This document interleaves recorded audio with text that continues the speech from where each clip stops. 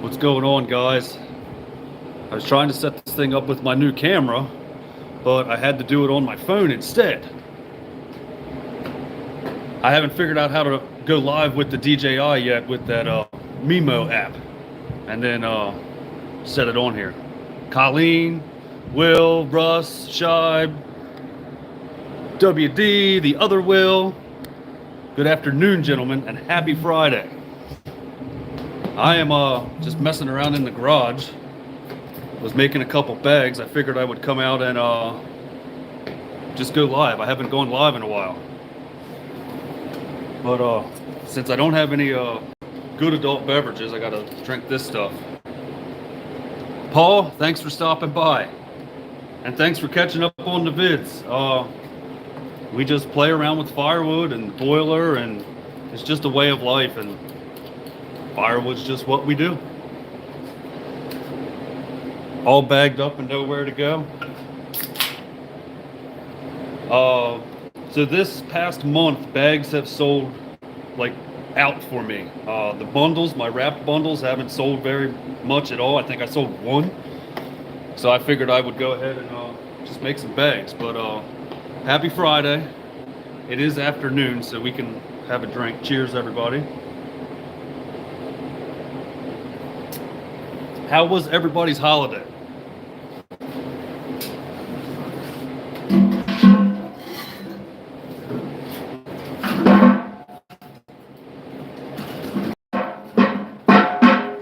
It's probably going to be super loud for you. And I wish my mic was charged for my my camera too, or for my phone. Since I switched over to this DJI stuff, my mics aren't charged for my phone anymore. I stopped recording with the phone.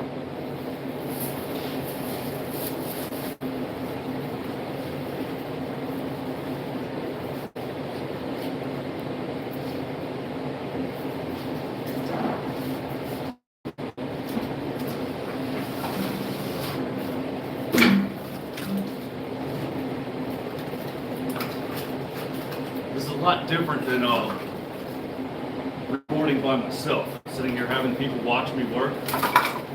Now I can't edit out my mistakes.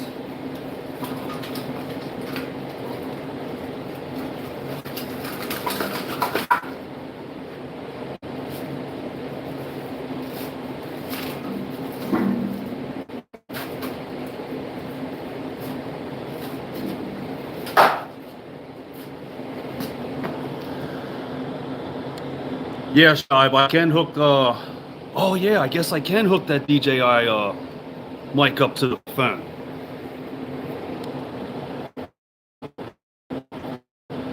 Jesse, welcome. Happy Friday. Ken, I was going to tell you I was going live when you just texted me. Good to see you come through. Thank you, brother. Richard Titko, what's up? Ken, stand by. I'll show you.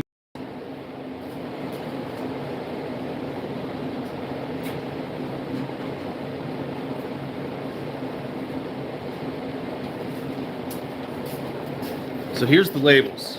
So the Department of Natural Resources in the state of Maryland requires that I tag and label all my bags. And these are Avery waterproof shipping labels. You know, I've got my license number on there, the size of them and all that good jazz. But yeah. Can you guys hear me all right? Do I need to hook these, the mic up? Is that better, James? Probably backwards. And Dick, my Wi-Fi is probably not real good out here. It says I got 4 bars. I think we're supposed to get like an inch tonight or something silly like that. But yeah, the way these labels work is I'll just take one off. Since there's 2 different ones, there's a front and a back side.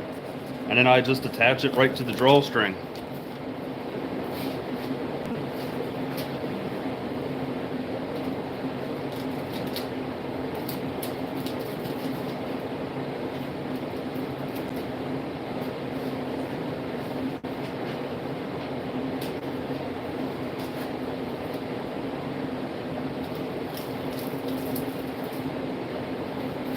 have had a few out in the stand that got snowed on, and they definitely stand up. Daddy Nick, what's up, buddy? Thanks for stopping by.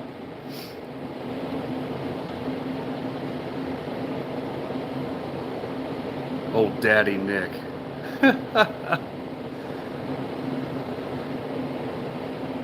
Hear you fine, but would be better with the mics. All right, so next time I go live, I forgot that I could hook those DJI mics up. Let me see if I can hook it up real quick, if it won't mess up the stream.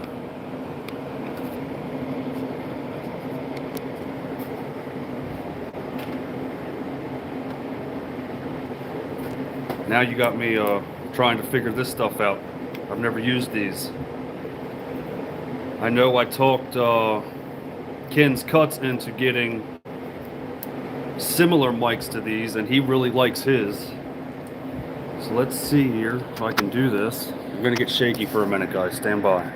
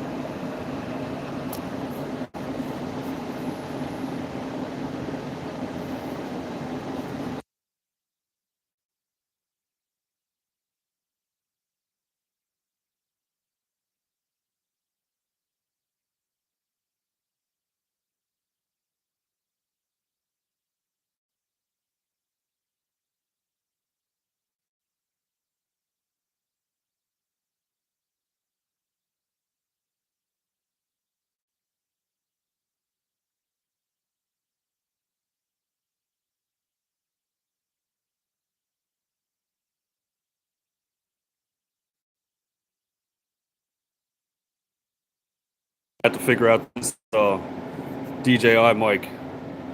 Yeah, I've got this. Do I have a mic out of the case? Yes, I do.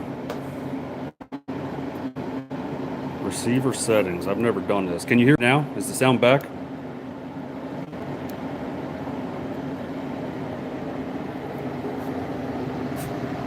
All right, there we go. I'll just do it with the phone. Next time I go live, I'll make sure I got good audio. Sorry, guys. Let's see. Did I sell through all my bag stock in the shed? Yes, James. I sold all my bags. I did not sell all the wrapped stuff. Like I said, during the summer, the wrapped stuff and the bags were selling pretty much equally. Now it's pretty much just primarily bags. So I got 200 bags sitting here next to me. Well, 200 minus like 50. So I'm just gonna keep on making bags. First time you've ever heard me quiet? Yeah, it's weird, isn't it? Normally I just sit here and run my mouth all night and day and just have fun. But how was everybody's holiday? Did you guys have a good Christmas? Good New Year's? You guys get into anything fun?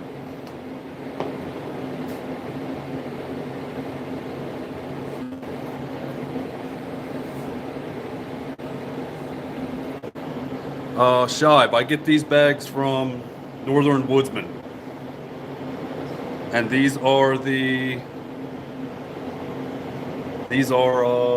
ones that don't say Firewood on them. I think I saved like 15 cents or something like that on the overall purchase, and I bought 200 at once. I forget what it was a bag. I mean, the bags are more expensive than the wrap, but whatever. They're easier to make, quicker to make. I can blast one out in like 30 seconds. Then add another few seconds putting the label on there. I normally go through and get a bunch done, and then I'll just go through and label them all at once.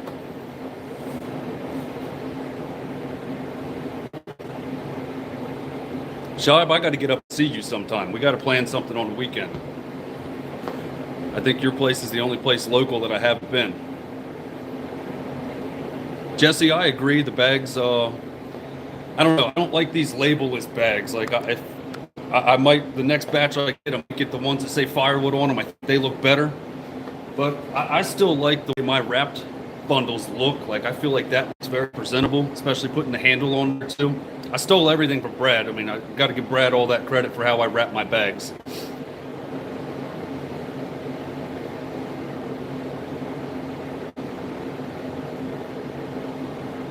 I agree, Dick. And Richard, my dad's in South Carolina, in the Greenville area. He's getting snow right now. Brandon, what's up, brother? Cheers. And I saw Russ say something. I'm not ignoring you, Russ. Let me scroll up. You said something about your new splitter. Yes, I did see your teaser of your new monster. Somebody actually sent it to me last night. Hopefully I'm not giving that person away, but yeah, the thing looks interesting.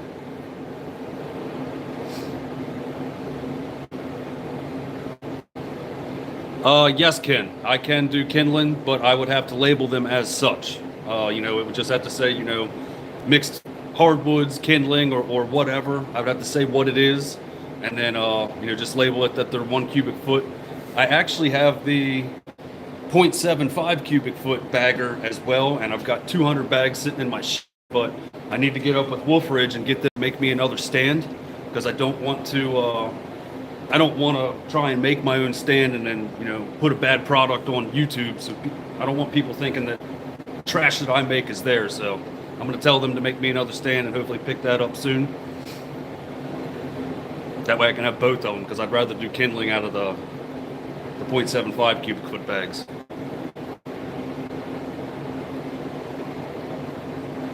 Ted, what's up? Cheers. You guys are getting hammered with another storm too. Timon, I don't watch any sports, brother. Jesse, when I went to Canada, I just went to Canada with Will Wolcott, and Andrew wasn't there. He was actually at a convention for his stone maker, so we didn't record anything while we were there. I'm planning on going back up, I think the third weekend in February, so it's probably going to be, the last weekend in February or first week of March. I'll have a video put together.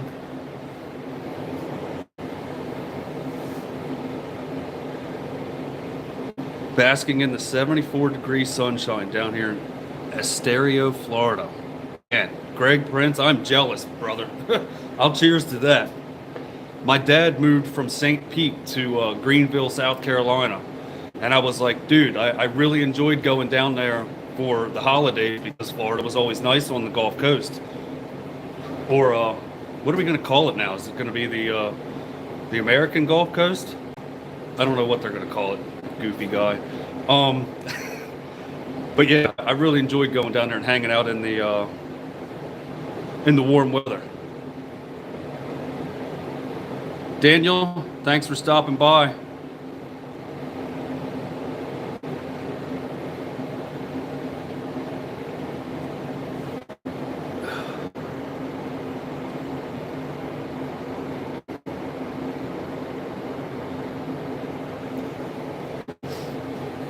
All right, James, have fun. Gulf of America. That's right, Sean. That's what I was reading. I think it's so silly. Like, I don't know. I think it's funny. And then if Canada actually becomes the 51st state, that'll be fun too.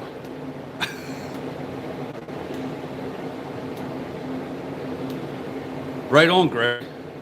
Yeah, hopefully I make it to 90. If I make it to 90, I'm going to be in Veracruz, Mexico. That's where I'm going to retire. And I will not be doing firewood when I move to Mexico. I'm just going to be laying on the beach with little umbrella drinks with my mamacita, Taryn, laying with me somewhere, because she loves the beach. I'll be under an umbrella.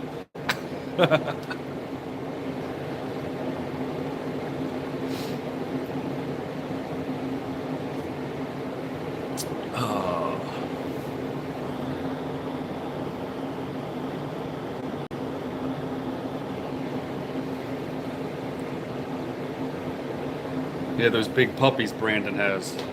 He even named one Jack, and it's a girl. I've never heard of a cow named Jack that's a girl. It could be Jackie, Jacqueline.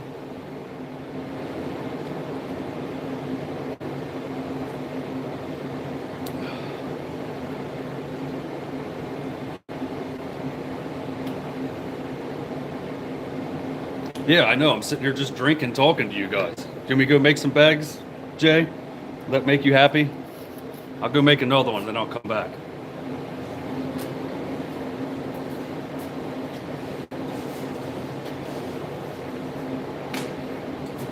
I get shy when I'm working and you guys are watching me.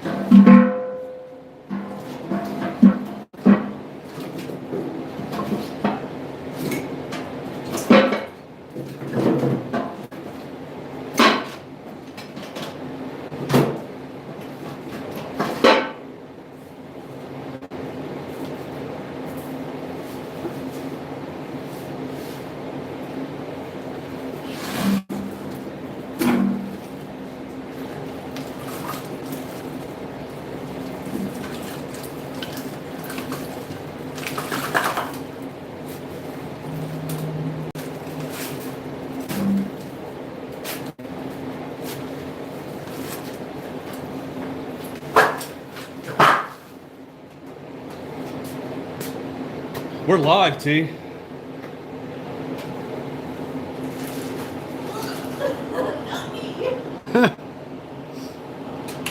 Jason, what's up, brother? Welcome. So I had to message Brad earlier, guys, he has a sign, like a posted sign saying that his wood yard is a private residence, don't go walking around and all that good stuff. Well, I had a guy walking around earlier this morning, and then he came and beat on the door and was looking for firewood, but I'm sold out of seasoned wood. And he gave me a load of crap because there's wood sitting on the property and I didn't want to sell it to him because it's not seasoned. And I was like, I'm kind of in the same boat with Brad. I'm not going to throw stuff out there that's green and then him trash my name because it's not going to burn good. But I was like, it kind of ruined my morning because I had to tell the old man no. And I don't like getting crap from people, especially when they come to my house. It's like, I almost wanted to tell him, look, dude, just get off my property. That way we don't have an issue. But I'm too nice. And I said, look, I'm sorry, I just can't sell you wood. I actually referred him to another guy, local firewood guy, Superior Firewood. He's got I think he still has a little bit of seasoned wood left. And I normally try to do that, is send it to either him or there's another guy. I think there's 4 of us in the area.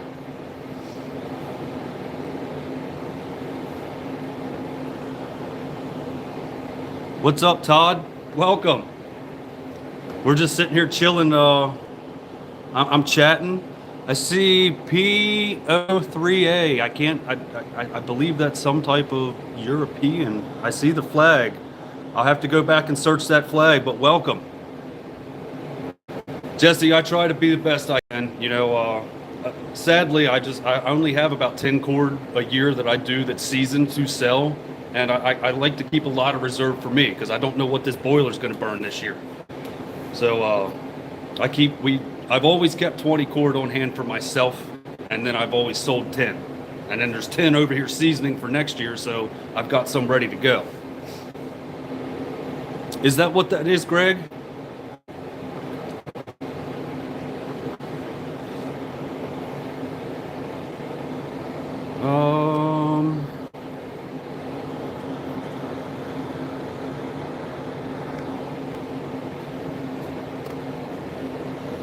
Oh, Shibe, Jason Dunn, brother, thank you. Shibe, I got my boiler from Elk Neck Supply, and they are local. I wanted a Crown Royal. I was looking at a Crown Royal stove, and I searched, and the closest Crown Royal dealer was up in Lancaster, which is over an hour for me. It's like an hour and 5 minutes from here, and that dealer only sells them. He doesn't service them. The closest guy that serviced them to me was out on the Eastern Shore, over 2 hours away.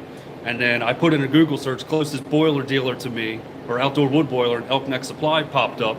And really great people. Tom and Diane. Tom is he's a retired Marine, and he's an older gentleman that enjoys talking to people and just putting boilers in. But he did an outstanding job hooking mine up. I'll have to do a tour of the whole setup here soon.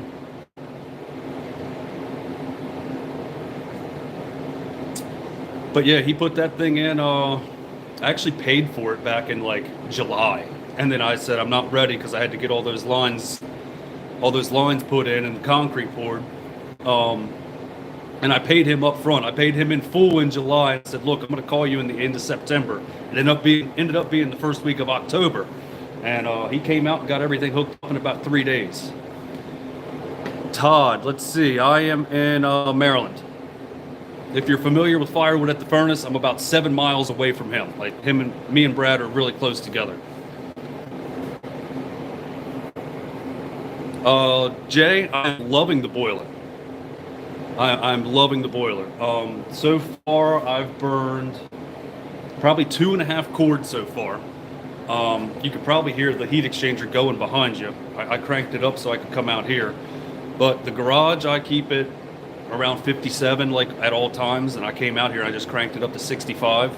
The house is set at 73, and the hot water is freaking hot, dude. It does have a mixing valve on it, so I'm not getting 185 degree water like coming out of the tap. It does. I think I've got it set at 122 degrees, which is a lot hotter than what my electric hot water heater was. Shibe, he would have done the pipe and the trenching and all that good jazz, but I think I gotta go look at the thing. I think he's $200 an hour, and for me just borrowing my neighbor's machine and doing the trench and putting diesel fuel in that thing, I could do it for a lot cheaper than $200 an hour. So I did save myself a little bit of money burying that, digging the trench myself and putting the line down. Richard, 2.5 cords is what I've burned so far. So I started the boiler November 5th. I can't look at my phone and see how many weeks that was, but the beginning of November, we still had 80 degree days, and that thing was burning like 2 sticks. Like I would fill it up and it would burn like just 2 pieces. And what's cool about it is there's not a fire going on in there at all times. It'll pulse every 20 minutes. Excuse me. It'll pulse every 20 minutes, just give it a blast of air for 80 seconds or until the reaction chamber gets to 250 degrees, and it kind of just keeps an ember in there. And then when the house calls for heat, then it'll kick on. It's been in the like teens, mid-20s the past couple days. And the thing day, 4 times in 24 hours, which is pretty impressive to me. Jason Lee, welcome. Has it been 8 weeks, Shibe? I think maybe it has been 8 weeks. Nah, because we had November, then we had December. And I guess we are, yeah, so you're probably right, 8-9 weeks. But if I was using the stove in my basement, I was burning a phase cord every week. So I'm doing pretty good, like on my fuel consumption, I feel.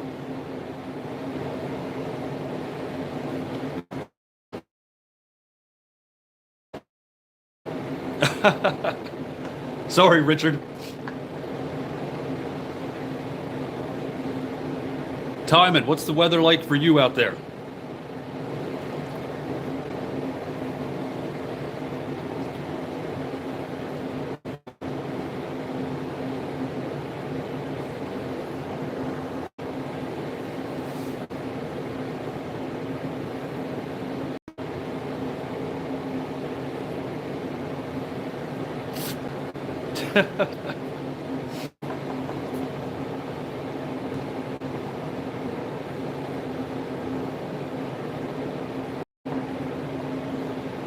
Yeah, Jay, I'm actually off 52 Fridays a year. I work a 4-10 schedule. I work a 4-10 schedule Monday to Thursday. And Jason, what's up, brother? Welcome. I work a 4-10 schedule, and I'm normally working Friday nights all the time when we have our busy, our install season at work. But they shut all the overtime down for, I think, until the last week of February. Electric heater in my milk house goes to 170. Need what they call a milk house thermostat. Okay. Richard, I would tell them to stop calling me. Todd, whereabouts are you? Where you just got 6 inches of snow in the last 24 hours?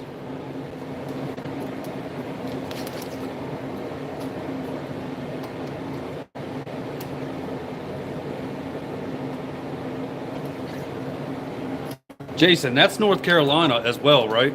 The Yadkin Valley? Because my dad's in Greenville, South Carolina. I don't know how close that is to you, and he's getting a dust right now, which he said is rare. They don't normally get much snow out there. Arkansas, cool, Todd. All right, Dan, got to go get a mixed drink. Yes, sir, still North Carolina. Be right back.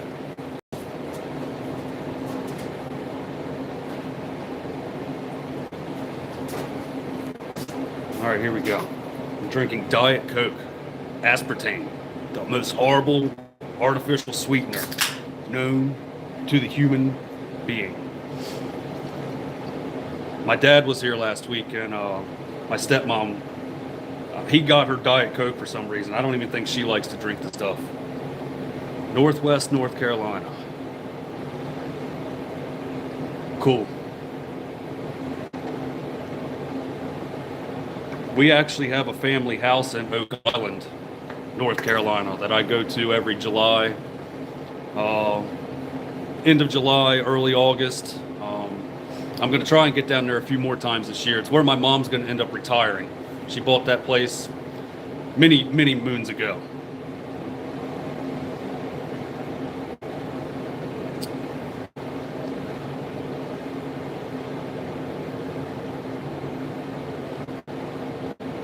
WD, are you talking about aspartame? Is it the best ADHD assister of all times?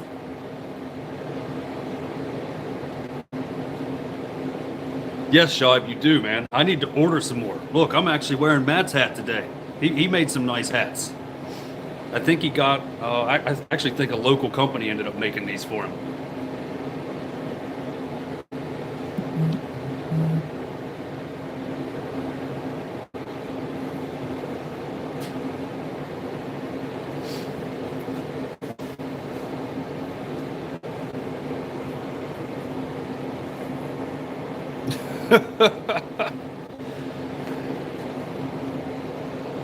Yeah, Jason, I'd have to agree with you on that one. I don't know if it's going to show. I don't know who, if anybody approved that one or not. I've got the comments set strict on here, so you can't really use that language.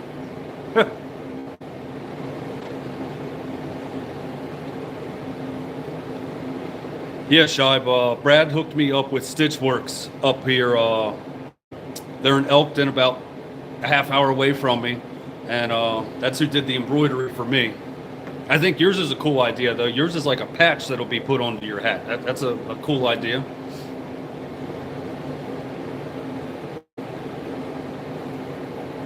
Shive, how far behind are you on footage? Because your grass is still green and you're out there in a t-shirt. I know you're not out there in a t-shirt right now. I feel like you recorded that stuff back in like September or something. Dad, what's up? I love you too, man.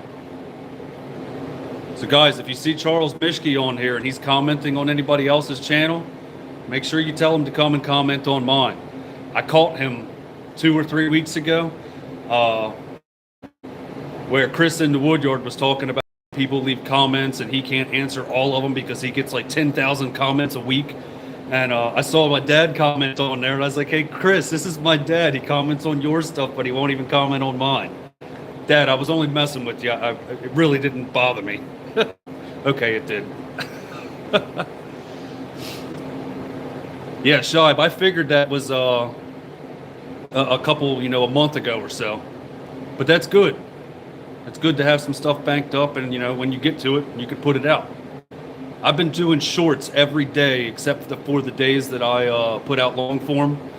So, Chris in the Woodyard told me he would only help me record that beard video from Bunyan. He was my cameraman, and that whole video was his idea. We were running up to people, he and I, and just saying, hey, I need your beard on YouTube. And we were just, making silly stuff.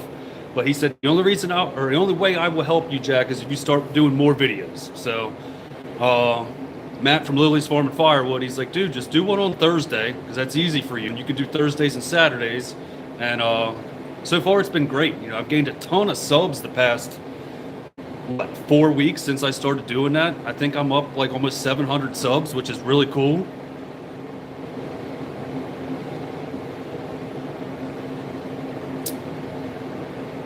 Dad, you're doing awesome, man. I love you. You don't have to comment on all my stuff.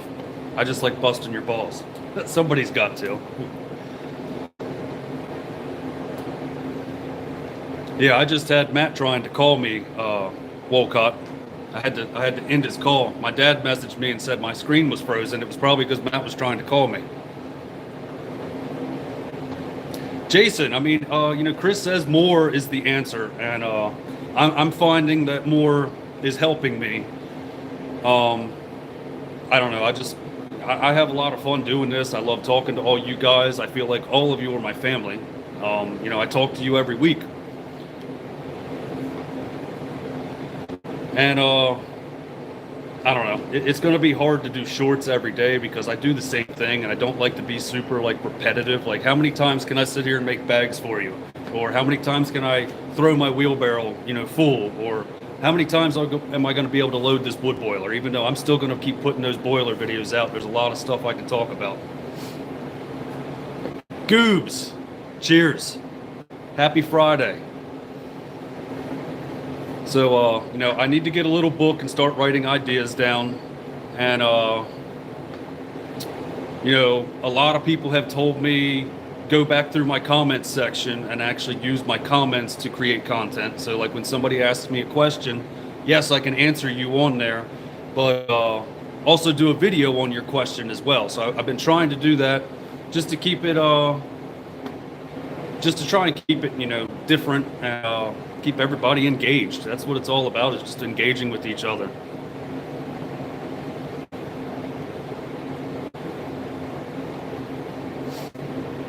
Yeah, WD. I do Thursdays and Saturdays now. Jesse, I can't wait to get my neighbor back over there. The county and I think his banks have been holding him up on the draws. I guess because when you're rebuilding a house from a total loss, the bank only gives you X amount of dollars over X amount of time until X things are done. And I think the bank was holding him up. He should have had siding on there already. His original timeline, he was supposed to be in here before Thanksgiving.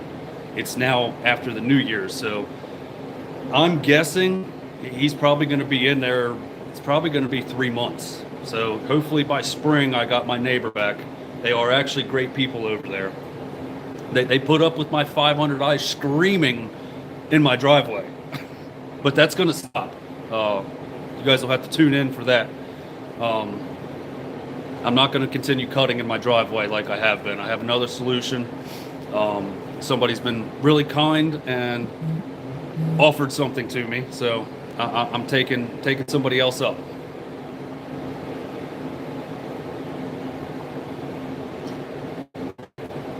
Yeah, I love Shive's roadside logging too. I actually have a bunch of pine down along my road. I might try and do it here soon, but I don't want to be that goofball out there on the side of the road with my four-ways on, because I'm actually going to have to park on the road kind of, and me be sitting there recording myself cutting wood on the side of the road. Shive can kind of pull his truck off.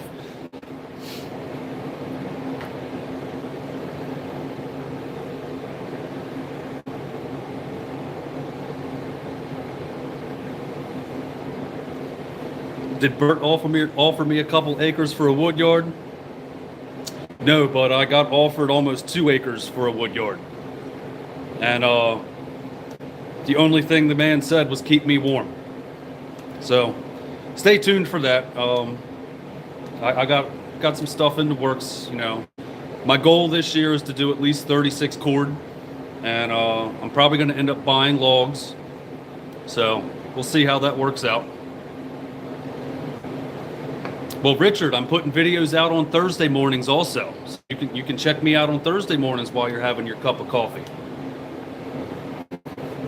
Travis, I don't have anything right now. I have some stickers actually. Shoot me an email, logcabinfirewood83@gmail, and give me your address and I can send you some stickers. Other than that, I don't have shirts or hats right now. I got to get some hats made. Dick actually called me a couple weeks ago wanting a hat. So I've been slacking, guys. I don't have overtime right now, so I gotta wait till I get some overtime money back in my pocket, since we spent all this money on the boiler.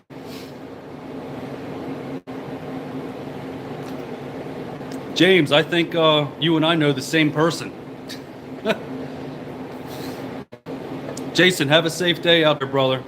Take care and thanks for stopping by.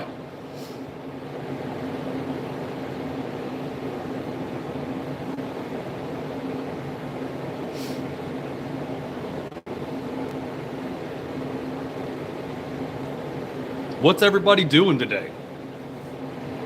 How are you guys on a live on Friday afternoon at 3 p.m.? Are you guys off work? You guys working? You guys playing hooky?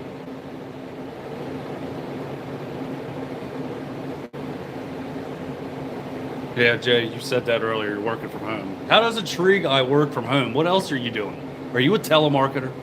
Are you the guy that I say, stop calling me when you call me? Take me off your do not call, or put me on your do not call list? The Sunken Grave. Greetings from Maryland. Welcome.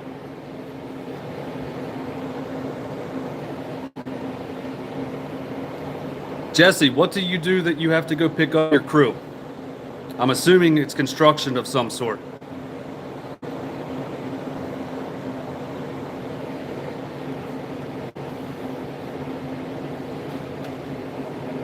Carl, welcome.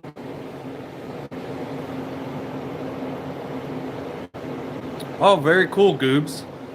I started watching Daniel again and commenting. I try to put everybody on and at least give them the watch time. I don't always comment, but there's like 400 Firewood channels or people that I watch all the time. I try to give everybody the watch time, but it's with me working and then trying to do stuff around here, it's hard for me to comment.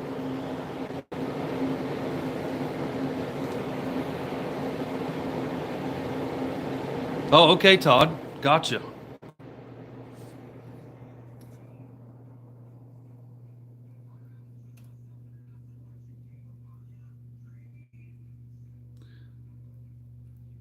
Joe Gilbert, what's up, buddy? I didn't see you come in. Happy Friday.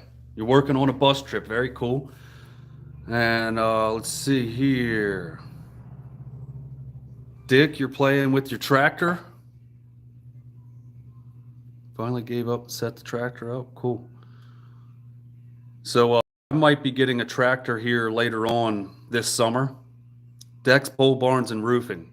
Jesse, I wish you were closer because I'd like to get a pole barn around my pad and just keep the sides open because I want to do it like a faux finish that kind of looks like my house with like rough cut logs and maybe hand hew it so it does look like my house. Yeah, Dad, that's crazy. You guys got shut down for 3 inches. Hey, Matt, what's up, buddy? I saw you calling. I had to swipe right so I didn't answer your call because I was already live. Yeah, 3 inches. That's not much. But yeah, I mean, you guys don't normally get snow down there, so that is big. Oh wow, Jesse, you are local. Really cool. Very cool, man. I'll have to hit you up when I decide to do something over here. Shoot me an email too. Give me your number or something, or your website or whatever you got going on. I'm probably 2 years, maybe at least next summer, out until I can actually do something because we're pouring another 24 yards of concrete out here, and it's gonna hurt my pockets in the spring. So probably next summer or the spring of 26, I'd be able to do this building out here.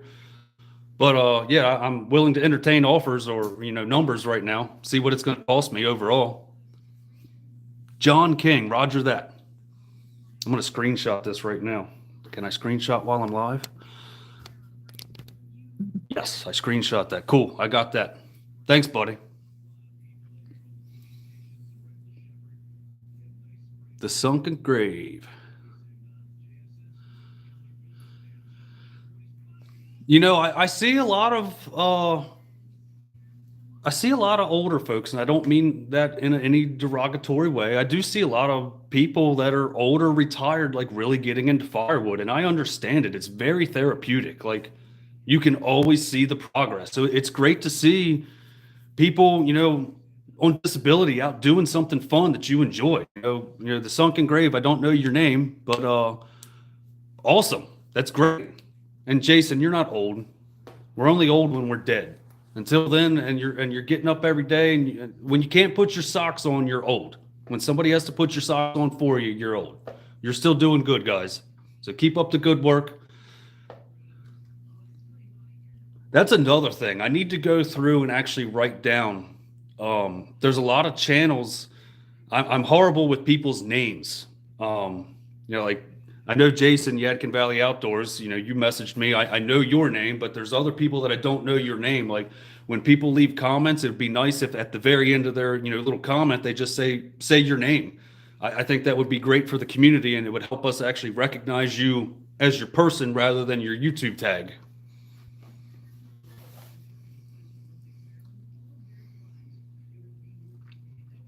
Donald Slate, what's up, my friend? Happy Friday. We're just chilling. We were supposed to be making some firewood bags, but I've just been sitting here talking to everybody and having a mixed drink. Dad, I'm drinking Teresa's Diet Coke and her Captain Silver. So Jesse, what is it? I think it's BX 3200 or something. I might have the opportunity to purchase later on this summer from another fellow YouTuber. I think it's like a 36 horse or something. It's not very big, but I've only got 3/4 of an acre here. I don't need a 70 horsepower tractor right now, but I think it'll help me out for what I do. At least if I have a set of forks on that thing, it'll help me out tremendously just moving stuff around. Let's see here. Donald Slate. I have not gotten a chance to get over to Brad's yet. Brad has been super, super busy with that grapple truck. I mean, anytime I call him, he's in that truck and he messages me like an hour later, or he's making deliveries. Brad has been super, super busy, which is great. I just don't know. I don't know when I'm going to get over there. I'll have to message him and try to get over there here soon, though.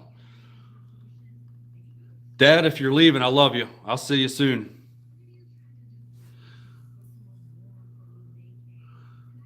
Did I see John? John, hey, what's up, buddy? I just saw somebody say hi to you. I missed you coming in. But happy Friday, bro. So the sunken grave.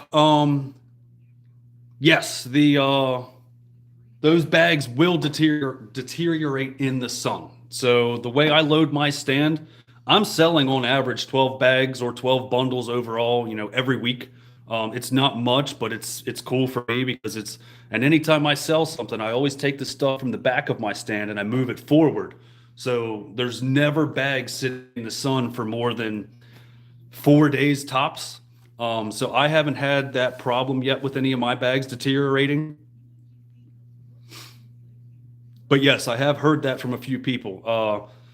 Matt from Firewood on the Hill down in the Carolinas, he had that big problem, but nobody were buying his bags. They were buying out of his loose stands.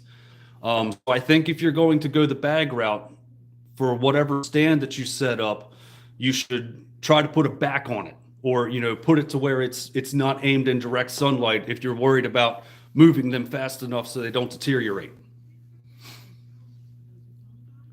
Brad Watters.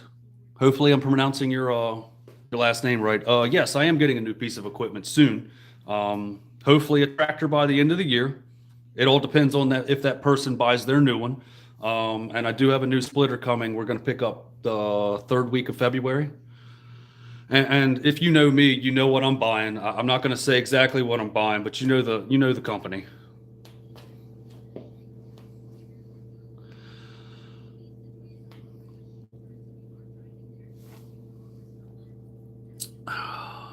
Power lines are going up, so a lot of extra traffic around compared to almost none.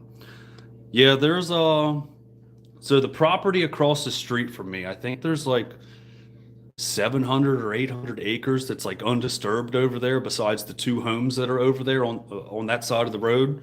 And the quarry has been trying to come through and get mineral rights over there. There's a lot of sand and like stone over here, and the neighborhood's been fighting it. So I'm hoping that we can put it off for at least another 10 years. because when we first bought this house, there was a petition up to stop them from digging over there. And, the problem with digging so close to all these houses, I'm on a well.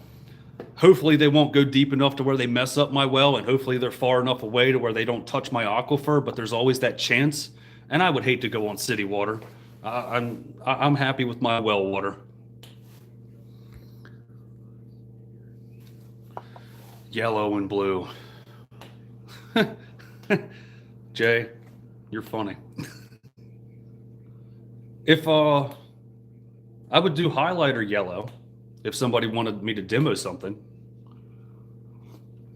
I really liked that color when they did a vertical splitter in that highlighter, like green, yellow, whatever you want to call that. Jason, I do the smoker bag, like the smoker chunks in bags, but then I do my bundles. I actually got one sitting here. That's a cherry bundle right here. I kind of just had that cherry sitting in here drying, and it's the driest cherry I have. So I kind of just wrapped that up. It kind of looks like crap right now.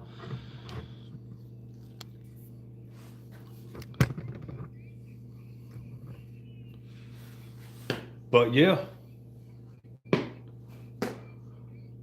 What's yellow and blue? Now you got me wondering what a yellow and blue machine is. I guess that would be Dyna, wouldn't it? Yeah, I think those are Dynas.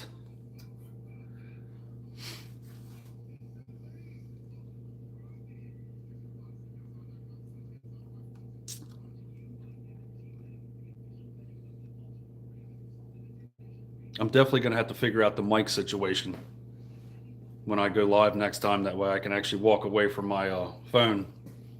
And I want to figure out how I can do this on my my new camera too.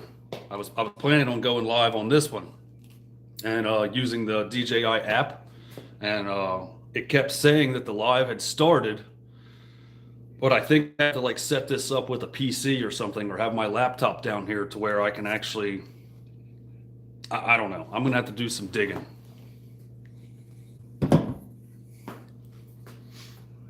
Did I lose you guys? The chat stopped.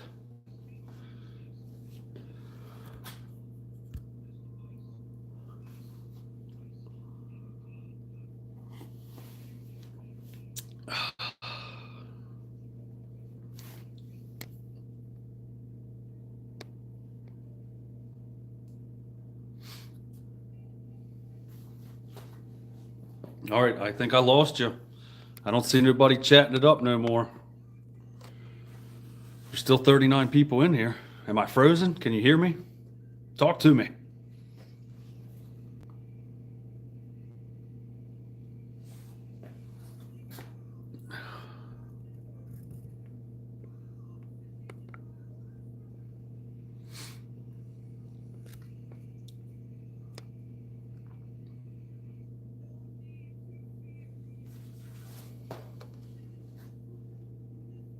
I feel like I'm frozen because my chat stopped on me.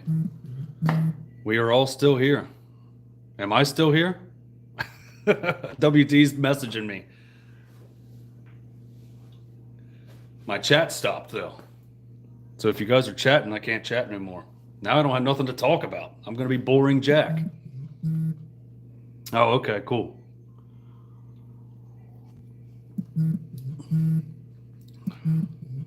Thanks, WD. Yeah, my chat stopped. So if you're chatting stuff, I can't see it no more. The last one I've got is Jay asking me if it's yellow and blue.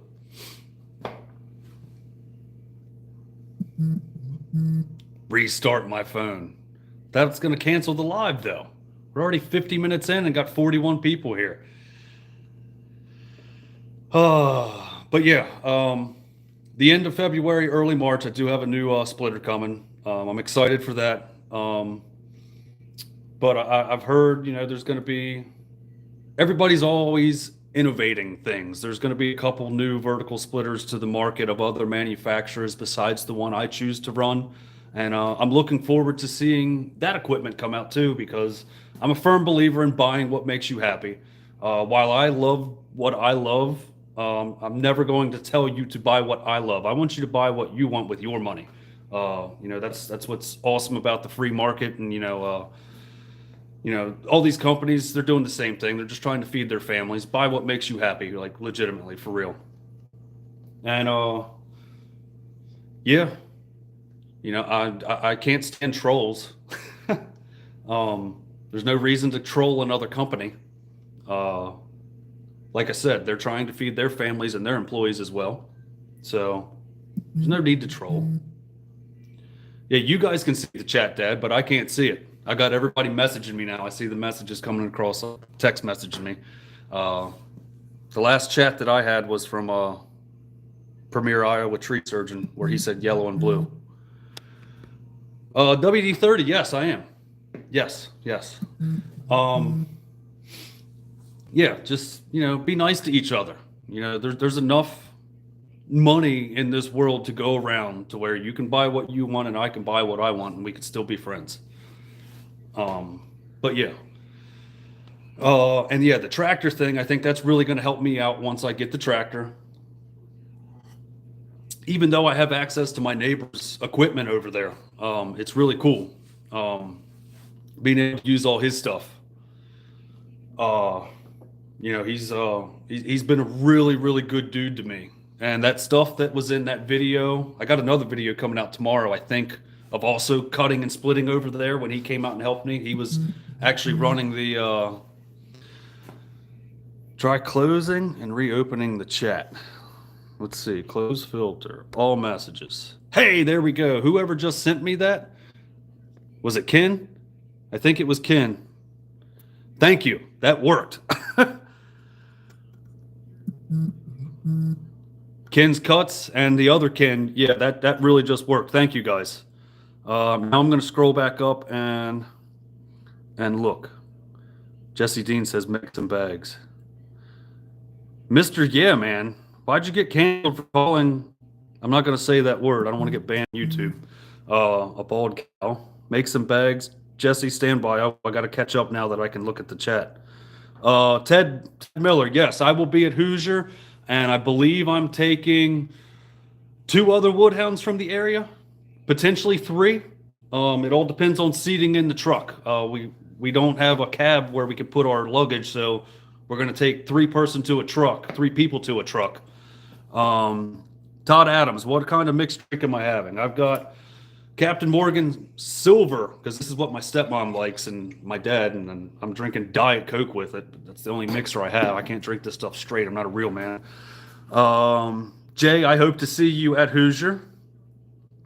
Yes, WD, I'm catching up on the chat. I'm excited to see all the innovations too. There's a lot of companies. I know of 3 companies that are going to put out new vertical splitters here soon. Jason, you should really try to come out to Hoosier. I know it's a hike from North Carolina, but it's a really, really good time. And I think your buddy down the street, Britt's going to go. I think. Jesse, yes. My splitter's a 12-ton manual splitter. Bought it to exercise my arms. Hey, you know what? The Sunken Grave, whatever works for you, that's what's important. It's not about having the biggest, baddest thing. I tell people all the time that message me, say, how do I get into firewood or what do I do? The first thing I say is don't go broke for firewood. Don't go broke. You can very easily go spend $150,000 on a firewood startup and then lose your ass the first year. Sorry, I cussed. So, you got to be very careful with what you buy. Work with what you got. And, build from there as you progress your company or your business. Yes, James, I agree. Nothing wrong with pushing companies to innovate through and improve products. And James, I wasn't calling you out about my comment. That wasn't pressed towards you. Jason has a WolfeRidge dealer closer to you. Dude, I think... in my opinion, I think WolfeRidge is killing it having dealers in the United States. I think from a business perspective, if I were a business owner, I think that's a great idea. I wish my brand that I like would actually consider some dealers. I know it's hard for them because they have to do importation, fees and all that. But I think it would be great if they had some dealers too. I think it would definitely broaden their horizons. I know WolfeRidge is killing it right now, having dealers throughout the country, and I think Bob Nelson had a lot to do with that, and it's great because Bob's a massive person. Like, he knows so many people. He's such a friendly, good human being. And you know, if you've never had a chance to meet him, go meet him somewhere at one of these events and just say hi. He'll make you feel like he's known you all your life. But yeah, the dealers being around are really cool. Let's see. Can I read? Mr. Yeah, man, I can read. I use a splitting axe, not a maul. I've seen a lot of people split with an axe. I've got lower back problems, and maybe if I were to use an axe more often, it might help my lower back. Man, I'm lazy.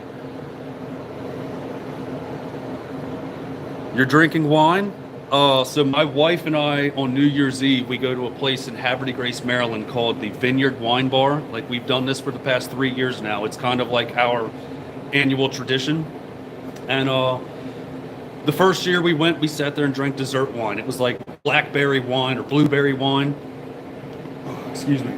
And we felt like total like nerds. Well, then the second year we went, we asked our waitress, and we've had the same waitress all 3 years. Really nice little small little bar. And we said, look, you know, we want to upgrade to something different. Well, last year she gave us something that was it was still a sweet red wine, and we really loved it. And this year we said, what's your favorite? So we upgraded to another red wine, which I absolutely hated. It was double the alcohol, and man, like, if I'm going to drink something, I want to be able to take a gulp and drink. I don't want to sit there and have bitter face as I'm swallowing. Bucket, what's up? I see you in here, brother. Hello. But yeah, I'm not a big wine drinker. I do like the sweet stuff. Jason, if you go, you should come to Hope with Britt. That would be a great time to see you, buddy. Hope's another good time, and it's going to be 10 times of what it was this past year. You know, I'm glad everybody in this chat, you know, pushed Hope out and got it out to a lot of people. And this past year, we really helped them out a lot. I don't really talk about this often, but I just lost my stepdad to cancer. And him and I weren't super close, but that man loved my mom more than anybody in the world. And my mom is one of the most important people to me. And knowing how much he respected her and took care of her and made her a better person, it breaks my freaking heart, dude, that he's gone. And he was young, early 60s. And so Hope means a lot to me, you know, giving back to other people going through cancer and all their treatments. They do a lot of good things for a lot of good people. That's why Hope is important to me. And I know there was a few people that showed up at Hope as well that had lost people recently. And I think it was good for them to come out and meet everybody as well. It's a horrible, horrible disease. Cancer sucks, guys. I'm still catching up. Bob is awesome. Okay, yes, Bob is a lot like me. Todd Pacheco. Hopefully you're still here. Hello, I'm just catching up. Bucket, I'm not your hero, man. I'm just another dude that splits firewood. Jesse, thank you, buddy. And Colleen, it's all good. You know, it's part of life. It's just, it sucks for Mom. You know, her and he and her worked their butts off to get down to North Carolina, down to that house. And they can't do it together now. And that's what breaks my heart.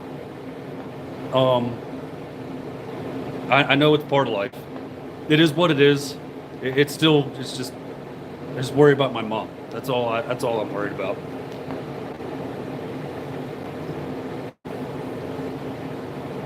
Ken Scouts, I'm right there with you, buddy.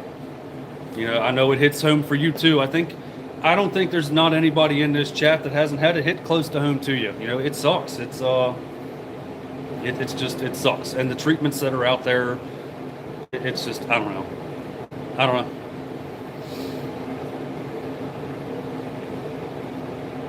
Todd, cool, buddy. Yeah, it does suck, man. I was going through the chats because I lost my chat there for a minute, so I was trying to say hi to everybody. Brad, man, I hope your wife keeps fighting, brother. You know, cheers to you and her. You know, keep up the good.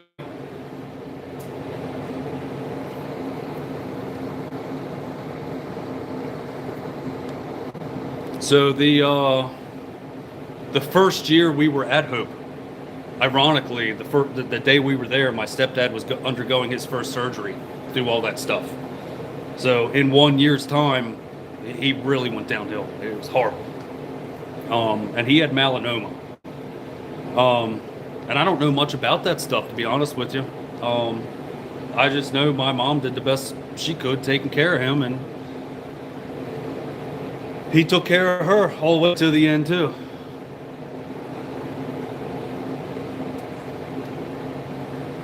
Yeah, my heart goes out to you, Brad. Keep up the good fight, you and your wife.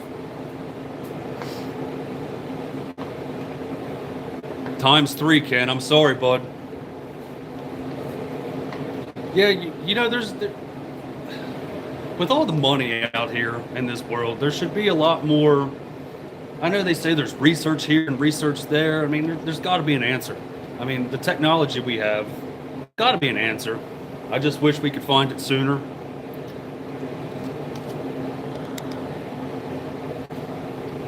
Brad, I don't know if that message is going to be approved, but yes, 100%, sir.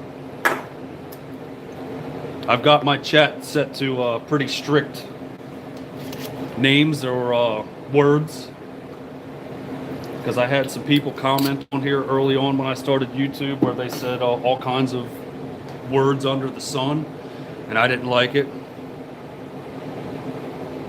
The Sunken Grave. I have been producing firewood for myself since 2012. Prior to that, I was doing, just some stuff, with an axe for my campfire wood when we lived in the trailer before we bought this home. But early on, when I was like 4 or 5 years old, my grandfather heated his house with wood, and he was a true woodhound. He worked at a pipe plant, and he would go around and all the oak blocks that they would like crib up the blocks or the pipe with.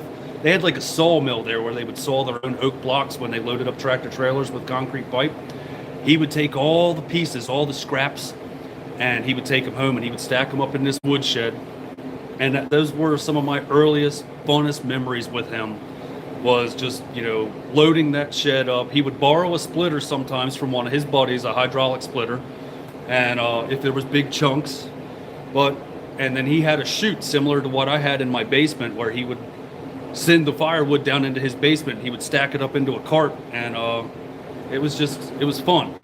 And then Aunt Donna, if you're still in here, I remember there was one time she had a bad breakup when she was in high school, and she was sitting there throwing pictures of her boyfriend in that old wood stove down in the basement. That's another huge memory of mine, of that wood stove that my grandparents heated with.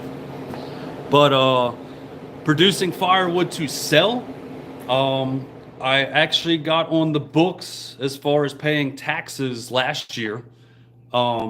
But it took me a year and a half to get a solid inventory up to where I could sell firewood last year. Because I had a lot of oak in that first batch of stuff, and it took almost 2 years for it to season. Let's see. But yeah, last year was really the first year on the books that we started selling firewood, because I had to wait a year to get everything seasoned. Is that what your guess is 80 to 85 cord this year, WD? Todd, thanks for watching, man. It's a lot of fun. I never envisioned myself doing YouTube. Robert Brokaw, what's up, buddy? Happy Friday and cheers.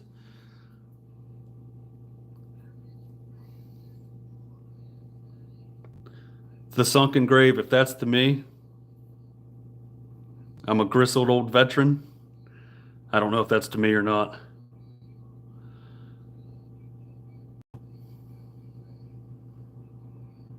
I'm trying to scroll through the chats here. Man, Dad, you got some snow. You almost got as much as I did on Monday. We got about 3 or 4 inches here, but Delaware got hammered. They got over 10 inches.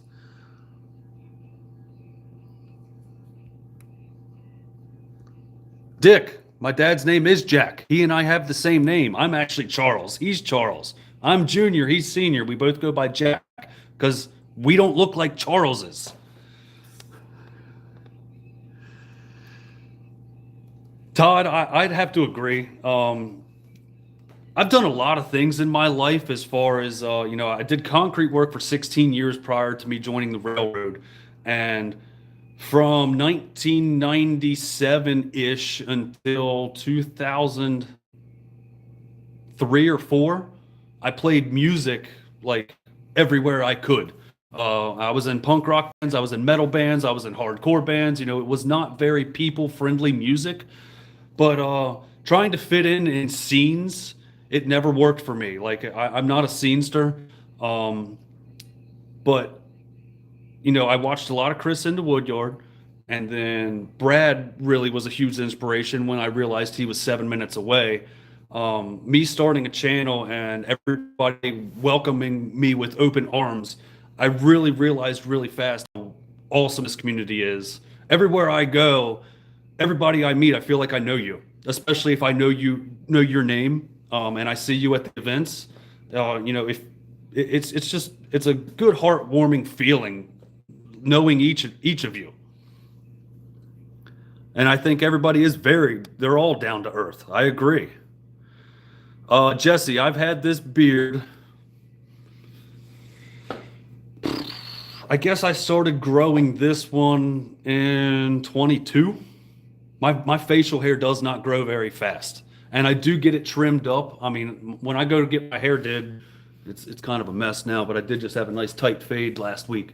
When I get my hair did, I do allow my barber to kind of just trim the dead ends off, and he always trims up my mouth hole. Shout out to Robert Young, Razor Rob. He's on YouTube and TikTok. Really great barber. But it's been a couple years I've been growing this. Yeah, cheers, Robert. Knock one back with us, buddy. Wow, WD, you guys did get a lot of snow down there. Yeah, and like Jay, I'm the premier Iowa tree surgeon. Drinks all my beer every time I see him. Always. And I've always got good IPAs. And then this year at Bunyan, I said, Jay, like, you're buying the beer. You know what he brings back? I think it was like Bush Light. I'm like, come on, man. No, I'm messing with you. I'll drink it all. I'm not a snob. Let's see. Candom had 65 inches of Donald Slate, 65 inches. Am I reading that correct? That's a lot of snow, dude. And Robert, 7 inches. You guys are getting all kinds of snow. Yeah, Jay, you came over here, man. You were happy as crap that I called you to get you out of the hotel and come drink beer. I had a really good time, man. The Sunken Grave. I don't. It's not very people friendly music that I played. Like I was like shredding, like headbanging, like screaming. Like I love that. That's still what I listen to this day. Like my favorite band is called Knocked Loose. Just go search that and play one of their songs. They actually played on Jimmy Kimmel Live a couple weeks ago, and they set the world on fire. Like so many people were upset that Kimmel let them play. But that's the kind of music that I love. It's really heavy. It really hits home to me. Like I don't know. It's just I love heavy music.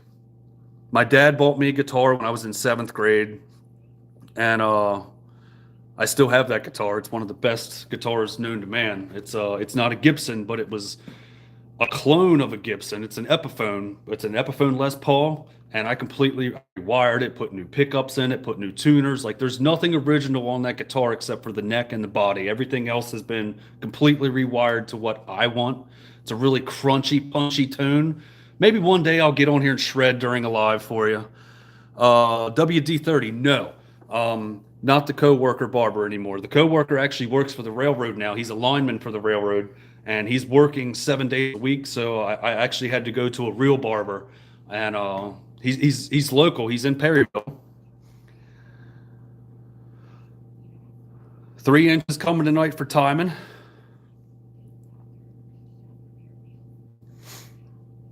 Lake effect. Yeah, if that's 65 inches for Donald Slate, yeah, that's definitely lake effect. Nathan Cooper, welcome. I don't think I've said hi to you yet. Central West Virginia. Jason doesn't like beer at all. Okay, Sunken Grave. I don't know. I do definitely want to put Nashville on my destination list here soon. I work all the time and I never take Miss T anywhere. She always takes me places. I need to take her somewhere just because she is very special to me. Don't tell her though. Camp's Corner. I think you were just messaging me.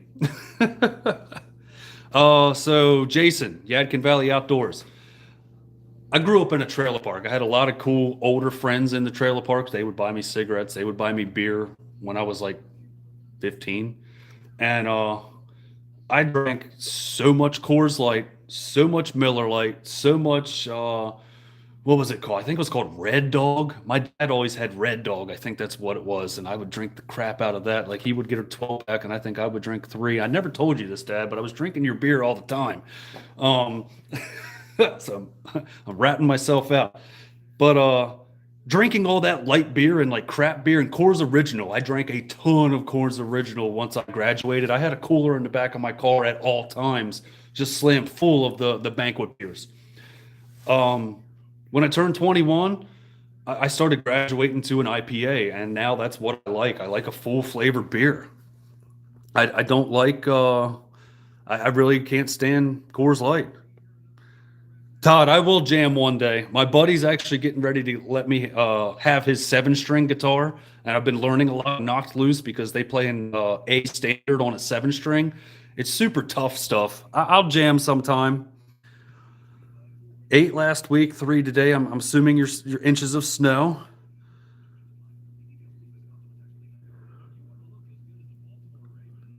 Dude, what's up, Ed? I see you. I'm probably way behind on the chat. And Camp's Corners, you're good. Garrett, Brad Walters, the Red Dog, and my dad knew that. It wasn't until later on. I wasn't drinking in middle school. When little Harry came up the first time, that was the first time I drank at your house. I'm a non-denominational beer drinker. Baton, I'm the same way. I appreciate. I don't discriminate. They're all the same. And yes, Jason, I did have fun. Be willing. Um, I don't know what real beer in Canada is. I do like a Labatt Blue. Are there better beers than that? Because that's and then what's the other one? My dad used to drink this too. Molson Ice, I think. I think Molson is also a Canadian beer. I don't know if they even make that still. I'm talking stuff from like the late '90s. Moose Head, is that a Canadian beer? I've actually had Moose beer. It's in a green glass bottle. I kind of consider Moosehead almost like a Rolling Rock that we have here in the States.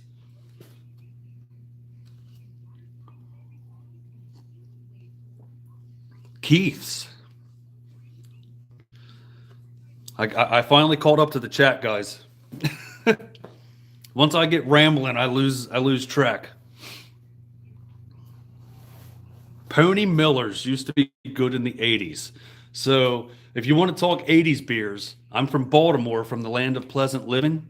Can anybody name what beer that is from the land of pleasant living? What's that beer's name?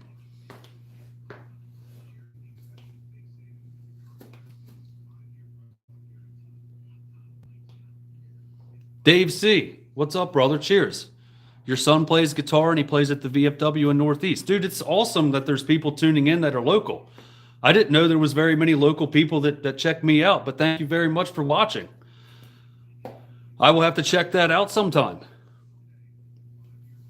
I'm assuming it's Saturday evenings he plays up there.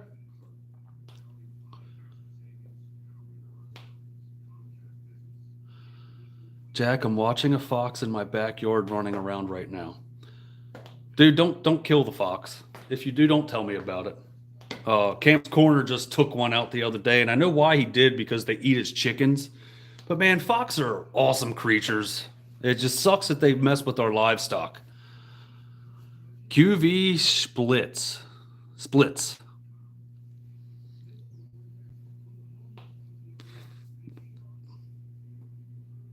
Yeah, I think Garrett's wife actually took that fox out the other day that she was sitting there holding so proud. Like, I know everybody loves hunting. I know it's a sport for you and it's the thrill and all that.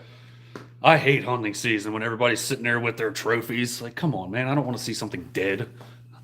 And that's just me. I'll eat everything you kill. I'm a lover. Like, I will cry if I had to kill an animal. Could I kill one? Yes. Am I going to? No. I'll eat yours with you. Schlitz. I never had Schlitz.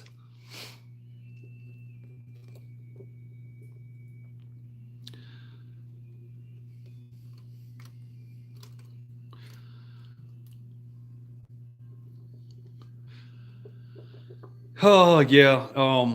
My neighbor.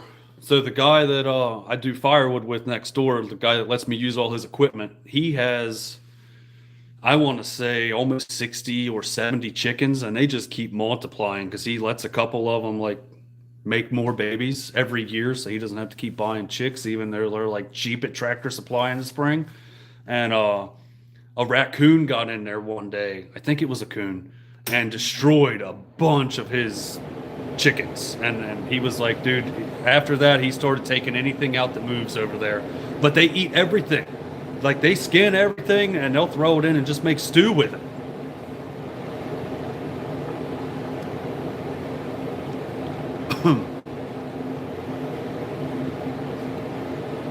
So once a year, I normally have a friend of mine take out a deer of their choice.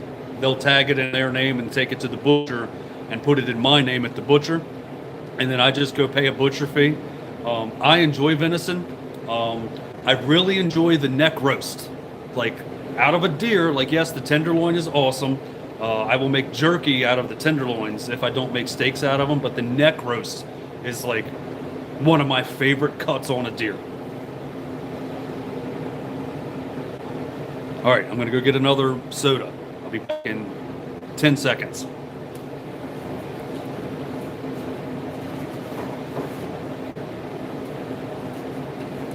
And this time, we're gonna do Mountain Dew. Because Captain and Mountain Dew is outstanding. Old Vienna Splits, huh?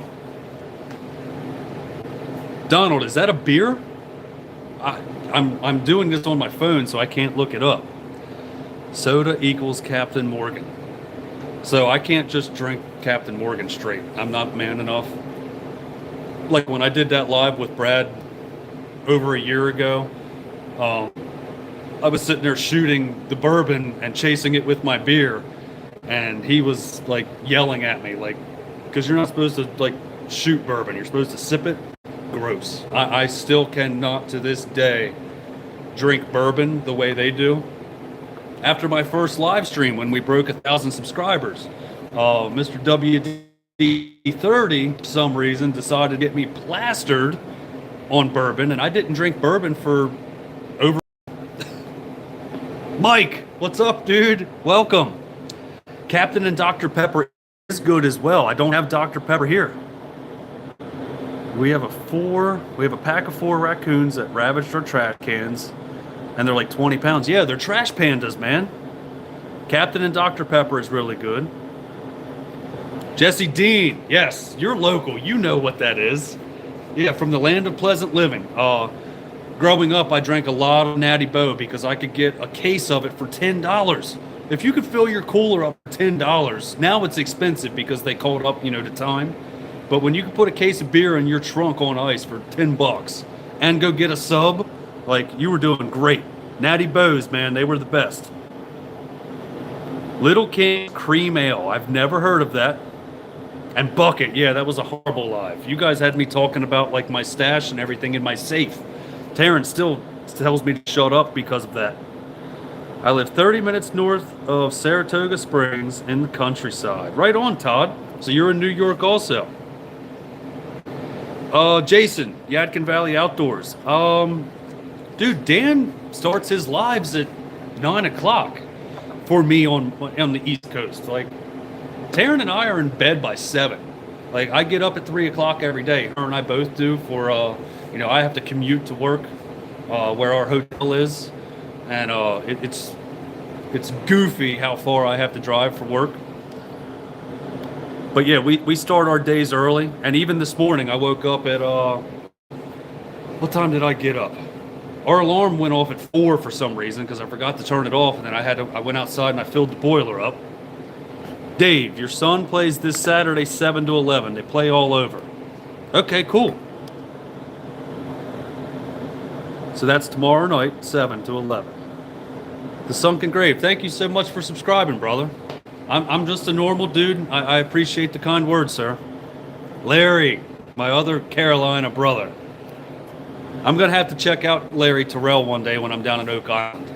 The past 2 years, he's always wanted to know when I'm down there. He wants to catch a drink or go have a meal or something. This year, let's make it happen, dude.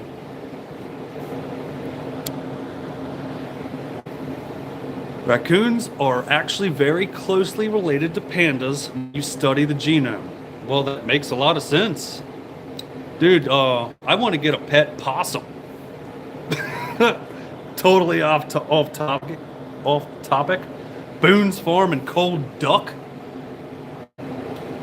So, I went to a few parties in high school, and one of the parties I went to, like, the big thing was to have a case of Old English and a case of Boone Farm strawberry wine. And, man, what a wild evening on a case of Boone Farm and Old English. I don't want to remember those days. Colleen, have a good day. Thank you so much for hanging out. Cheers.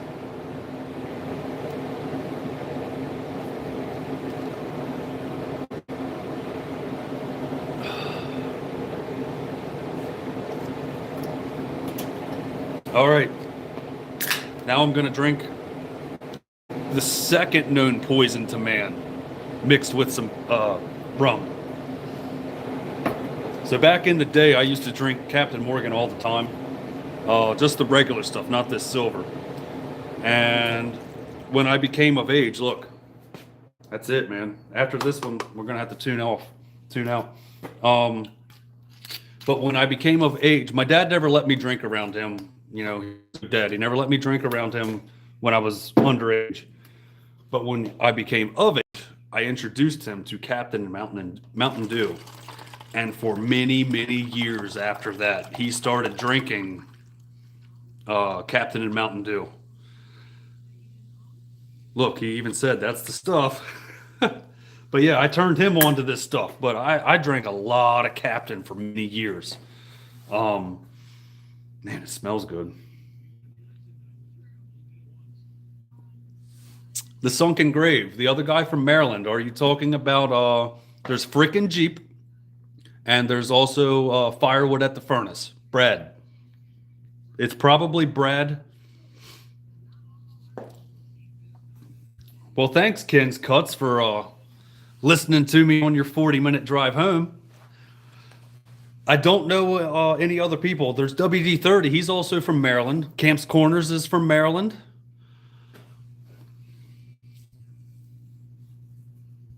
TSG, is it RSD Outdoors? Yeah, the Sunken Grave. Brad is actually who got me started doing YouTube. Firewood at the Furnace. And I really only started it because my dad is so far away and he was always asking me what I was getting into. And this is easier for me to record something each week, and my dad can watch what I'm getting into. You know, my dad living so far away, I understand why he lives so far away. He's with his family, but it's nice to have a video to put out there and pump out there so he can watch. And you know, it was a big, Dad, you were a big inspiration for me to start this too, because I wanted to show you what I was getting into, because you were always curious what I was doing, and I know you enjoy hard work too, and we just goof off and have fun.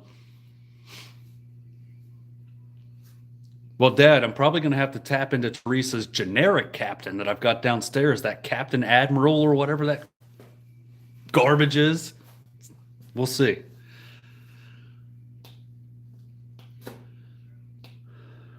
Yeah, Larry, Brad gave me a huge help, a huge jump, you know, starting this. Let's see. One of the best beers, Bucket. Bucket, what beer? Guinness?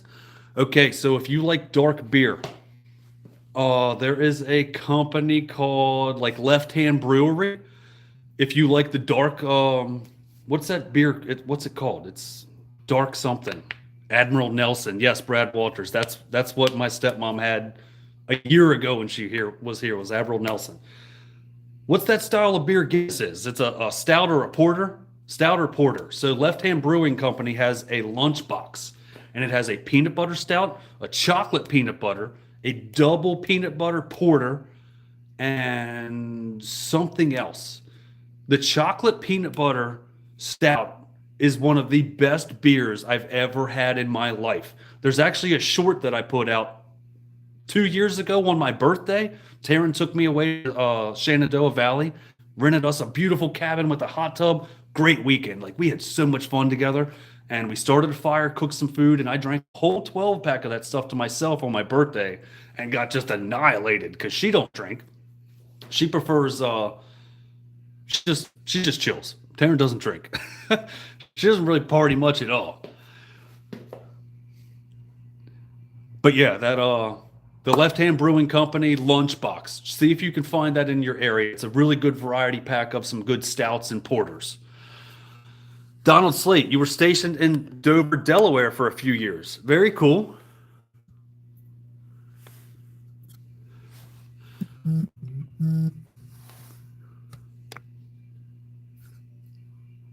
Headed out to watch some more Woodhounds. I used to drink Captain White rum and Coke, but had to have some surgery and stop drinking.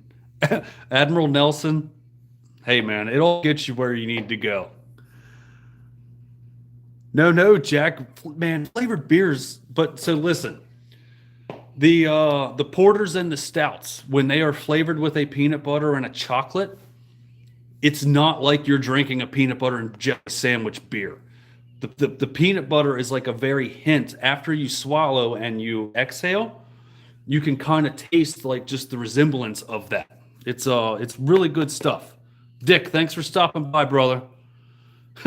Bucket, Honey Brown. Hey, Dad, that's another one. Remember Honey Brown, Dad? That's all you used to drink. That and Killian's Irish Red. So my dad had a beer fridge at all times out on his sunroom, and it was loaded with, that Red Dog crap, which I think he saved for when his neighbors came over and just wanted to drink all his beer. He would feed them all the cheap stuff. And then he would save the Killians for himself on the weekends where he could, hang out and enjoy himself. And then that Honey Brown, oh, that was good beer.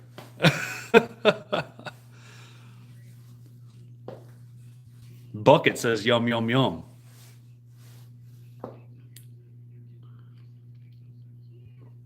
Bucket, how's that splitter and conveyor working out? Since you have like the most oddball mismatch of splitters and conveyors matched up to each other.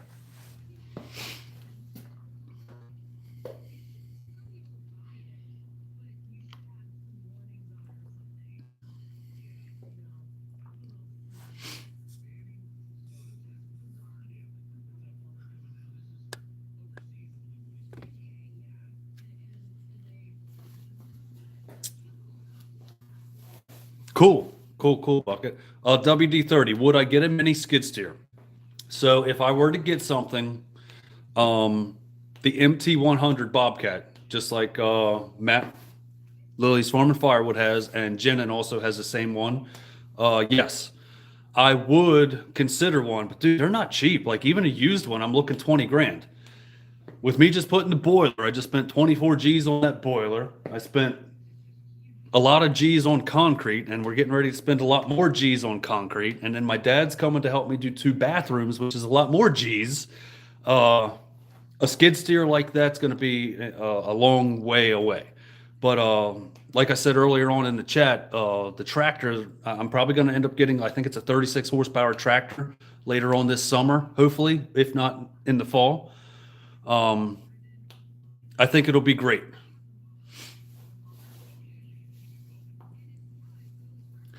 Homemade cherry beer sounds great. So Sam Adams makes a cherry wheat. Cherry wheat is a freaking phenomenal beer. I love that everybody in here is a beer drinker. Like everybody's naming off decent beers, like even if they're like oddball names.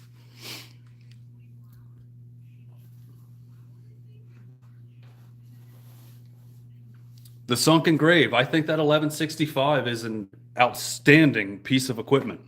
Um, there is a modification I would do before you did anything with it. Go back if you're not familiar with the 765 guys, Jenin. He just got one and he broke the hydraulic lift arm. The way they have it mounted on there isn't a real secure way. He ended up having to run some through bolts through his hydraulic arm where it mounted to the body of the splitter. Um, I think Splitfire is going to actually correct it and actually run some through bolts to the ones coming out from now forward because of what he put out. But the 1165 is a great machine. Up in Smoke Firewood also has one. Steve out there. I think they're cool machines for the money. That's a good machine. It's got a really fast cycle time. It's got a log lift. The only downfall is you can't tow it behind your car. You're going to have a small trailer. That way you can move it around.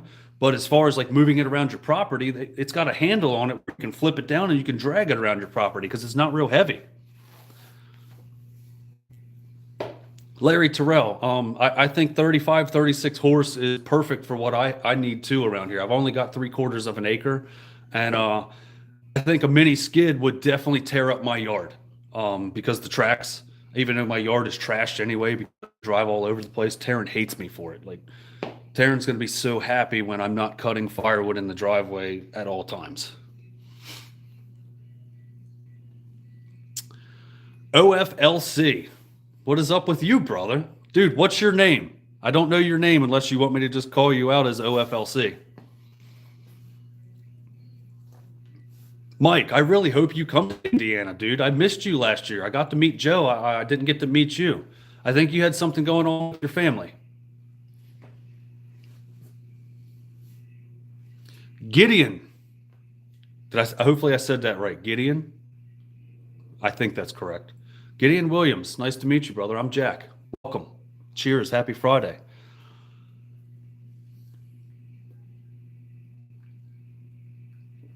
So the sunken grave, awesome. I'm glad I pronounced your name right, Gideon.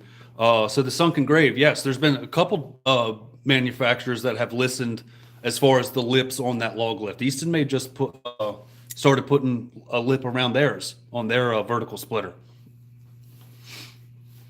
But yeah, I think Splitfire really hit the mark, like hit the nail right on the head with the vertical splitter coming out. That is for like just a normal person that wants a little bit more speed, wants something that, is right here in front of you where you can work. And they say it's a semi-professional machine or semi-production, whatever. I think it's a full production machine. I think it's great for anybody that doesn't want to spend $12,000 or $13,000 on a vertical splitter that's, just as good. And you can have the electric option as well. So, I mean, you could put it inside the shop. I could put one in here and not have to die of carbon monoxide poisoning.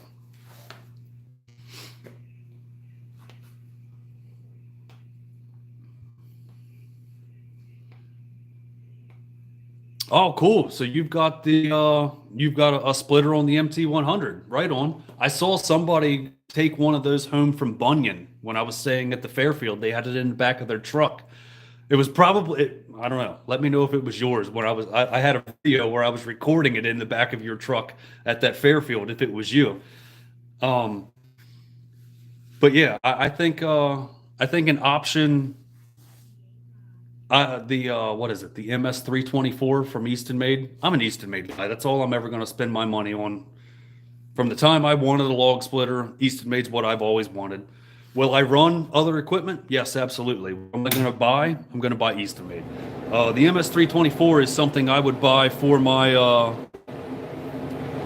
Is something I am planning on buying for my neighbor's tractor, which will ultimately go on my tractor when I get it.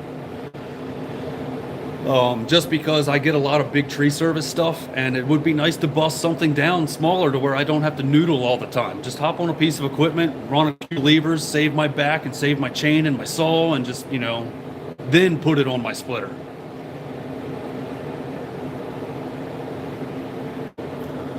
Let's see here. In the middle of a crowded suburb, you don't have much room. The 1165V is a compact, yeah, it's a very compact option. I think it's a great, like, I really think Splitfire nailed it on the head with that splitter. Like, I hope they sell 20,000 of them this year. Like, they really, I think all the other manufacturers out here, the big commercial splitters, should take note of that splitter because it's very modestly priced. And it's a great option for somebody that's not a like massive firewood producer. If you want to just spend more time with your family, but split more wood, that 1165 is a great option. Ken, what do I think of Split Force? Eddie, your boy Eddie, he's also in North Carolina. He has one. I think that's what it is, a Split Force. They're mobile. You can stand on the thing and drive it around. I think that's the best freaking idea ever. And he also has a 4-way on his vertical splitter, that Splitfire, or the Split Force, I'm sorry. I think it's a great machine. It's got the conveyor, it's got a long conveyor on it too, which is pretty cool. For me though, that's a very expensive machine. Unless I could find one used, I want to say they're almost like $28,000 for the ones that you can stand on and drive around. But it's cool because it is a very heavy machine. And unless you had a tractor or you want to keep hooking it up to your truck to move it around, I mean, that's one of the downfalls with a lot of the commercial equipment, commercial machines out there is they're so heavy. You almost have to have a piece of equipment, which is why I still say Splitfire nailed it on the head with that one. Because it is a light machine that you can move around by hand but still be productive with. And I think every manufacturer needs to take note and evolve.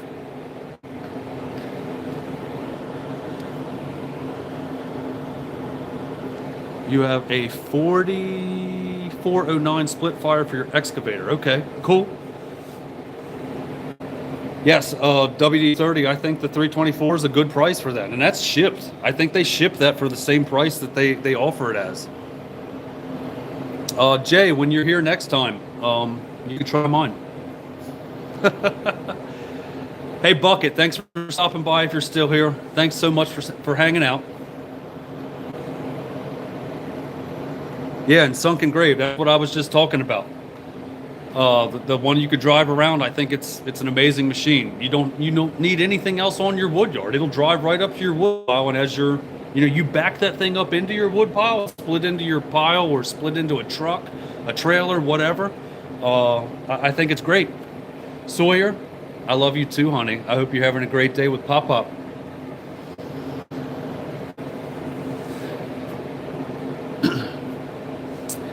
So Todd, there's nothing wrong with splitting with an axe at all. One, you're getting a great workout. You're going to be in shape forever if you can work an axe and keep yourself warm. However, for me, someone that I try to primarily focus on bundles, and I do offer about, I try to aim for 10 cords seasoned every year.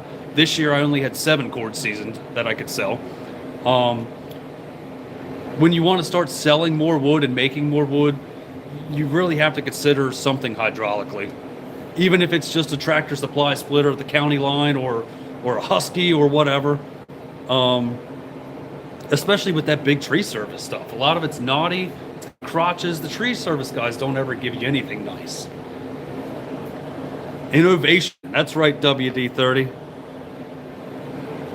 Yeah, Brad, I do think Morgan did have one of those drive around splitters for a little bit. Does he still have it? I haven't watched Mike in a long time. The last video I watched of Mike, never mind, I'm not going to say that.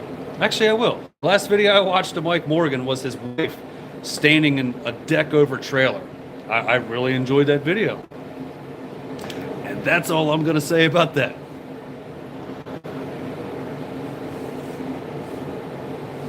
L, F, and F. What is L, F, and F?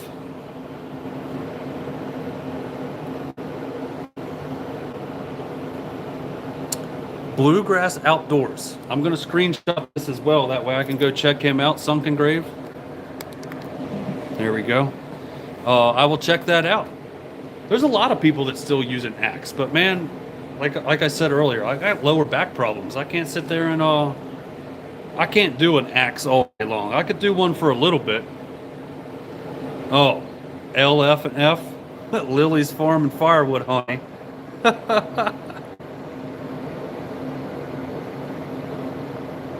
What are my thoughts of Lily's Farm and Firewood's piles? So, my thought of Lily's Farm and Firewood's piles are they're why spend more time stacking wood when you don't have to, when it'll season just as well? I think Chris in the Woodyard has proved everybody in the community wrong that wood will still season in a pile. If you have the proper space, like for me on my property, there's no way Taryn would ever let me stack wood like that. In my new wood yard, I'm going to make piles over there. I'm still going to stack the 40-ish. I think I can do, if you include what I've got on the boiler pad, I can do 42 cord here on my property stacked. I'm still going to fill this up this year. So my goal is actually 42 cords this year because I want to fill my property up. And then I'm also going to reach out to the few tree services that Brad and Chaz don't take wood from, and I'm going to have them start dumping on me. And that way I can start processing wood over there for next season for myself to sell as well. Don Slake, thank you so much for stopping by. I hope supper is great, my friend. And as soon as I check out that log carrier, I will let you know, man. I know you've been anticipating me trying it out. I'm sorry I haven't got over there yet. Jason, the drink won't get me in trouble. We'll be okay. Keenan Kelly, cheers and happy Friday. It's a great afternoon. I'm all rosy cheeked. We finished this off. This was my stepmom's bottle when she was here last week, and I think I drank most of it. Let's see here. Todd, so you just split wood for yourself. Yeah, if you could split wood for yourself with an axe and you're content with it, dude, by all means. Like I said, it's great exercise. So yeah, stacked firewood does look really good. And then the way I do it over here, I know what I'm stacking. I stack between 52 and 54 inches tall. That way I allow for shrinkage. That when somebody calls and wants a face cord, I know I can just give them one row, and I know they're getting right at a face cord or just a touch more. So I know everybody's getting what they're paying for. I really do like stacked wood, but man, it takes so much more time. It takes me about an hour and 10 minutes to stack a cord out of my trailer. And sure, I could probably do it faster, but I'm not as young as I used to be. Jack is going to be the big dump guy. No, I'm going to be putting it into my conveyor, hopefully the STK32, but I probably shouldn't say that. My family has stacked for 40 years and never had a problem. Yeah, Ted, stacking is great. Like somebody else just said, I think it looks better. You know what's there, and it's going to dry and season just fine. But from a production standpoint, I think splitting right into your conveyor and dumping it right into a pile, it does save you an hour every cord that you're stacking. And I want to do a lot of cords this year. 40-ish cords is what I'm really aiming for. Yeah, Jason, it's fine in a pile. Hey, Josh, what's up, dude? Cheers. You should have came over. We could have sat here. You could have probably brought me like funky beers and we could have drank it. My buddy Josh lives right down the street, and he always has awesome beers. He and I are both beer connoisseurs. Thanks for stopping by, bud. Oh, Ted, so you have been piling. Okay, yeah, no worries. Yeah, it's all the same. As long as you let wood sit somewhere and like let the air and the sun and the wind get to it, it's gonna season. Yeah, Jay. They're both they are both stacking.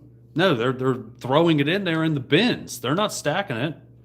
Yeah, piling. There you go. You corrected yourself. And then Ted, you also corrected yourself. Cheers. Josh. It was Brittany that was trying out for some band. Did she do that yet? I think that was Brittany. Hey, Ken. Ken's Cuts. Thanks for stopping by, buddy. I hope you have a good evening.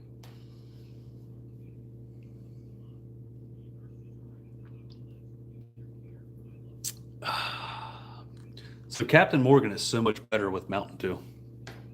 Just saying.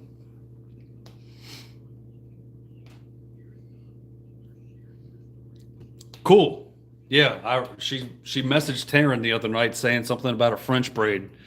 And I was like, how does she not know how to French braid? Like every girl knows how to French braid. Even I know how to French braid. I used to have long hair like down to here.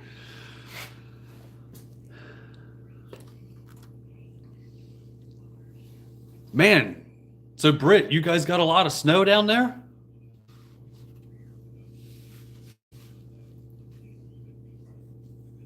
Bud, I don't think I said hi to you yet, but cheers.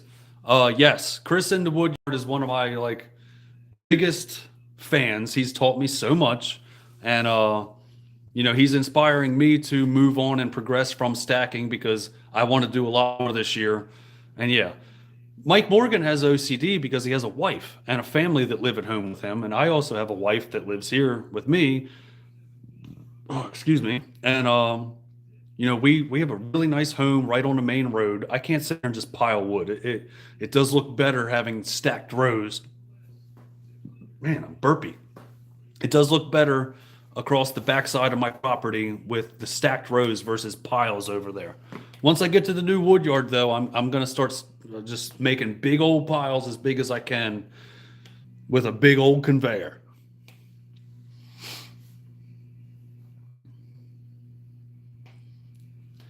Man, we're talking about 4 inches and very slick. What are you guys talking about? Bud Cantor. Bud, where do you hail from? I don't think I've seen you in the chat yet, but cheers. I see you're giving me the American flag. What state are you in, sir?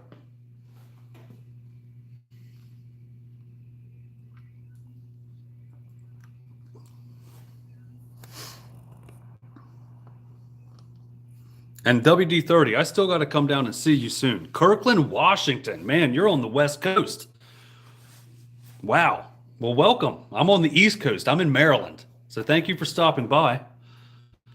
Robert, thank you for stopping by, friend. Thank you for saying bye. And I hope you have a great rest of your weekend. Maybe I'll see you later on the Friday Night Live on Back 40. Brad, I cut everything at 16 inches as well because I sell firewood, and it looks very nice when you stack it up and when you sell it, when it's presentable. Appearance is everything.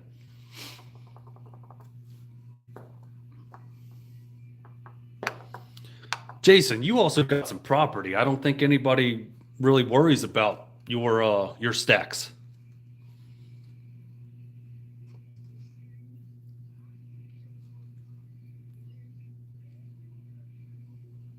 Yeah, I mean, if I had property, I would definitely, I would definitely just be making piles all over the place. We were up at Camp's Corners this past Saturday, a week ago tomorrow, and he's got a nice piece of property up in the sunny part of his like on top of the hill where it's going to catch a lot of sun and a lot of wind, and he's making piles up there. And I was like, man, this is really great. It's a really nice spot for him to start making piles. Brad, you're your only customer. Yeah, that's what started it out for me. I was my only customer, and I had a what was it? It was a Troy built 27 ton. I think that's what it was. It was a 27-ton log splitter. I think it was a Troy built. It had a Honda on it. Really good machine. And we started splitting firewood here at the cabin right away when we moved in because our first electric bill was $700 because we have 2 heat pumps here. There's 2 zones, and this place is not very well insulated. And we quickly said we're going to start burning firewood. And I guess it was in 2019 or 2018, 18 or 19, I bought my Eastonmade wood splitter used for $7,000. And it was about 2 hours away. And no, I paid $8,000. I paid $8,000 for my splitter. But it was about 2 hours away up in New Jersey. And my buddy from work, Tank, he messaged me. He was like, Jack, you've always wanted one of these. You should buy it. And I was like, oh, okay. I told Taryn, I was like, Taryn, I'm gonna go spend 8 grand on a log splitter. It's got a log lift and a 6-way and a 4-way wedge. And she was like, do it. I love Taryn. She never says no to me. And well, some things she does. But we went up there and we ran that auto cycle on that Eastonmade. There's not very many 916s with auto cycle. Like mine is like one of like 4 in the country that Andrew has shipped to the United States. Most of them are just, you got to manually flip that lever. And when we went up there and got that and I got it home, I started making so much wood. I mean, the commercial splitter like completely changed how much wood I produce, which is awesome. And I said at the time, a commercial splitter would give me more time with my family. No, it just made me spend more time splitting more wood because the answer is always more. And but the log lift has helped me save my back. The 6-way wedge, when I have nice 12 to 14-inch rounds, really pumps out stuff really quick. And the 4-way is what I primarily use. It's one of my favorite wedges. You can do anything with it. If it's a nasty crotchy piece, I can drop my wedge all the way down and use the single knife. And once I get to decent wood, I can raise it up a little bit to get the 4-way action. It makes nice, pretty wood.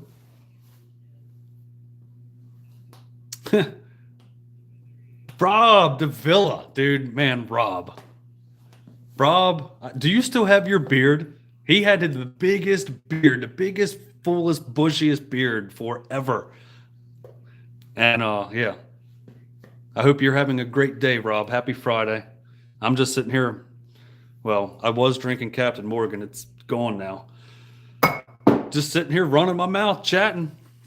Oh, cool, dude. Like I said, Rob has a huge beard. Rob's a good dude. I went to high school with Rob. I actually went to middle school with you too, man. It's good to see you. Thanks for stopping by.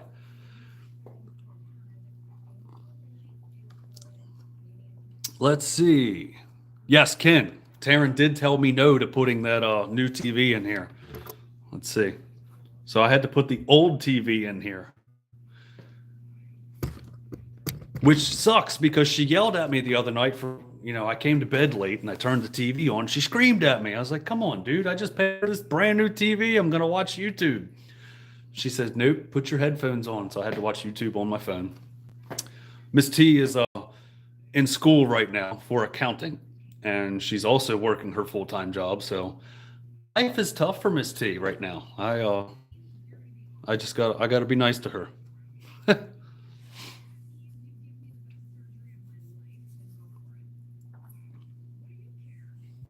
Yeah, Rob, I appreciate that, man.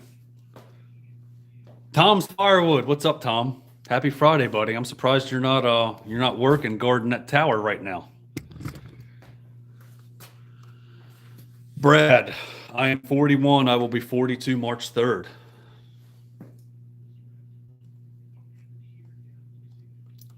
Britt, yes. Taryn is already an accountant for a. We're just going to say that. Taryn's already an accountant, but they wanted her to pursue more of her trade to better represent the company she works for.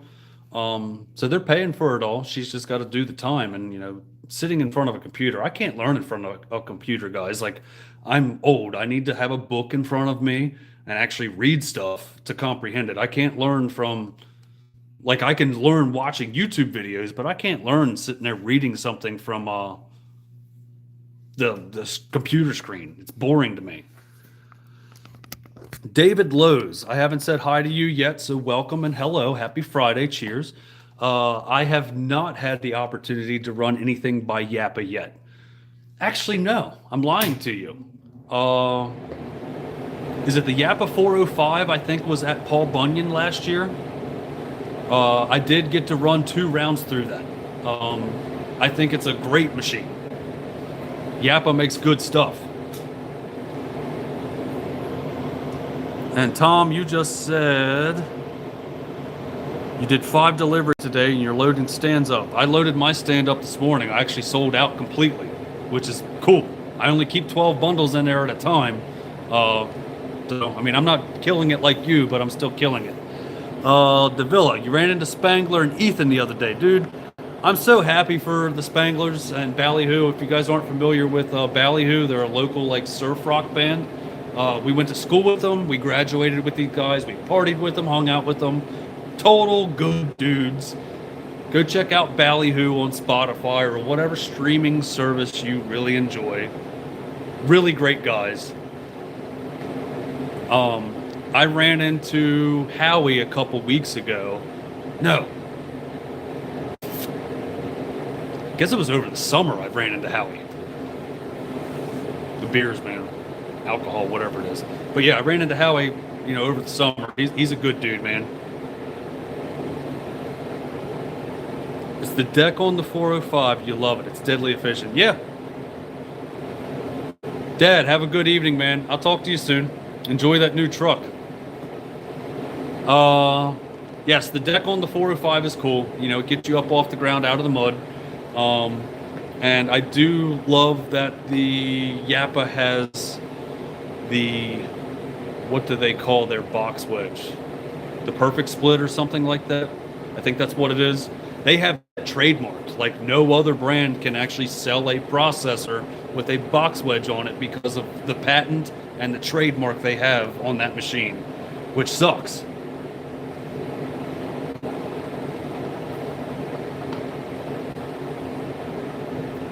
Foothills. Yes, you should buy a tractor. Buy 2 of them. One for you and your wife. Man, who's sending me stuff? Tom? Thank you, Tom. Cheers, my friend. Thank you for being a good friend. Tom calls me. Tom works like, I guess I want to say a second shift at his full-time job. So he calls me late at night all the time. He'll message me and say, hey, what are you doing? And we'll talk for like hours, like late at night. So David doesn't have the perfect split. You've got the 6 and the 8-way. Dude, if you have the 6 and the 8-way and you have, nice size rounds, the 6-way is perfect. I think the 6-way is good for like 12 to 14 inch. And I guess you said an 8-way.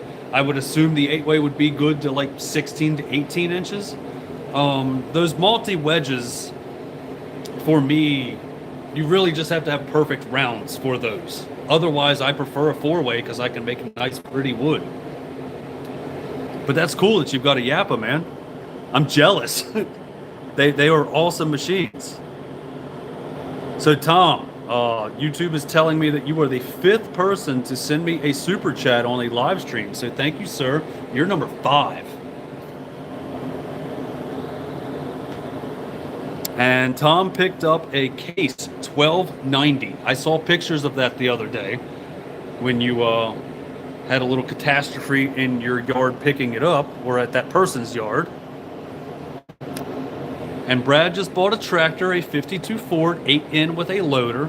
So Brad, I was actually considering a Ford. It was either an 1820 or a 1920.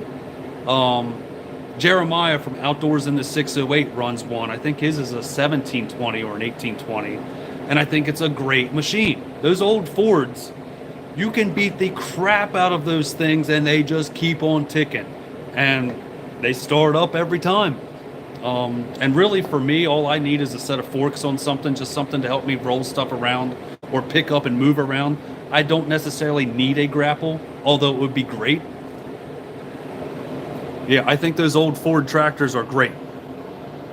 Jason, you just got a case 2290.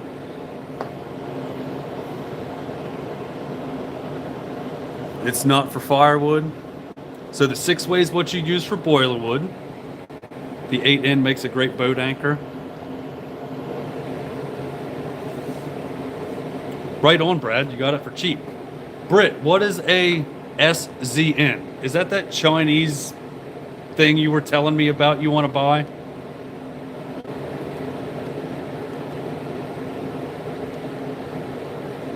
Yeah, Britt messages me the other day because he always jokes with me about Harbor Freight stuff. It's good, cheap junk. And he says he wants to buy a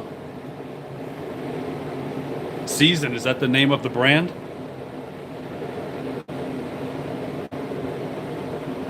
Okay.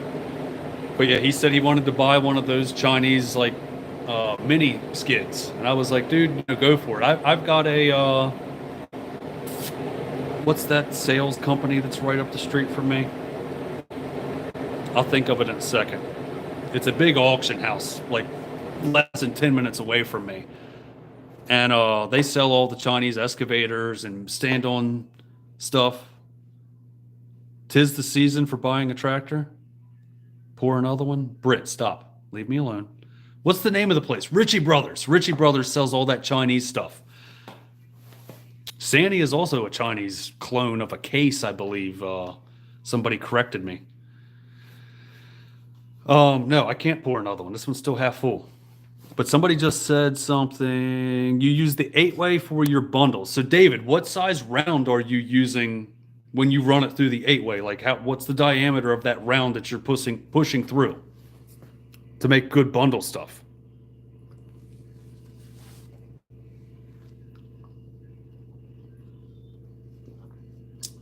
I can't believe there's still 24 people in here. 27 people here 2 hours later.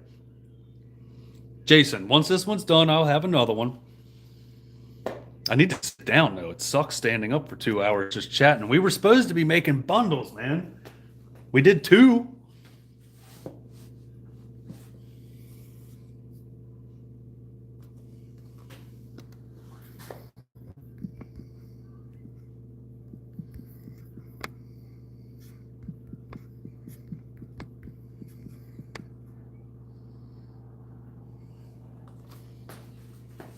TB, what's up, dude? How are you doing? Are you staying warm up there? So David Lowe's, 14 to 16, give or take, and the 8-way makes nice, good bundle stuff. Do you guys like that? I just made it a poll. Tell me what you want. Man, somebody said, people are saying no. I love the people that are saying no. You're the best. Yes, say no. No, no, no. We're at 80-20 right now. Go no.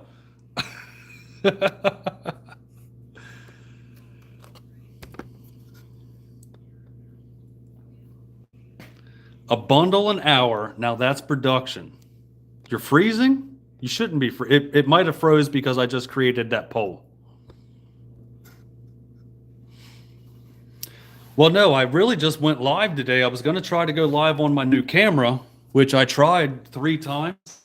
I've got these new DJI cameras, but I couldn't figure out how to set it up to my phone to where I could sit here and do my, sit here and watch the chat. Hey, Larry Terrell, have a good evening, buddy. I'm hoping you like my stuff. Thank you so much. I really appreciate that.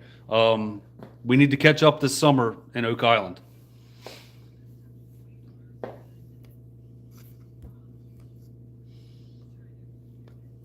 All right, so make one more bundle. WD says make one more bundle. All right, guys. I'm ending the poll. We're at 69:31. Post complete. You did your 14 to 16 message. Yes, I got the 14 to 16. Yeah, you said you 14 to 16 is what you send through your 8-way for your bundle stuff. I'm going to move you over here because the poll says I need to make a bundle. That's what this whole live stream was supposed to be, was me like blasting these 2 wheelbarrows out. But I got bashful and I didn't want to make bundles. I just sat here and talked and answered questions and talked to people. I really do like this WolfeRidge bagging station. It makes bags really fast. It makes them easy.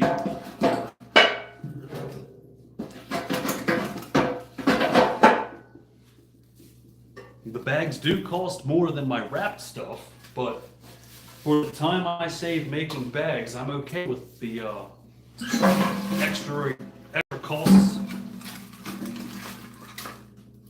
And you always have to add a couple extra pieces in here so you don't have saggy bags. So have you guys been paying attention to my shorts? I've been trying to do more shorts here lately. I feel it's been helping my channel out a lot. I'm getting a lot more view time, getting a lot more subs. and I appreciate it all. But here you go. There's another bag. They're not stacked up nice and neat here yet. Let's see, ham and blast things out for 2 hours. Come on. Get her done. Jay, you're still here? I didn't think you were still here, bud. You've been working and playing at the same time. Tom, yeah, I know. Tom, they're coming out with a bagging machine? No way. I saw that they have a really cool splitter coming out with like a half-second return stroke. I still want to see that thing push a piece of wood. I'm optimistic on how fast it'll push a piece of wood.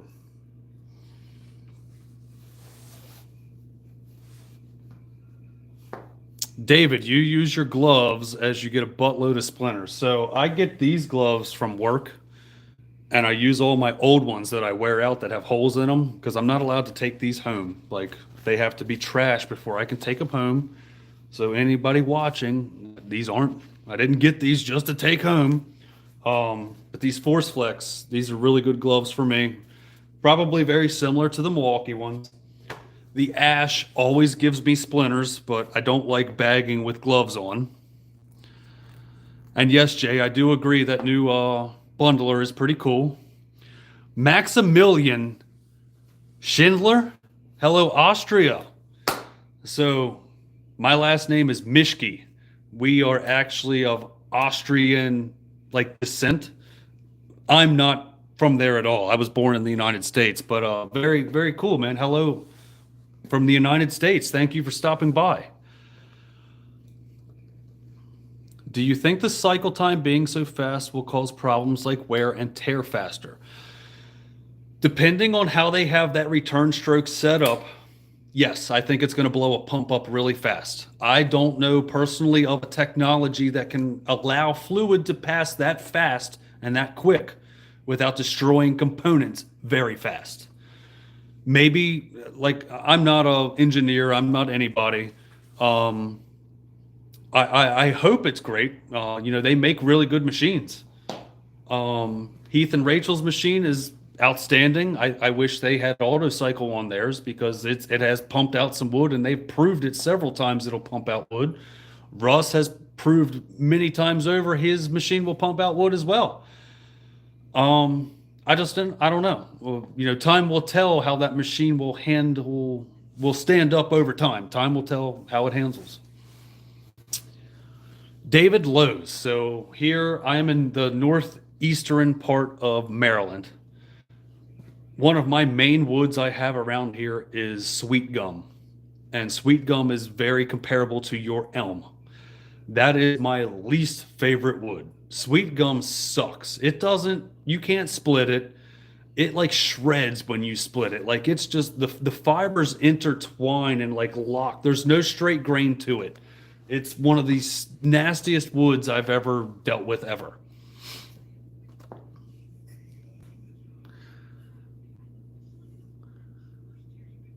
But yes, Tom, I'm excited to see what all wood has to pump out.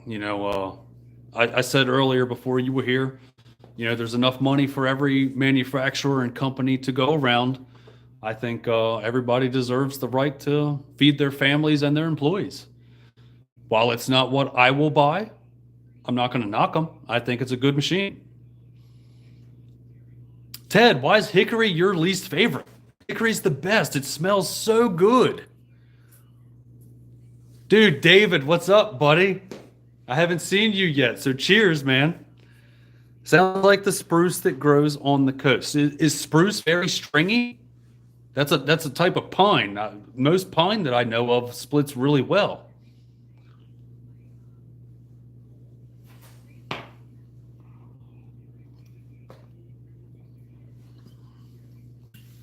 Brad, I got a cherry in my boiler right now.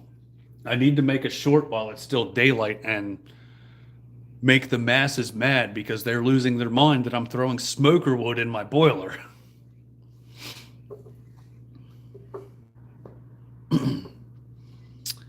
David Lowe's. Elm is what I'm using as boiler wood for my heat this year. I've used around 5 cords so far. So when did you fire your boiler up this season, David? Answer me that, and then I will tell you when I started mine up and what I've burned this year so far.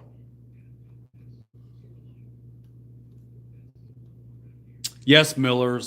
Ted, the hickory does have that bug that gets in there that'll make that dust. The hickory that I have on the property, I have it stacked away from everything else. That way that bug doesn't migrate to everything else, anything else. So David, I fired mine up November 5th, and it's a gasification central boiler 760, and I've burned 2.5 cords so far. So you said you burned 5 cords so far. So I have burned half as much as what you have. What type of boiler do you have, sir?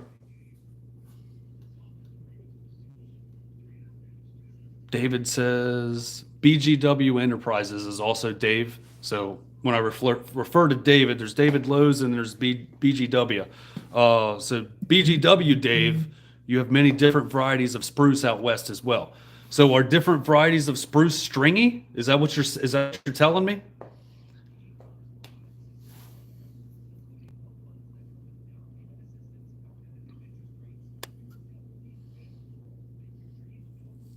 Yeah, Ted, we actually got to meet Dave at Hoosier. He was the guy that like passed out in his room from like running a generator in there while he was working on a house and smashed his face on his stove. Like, dude, you looked like you got hit by a freight train when we saw you, buddy. Hey, Matt, yes, we're still live. 2 hours and 12 minutes later. And a whole bottle, well, half a bottle of rum gone.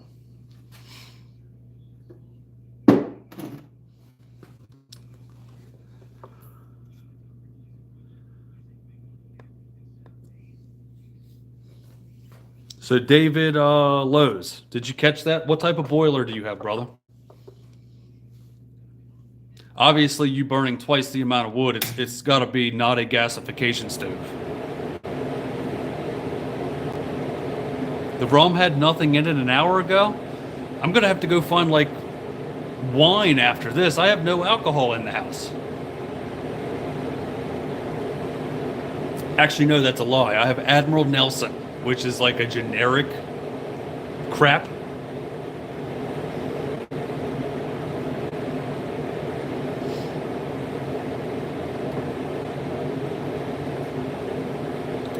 Jay, if Dave BGW comes to Hoosier again, that's going to be another like 40-hour run. 1 cord is around 3 cubic meters, Maximilian. Oh, so 3 cubic meters. You must be European to be talking about meters. So 1 cord, I don't know how to convert it into cubic meters. 1 cord for me is 120 cubic feet. So meter wise, yeah, I can't do that math in my head right now. I've been drinking, my friend, I'm sorry. But yes, it's 1 cord for us is 4 foot wide, 8 foot long, and 4 foot tall, which is 128 cubic feet for us. So maybe you can do the comparison of what a cubic meter is for you. A cubic meter. A meter is 3 by 3 by 3. So a cord for me is a little bit bigger than a cubic meter, I believe. If 3 by 3 by 3 would be a cubic meter, am I correct?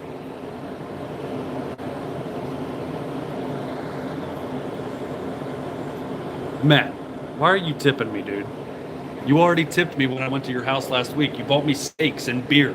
I went to Matt's house my goal to go to Matt's house was to do 100 bags and 100 bundles. So he was stocked up for this storm coming up. And what did we do? We both drank all kinds of beer and we ate steaks and we ran around him talking about drones in the sky with state police helicopters. Dude, Will, stop, man. You guys save your money. You don't have to tip me nothing. I'm just a dum-dum. Cheers, though. Thank you so much, guys. I really appreciate it.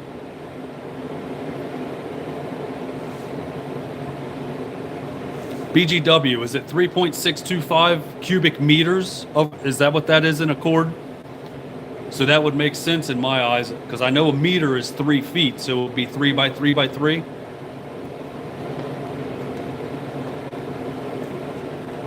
WD-30, when I go back up to Matt's, actually, I'm going to see Matt at the end of this month at Messick's in Mount Joy, Pennsylvania.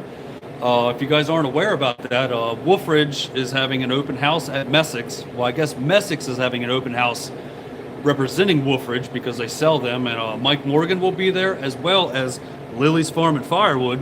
They will both be there representing WolfeRidge at the Mount Joy Messick's location.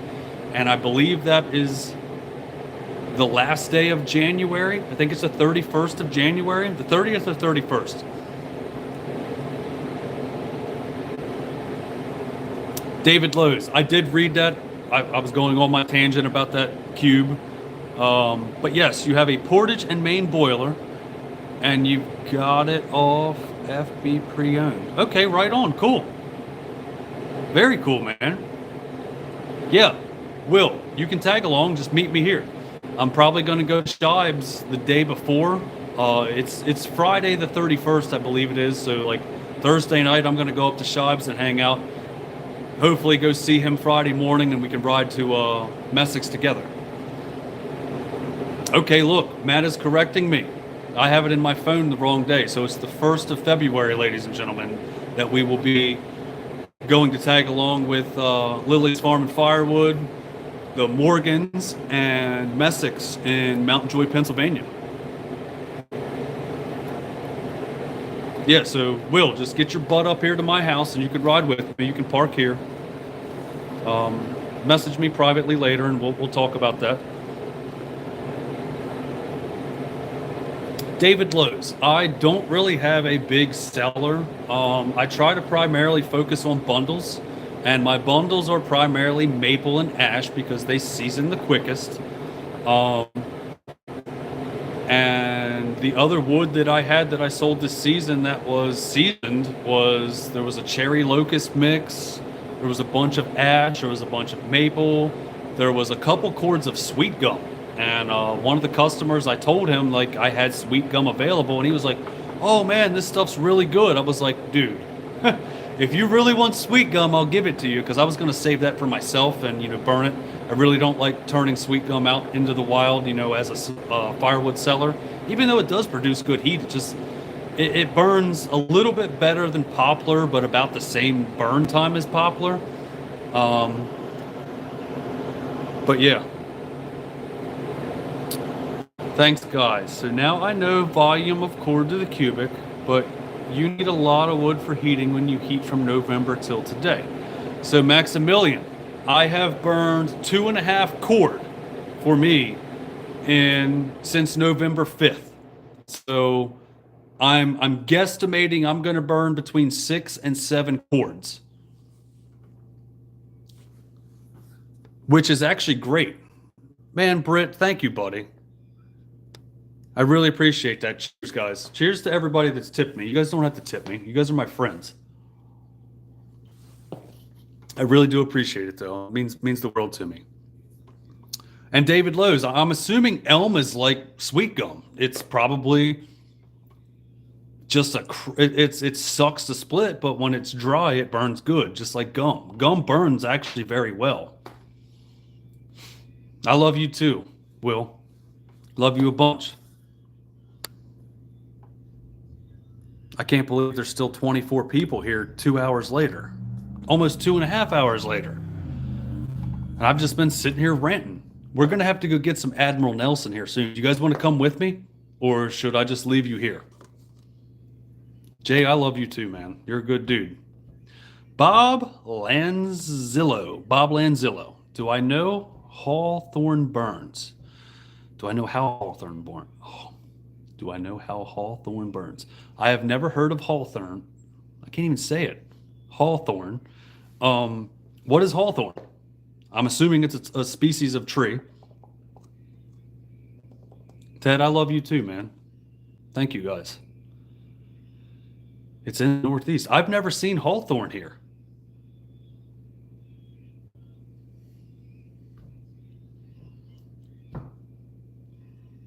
New Hampshire for you. I'm gonna have to Google that. Hold on, I'm gonna screenshot that so I can look that up. Hawthorne. That way I'll forget Hawthorne. Oh yeah, I've never heard of Hawthorne. Yeah, I'm in Maryland. I've never heard of Hawthorne here. All right, so I have to go downstairs and get this other bottle of Captain Admiral because my cup is almost empty because you guys keep sending me money. So I'll take you with me. We'll see if my Wi-Fi allows it. It's gonna get jumpy for a minute, so stand by. We can go down to the basement. Jason says more alcohol. Taryn's in here still working. We gotta be quiet. Yeah, I keep all my beer in the basement. Well, not beer. What do I got down here? Oh, look. Look, guys. Admiral Nelson. I got a TV in the basement, too. Woo! Hopefully we're still hooked up. You love all the house plants? All right, look, don't say anything, but I'll show you the living room. Look at this Christmas tree, guys. Yeah. That's a lot.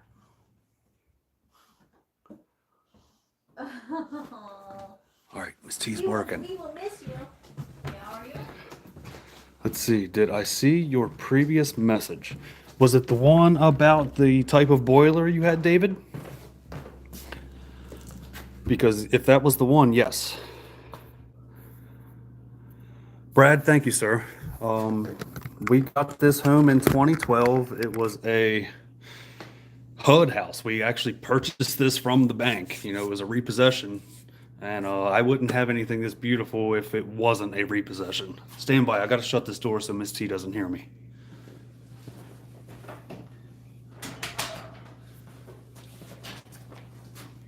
But yes.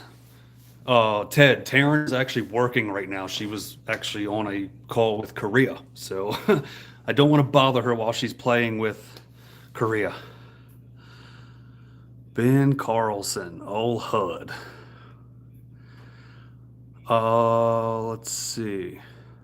David Lowe's, was that the right message where you were saying, or were you talking about you gave firewood you gave 2 cords of ash and donated to the veterans? Right on. If that's what I missed, that's awesome. You donated some wood, brother.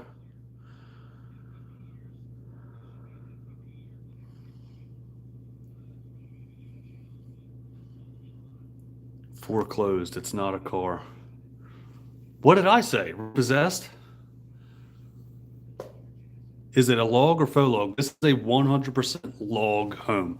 I'm going to walk back inside, but I got to be quiet. So the logs in here are ponderosa pine from British Columbia, Canada, and this home was built in 1991. Like, all this is real wood. But shh, I got to be quiet. I'll turn the light on it here so you can see it. It's kind of a mess right now, but all this is like real trees. Like, I mean, this is it's all real logs. And all these are, let's see here. These are all solid trees, all hand-hewed, like all BC pine. It's a really cool place. And then I've also got a Tim Van Dusen axe here that I was given the first year of Paul Bunyan for being like the up-and-coming rising woodhound and named. Really cool house. Again though, so my wife Taryn, Miss T, she actually grew up about a mile away from here, so she watched this house get built in the 1991 while she was riding the school bus to school. And when I sold my trailer, my mom actually said, "Hey, there's a house really close by. It's for sale. You guys should go check it out." And I was like, "Dude, a log home is so much work, dude. It is so much work. I have a ton of staining to do. I want to try and stain this place and actually document it on YouTube, but I'm a Firewood channel and nobody's going to watch it. And I hate putting stuff out that you guys aren't going to watch. I don't want to bore you. I know you have families and stuff to attend to as well. I want to make it entertaining, but this spring I have a lot of crap to do here. Heat for vets. Let's see here. Heat for vets. Yes, David Lowe's, thank you for your service, brother. You're a veteran of 14 years. Thank you, buddy.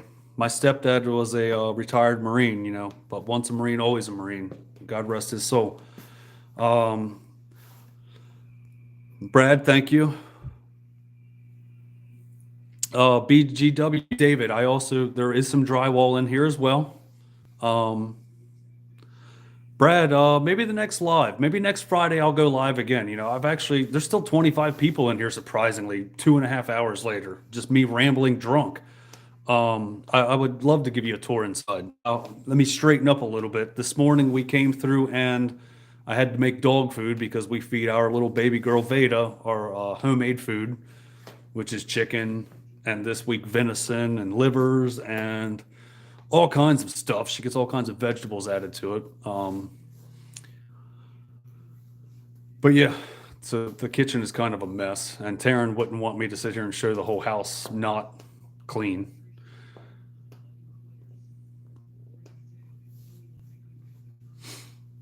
So WD-30, film everything. Darn you good, sir. I have my grandfather's ID bracelet from WW2. Right on. I have a buddy of mine that was in World War II, and he's Jewish, and he has a lot of those arm swatches or swatches, whatever those dickheads wore over there in Germany. He's got a whole chest full of them. So his grandfather did a good service to our country, fighting for us, for his family. It was pretty cool, you know, seeing some of the stuff that his grandfather had in that box after he passed away, and nobody knew that he had it. He kept it just hidden, but he had my buddy Zach's name written on that box for him to open, you know, later on in life after he passed. It was really interesting. David Lowe's, my pleasure. What's the next thing I want to upgrade? The next thing you want to upgrade is your Bobcat. What's mine? Michael D, what's up, dude? I got to answer this other question real quick. I love you, Michael D. I hope you're great. I hope you're doing great and your family's awesome. The next thing I want to upgrade, obviously, I'm getting a new splitter at the end of February. It's actually going to be ready next week, but Andrew's going to be, damn it, I just gave it away. Andrew's going to be away in Florida for the next couple of weeks on vacation, and I want to shoot some videos with Andrew, so I want him to be there. So I'm going up in the later end of February to pick up my next machine. But yeah, I want to get a tractor here soon too. I just, you know, my back is only so good. I can't sit here and keep lifting all this crap around all my life. So yes. Jeremiah, what's up, my friend? Happy Friday. I actually need to pour another drink. This one's empty. And, oh yeah. So this is my stepmom's stuff that she left here over a year ago. It's like generic Captain. And then this is what I bought for her when she was here last week. I've already finished this one off, so you guys are getting a good treat. I'm getting jammed up on a generic Captain. I'm going to mix it with Mountain Dew. I think that's enough. Stand by. I got to grab a Mountain Dew real quick.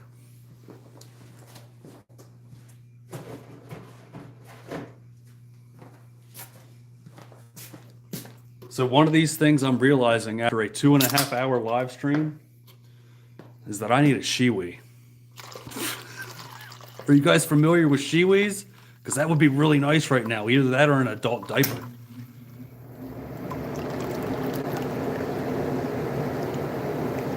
Michael D, you use your tractor as a log lift. Michael D, what kind of tractor do you have? Dude, Chris Foltz, what's up, dude? I see you in here too. And Ty, man, I thought you left. I didn't know you were still here. Thanks for still being here.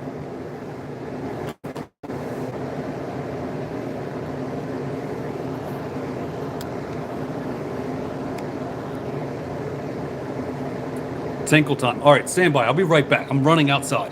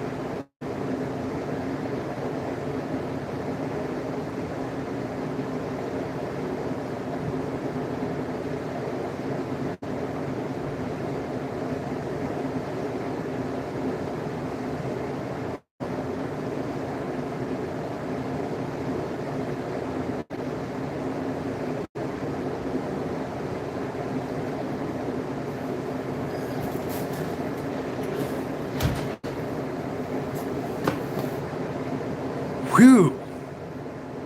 Keep it classy, Jack. Look, it's been 2.5 hours since I have been to the restroom, and I just drank half a bottle of Captain and like 4 Mountain Dews, and no, I've drank 1, 2, 3, yeah, 4 Mountain Dews. My boiler just fired up. I should actually go out there and play with that thing here soon. Ty, man, for some reason I thought you left, buddy. So you prefer your skid steer to a tractor, and just your preference. So David, I actually prefer a skid steer as well because their lifting capacity. A tractor can be very, tippy at some points. But Jeremiah, still here. I actually talked about you earlier. I was considering, I believe it was a 1920 or an 1820 tractor. I forget what yours is. It's close to that. It's either 1617 or 1820. I had one for sale up here recently. It was like $7,000, and I almost bought the thing, but then somebody stopped me from buying it because they're going to sell theirs. They're going to buy a new one and sell me theirs. It's a little bit newer, but I think those older Fords are, just top of the line equipment. The thing always runs, and they've got good lifting strength outside of like a skid loader. Without my tractor, I will not make wood, and it's one of my most used things in my little wood yard. Yeah, Maximilian. I think a tractor, you got to save your body. Whenever you can use hydraulics over your body, I 100% think it's great. Tim, welcome. What am I doing? I was making bundles. I've made 2 so far, but most of it I've just sat here and rambled and just chatted with you guys. I think at one point I had like 42 people in here, which I'm actually surprised because it was like 3 o'clock in the afternoon when I started this. You guys were supposed to be working, but instead you were hanging out with me.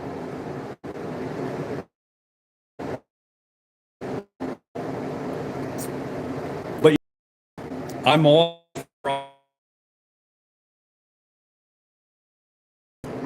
shooting the crap around what I got going on.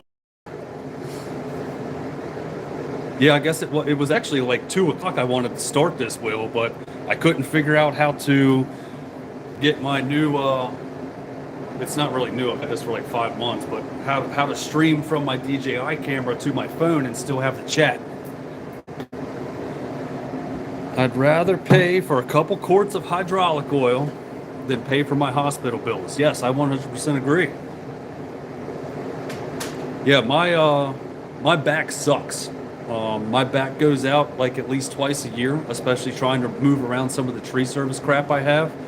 So I need to get better about using my neighbor's equipment. He came over one day and handed me a set of keys, and it's to like almost $200,000 worth of skid loaders, excavators, and tractors. And he said, "Look, son, I can't use this stuff enough.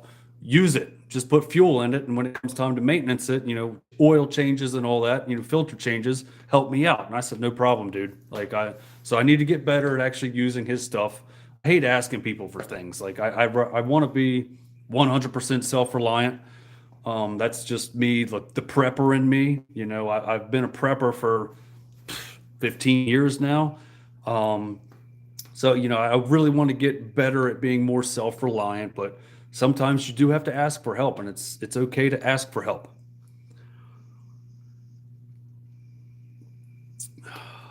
David, man, I'm sorry that your knees are shot, dude.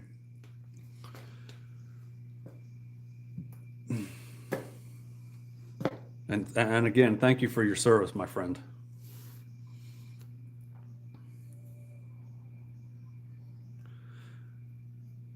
Yeah, Brad, I work a 4-10 schedule. But I normally work 7 days a week. In the springtime, starting at the end of February, actually the first weekend when we start our overtime again, I'm going to be in Canada picking up my new machine.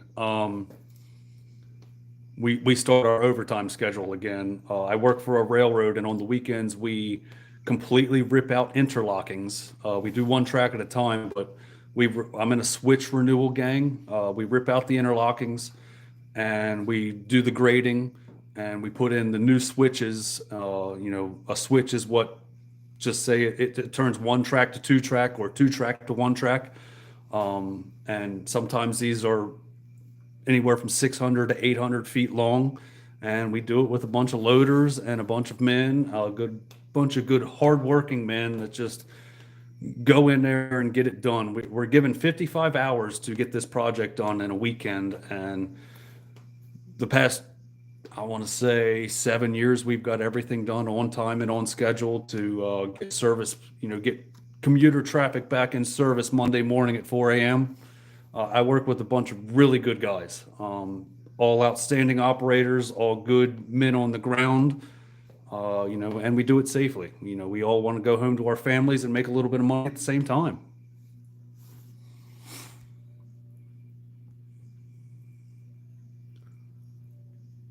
Let's see. My MRI didn't go good. Ted, what's going on with your MRI, buddy? What's going on, man? A good tractor and a good splitter makes so much difference in operations. Yes, Max. Yeah, you got to have a good splitter and something to move stuff around.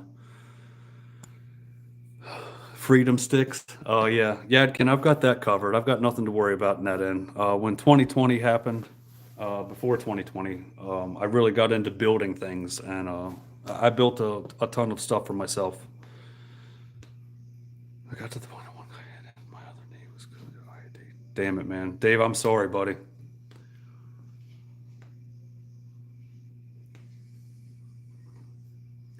Yeah, Chris. I mean, we're not young anymore, man. Um, it sucks. As much as I want to continue moving around, like I said earlier, I blow my back out at least 2 times a year, and it always sucks because I don't like going to the doctor, and because of my job, I can't take any type of medication, and they always want to pump out muscle relaxers or something silly that I can't take, and it's just, I'll be honest with you, this thing right here that I got hanging on my ceiling, my pull-up bar, this thing has really, really helped me, and I just get on here. And all I do is just lift my feet off the ground and I hang for as long as I can.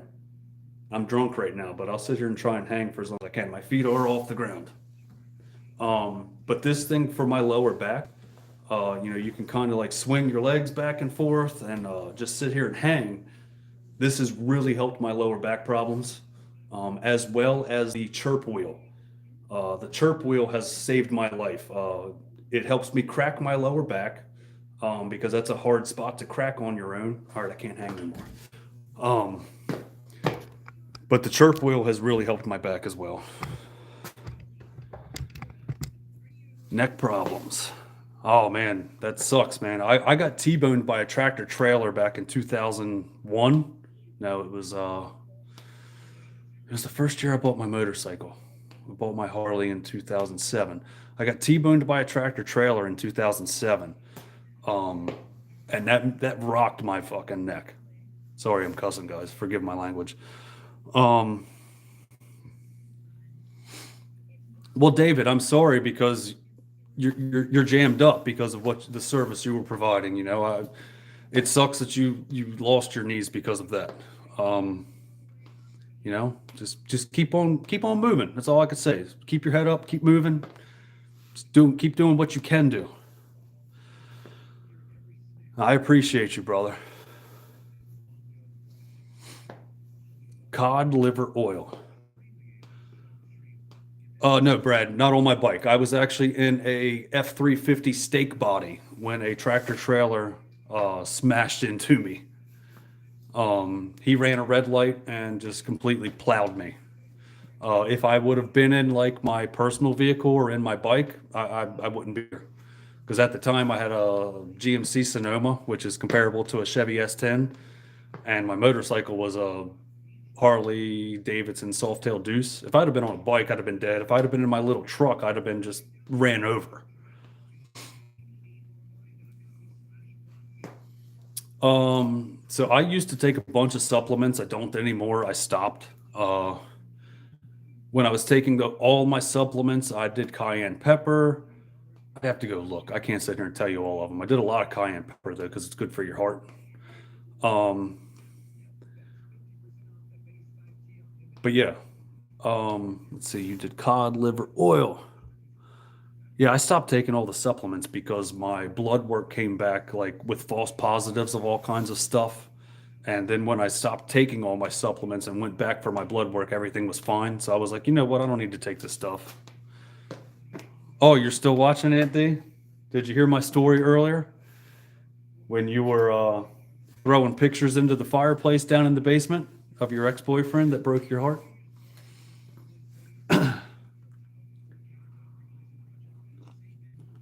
Yeah, I was talking about you earlier. I don't know if you heard it. Yeah, it definitely his loss. You're amazing. You're a good woman. I got to get over there and put those lights up on your front porch here soon too. Yeah, I got to get my Aunt Donna on the channel here soon. She's kick-ass. She's one of the people that helped raise me. We would watch Freddy Krueger on Saturdays when Freddy Krueger was a series, and then growing up, Freddy Krueger was coming out with their, movies as well every couple years. Still my favorite all-time horror film, Nightmare on Elm Street, like hands down. They're corny as crap, but growing up, man, I was scared crapless. And however old I was, she let me watch all of them. Lyle, my number one subscriber. Lyle comments on every single thing I do on every single platform. And sir, I really appreciate you and thank you so much for everything you do for me. You do not go unnoticed for being here and being part of the Woodhound community. So happy Friday and cheers to you, bro. I hope you're having a great day.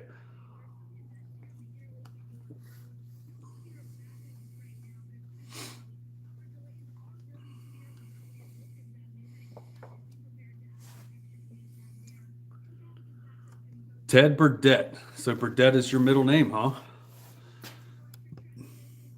That's my aunt's last name. Lyle, thank you, man. Sometimes I put out goofy stuff, but you're still always there watching and you always say something positive, and I appreciate the positivity. It's really cool. That's all, all we have in this world is each other, and you're part of this team and you're part of all of us. So thank you so much for everything you guys, for everything you do. Calvin, look, when I end this live stream, you should just call me and I'll give you every tip you need. And if I don't call you, yeah, you call me. I'm probably going to go for another 15 minutes. Russ, yes, we're still going. And we were talking about your innovative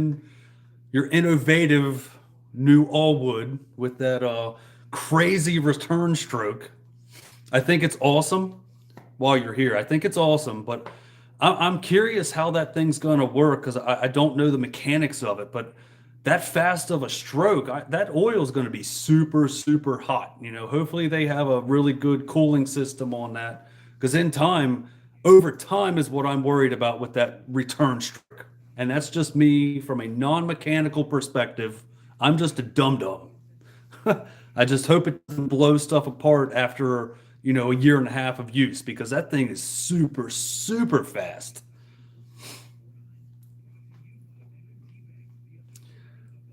Oh, crap. So the guy that made my super ultimate supercomputer, it's not a supercomputer, but he pretty much made it a supercomputer, HAVOC PCs.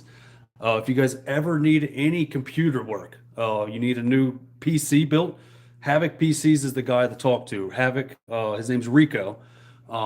He's out of Delaware. Really good guy. What's up, Rico?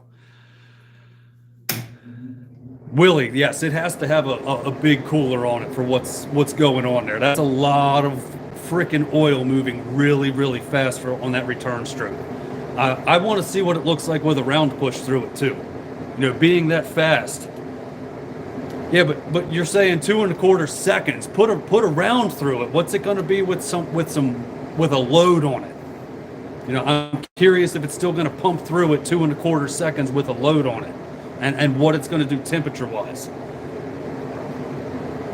I've always said those machines are pretty cool. Heath and Rachel's have always impressed me. Yours has impressed me, and I like the innovation. That's what this world's all about. We have to keep innovating and they're definitely innovating on this situation. I think it's cool.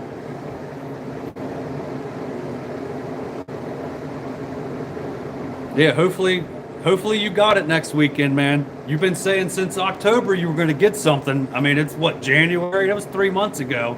It better be here. I'm going to call you out next week if it's not here. So Paulwood, you hear this, send that damn machine to Russ. He needs it.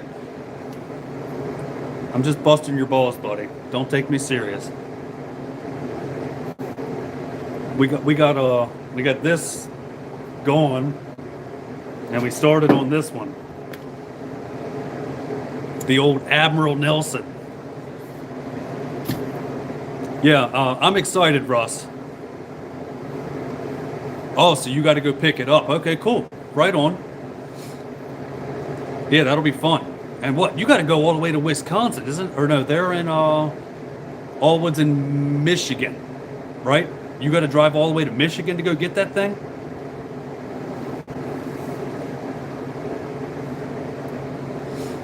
The Wise Choice Firewood. Just wait till, or no, can't wait to see the new machine. Okay, yeah, cool. Wise Choice, I haven't said hi to you yet. Welcome, happy Friday.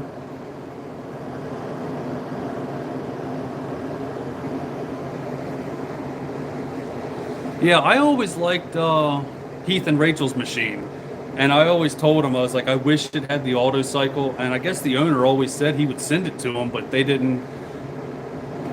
Heath, you can correct me if I'm wrong, like later on. I don't think Heath is like super mechanically inclined. I don't think he wanted to do the upgrade on his own. But yeah, I think, you know, those Allwoods, they're very comparable to everything else on the market. You know, the other top 2 brands. I think that's going to put that, there's going to be a top 3 brands with these innovations that are coming out. 1,200 miles, one way. Whew. Bless your heart. Make sure you got good tires on your truck this time, or wheels, whatever flew off the last time. I can't believe there's still 35 people in here on a Friday afternoon. And somebody said I need to keep going until Dan goes live. It's 5:23. That's 4 hours. 3.5 hours I gotta wait for Dan. No, we're not going to stay live for 4.5 hours. I'll be like laying on the garage floor.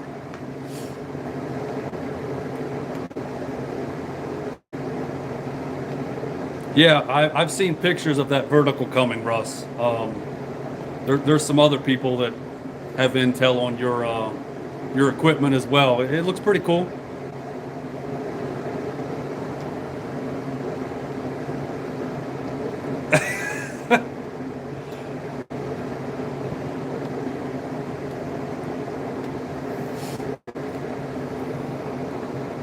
Shibe, you must have just came back. It's evening time. I better drink some water and sit here. I mean, if you guys really want me to sit here for another 3.5 hours, I could sit here and just talk your ear off. But yes, I will have to pace myself and drink some water like Lyle says. You tell me what you want. I'm here to please. I'll sit here all night. I don't care.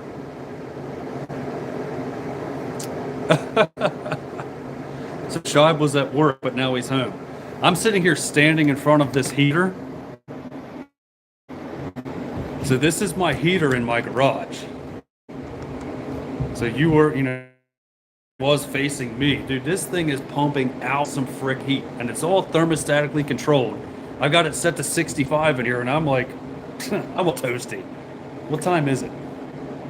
5:25. I actually do have to go check the boiler here soon. I might take you with me, even though it's dark outside.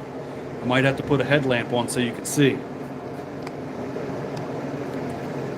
Yeah, David, out in, where are you at? You're either in Oregon or Washington. I want to say you're in Oregon. I'm probably wrong. BGW, I think you're in Oregon. Yeah, of course you would be 3 hours behind me. Shy. So we finished this one, and I started this one, and I can't tip this one because the cap's off. I'm not that drunk. But this was my stepmom's Admiral Nelson.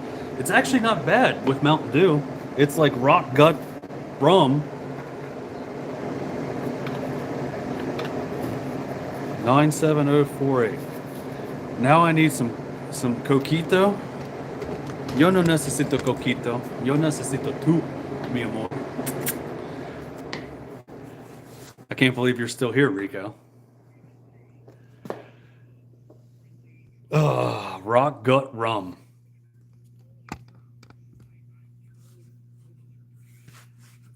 Oh, Shive, I don't know. There's a good bit in here. I can't drink all this in the next 4 hours if we're going to wait on Dan. You know, I think I should try to do this since I'm off work for the next, what, 5 weekends, Rico? 4 weekends? We still got January, February, last weekend. So at least the next 4 weekends. Maybe I'll start going live on Friday evenings and we can do a pregame to the Friday Night Live. I'll try to go live for, 3 or 4 hours. Oh, yeah, Rico's here like my all night long hardwood.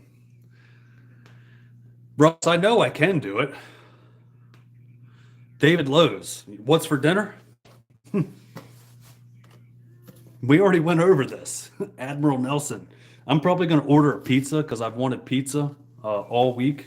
We went to a pizzeria yesterday for lunch at work, and I ended up getting a chicken cheesesteak because I don't like that place's pizza that we went to. I prefer their cheesesteaks. And I like a grandma pizza, which is like a nice flatbread style square pizza with a nice tomato sauce with very light cheese, and it's like almost like a garlic and oil breaded flat pizza. It's super good. It's called Grandma Pizza. My place up the street has really good grandma pizza.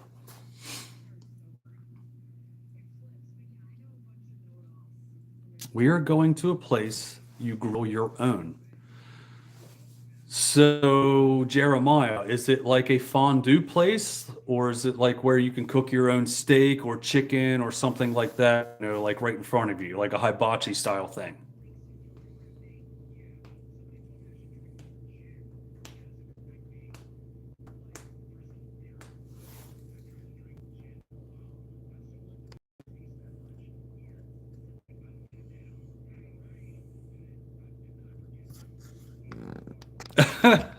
Lyle, I guess you work nights, man. You were going to take a nap before work.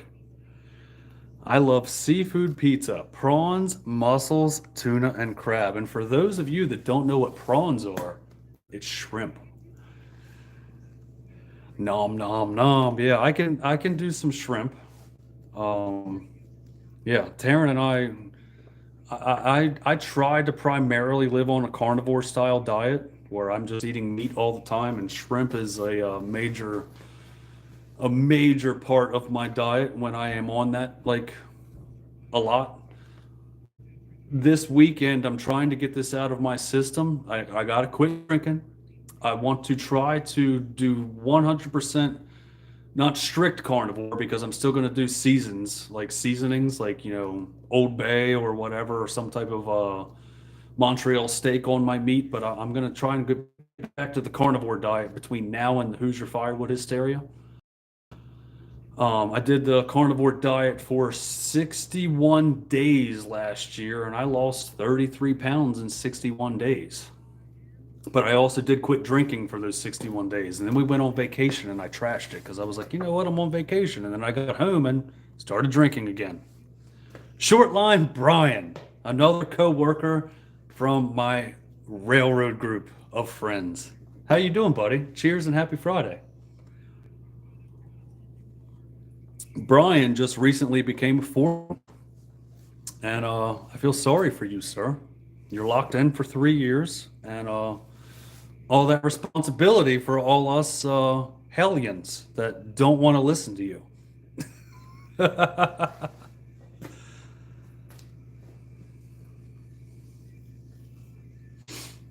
So, David Lowe's, what I'm going to try to do is more like a ketovore because I still like snacking. And there's a lot of good snacks on the keto like diet to where you can still get onto a ketovore. Like I want to primarily eat beef, bacon, butter, eggs, and seafood.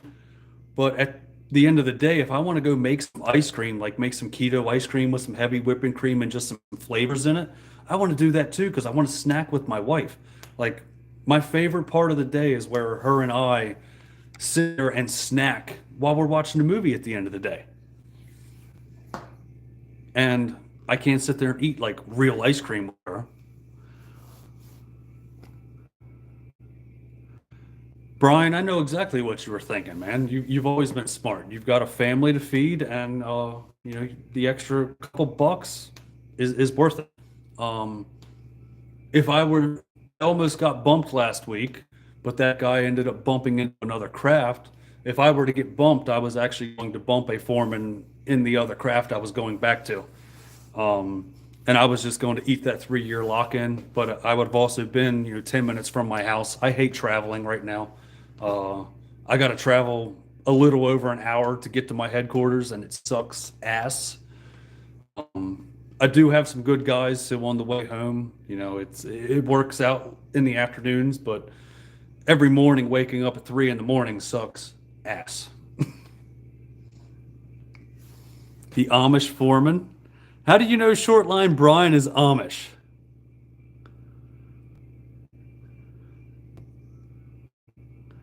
Oh, that's because Rico said that. Rico knows Brian. You guys were on that frickin' whatever that surfacing gang was there for a while. I gotta plug this phone in. Let's see. Do I have a long enough cable to do so? I think I do. My phone's dying, guys.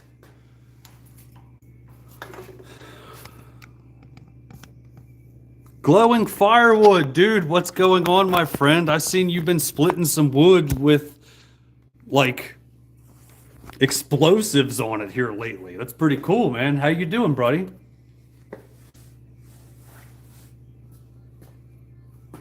So if you guys aren't subscribed to Glowing Firewood, you should go check them out.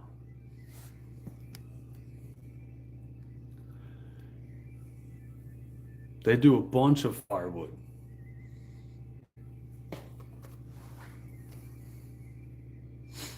That's awesome. Happy Friday. Hope everything's been well with your family.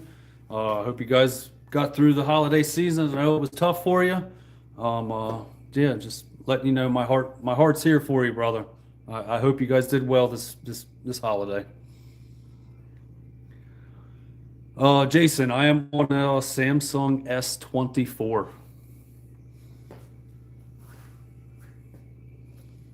Oh, so Jason, you're an Apple guy. What's cool about the YouTubers that use Apple, you guys can use what's that damn thing that you guys can edit with? iMovie. You guys can use iMovie for free. Me being an Android user, I had to pay for a editing software. I use Filmora, Wondershare. It's a great program, but it's $100 a year. It's still cool. What eggs am I using? Hold on, let's see. Oh, they're not in here. I've got some guinea eggs in the in my fridge in the house. I love the little tiny eggs. I think that's what they're called, guineas or hennies, the little tiny chickens that lay the little tiny eggs. I love those eggs for some reason. Like, a lot of people love those big ones that are double yolks and all that. Man, come on. Give me those little tiny ones where I can put 6 of them in a pan, fill that thing up, make them over easy, throw it on top of my ground beef, and I got a whole meal with a little bit of what is it? Montreal steak season. Good stuff. Yeah, Russ, iMovie is great if you're an iPhone user. I mean, that's what Chris in the Woodyard still uses to this day. He records everything on his... He's got the same cameras that I use now, these DJIs, but he does everything on his Macs, on his MacBook Pro.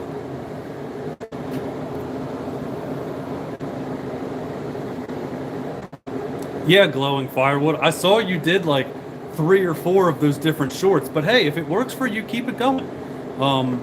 You know, I started posting shorts every day, and I'm doing 2 long form videos a week now.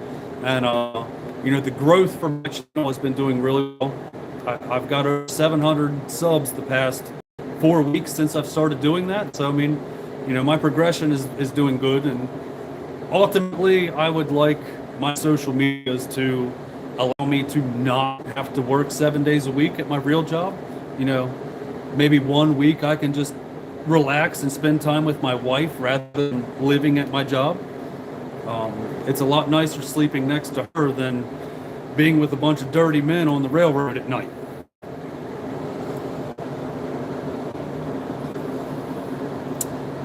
Rico, where's the dog? The dog is in. Yeah, I almost killed her when I cut that damn tree down out back, that maple tree, because she loves to my dog Veda, she wants to be as close to me as possible. And it doesn't matter if the 500 eyes sitting there just ripping, screaming, she wants to be right next to me. And when I was cutting that maple down out back, I almost smushed her. And my wife was in Germany for work at the time. And if I would have had to made that phone call that, hey babe, I just killed the damn dog because I was cutting this tree down because it was hung up, she would have probably killed me. So, you know, thank the good Lord that he was watching out for me and my little girl and my wife, so I didn't have to make that phone call, because that would have been horrible, dude.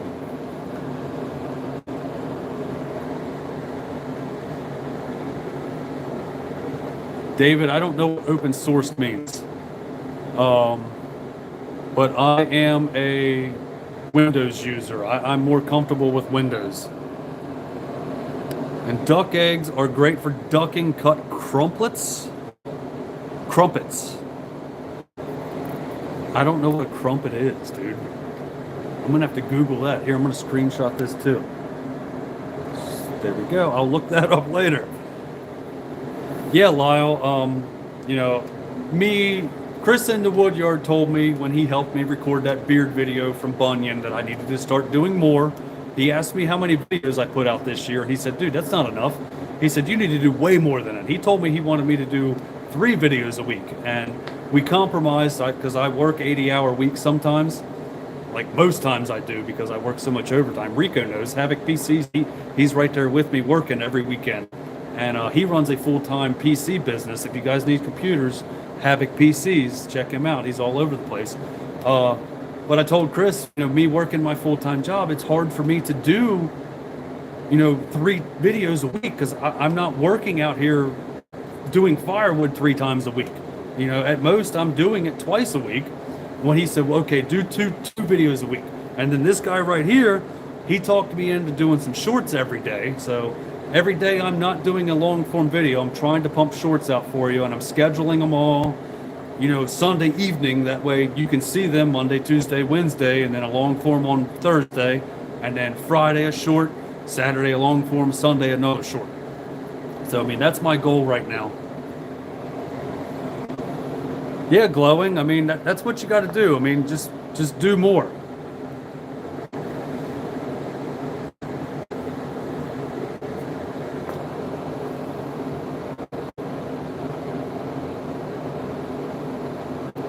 What's going on? Whose wife is beautiful? We're all dirty? Yeah, Brian, we are dirty. Remember that year I was in Perryville and you got something for Christmas? Man, that was the best conversation ever. And you and your wife are awesome that you guys could talk about that way. And that's all I'm going to say about that. We are dirty. And WD-30, if you're talking about my wife, yeah, man, she's smoking. Dude, Ross, you were like going crazy. Like you're posting a lot of shit, and like you're getting like 2, 3, 4, 10,000 views on every video. And I'm like, and you're not doing much editing to the video. It's pretty much you're pressing record and you're going to work. It's that's very hard to get viewers that way, and you're doing good. Yeah, right, Brian? You know what I'm talking about.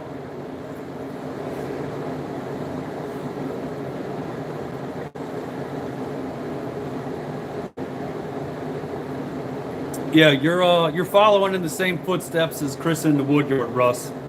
If you can get away with posting something every day, That's the way to do it. I do get you, WD. I love you, man. You need to get back on TikTok, though. Don't let those old ladies scare you off. What time is it? 5:41. Let's see. Can I...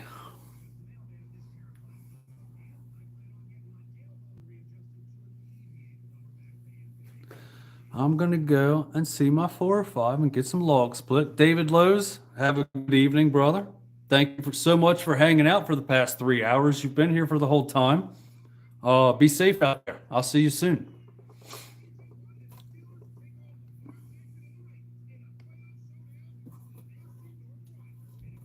Russ, TikTok is stupid. And the Supreme Court just had a hearing today. You know, they're still considering banning it. Right now, as of right now, it's still getting banned. Was it the 19th, I think, this month? Which sucks because I gained 1,100 subscribers in the past 3 weeks. You know, I'm shooting for the 10K so I could get monetized. And it's yeah, I don't know. So, you know, I'm still going to keep posting shorts on there, but my one short that I did's got almost 300,000 views, and I'm still getting like 40 or 50 subs a day from just that one video on TikTok. And all it is me opening the door on my boiler and saying this thing's free heat, and people go nuts over it. Dude, so glowing, I mean, it's hit or miss. You know, I'm really surprised I still have 33 people here 3 hours later. And all I've been doing is sitting here being a not so good human being, consuming alcohol and just rambling and talking about what I do. But you know, keep going. Don't stop. Don't let anything just discourage you from you know, growing. You've done very well the past year that I've been following you. You know, your views are way bigger than mine. I think I only have 400,000 views. You hit 1 million views 8 months ago. So you keep doing what you're doing, buddy. You know, YouTube and the social medias are hard. This isn't easy stuff. You know, we have to appease a lot of different people. Ted, that's awesome. You had a TikTok go viral? Right on. And WD, you know, the boiler stuff, it's so hard though. Like, how many times can I open that door and just feed the thing? So I got to start coming up with, you know, more. And I actually had, you know, Central Boiler reached out to me the other day, and they thanked me for some of the good content that I've been promoting of them, which was huge to me. I was like, wow, you guys are actually watching my stuff. But all the boiler stuff, I do tag them or at them. So they know I'm doing what I'm doing. And they also they took care of some warranty stuff, you know, right off the bat that shouldn't have happened, that did happen to me, which I will talk about at the end of the season. I'm going to do a video of, you know, the mishaps that I've encountered, as well as the great days. You know, my boiler's not perfect, and nothing is perfect anymore. But I love this thing. It's one of the best things I've ever done. And Russ, I love you too, buddy. That's what we do. Jason, you too, brother.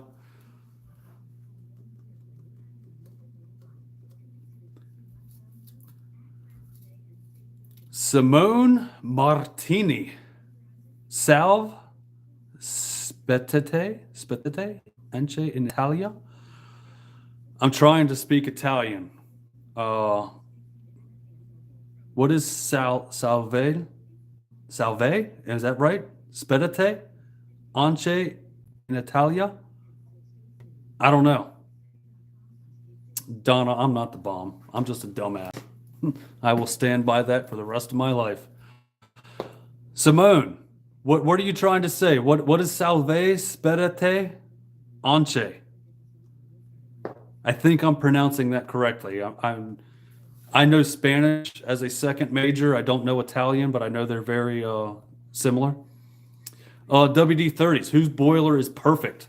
The Central Boiler 6048 is the absolute hands down monster tank best boiler known to man.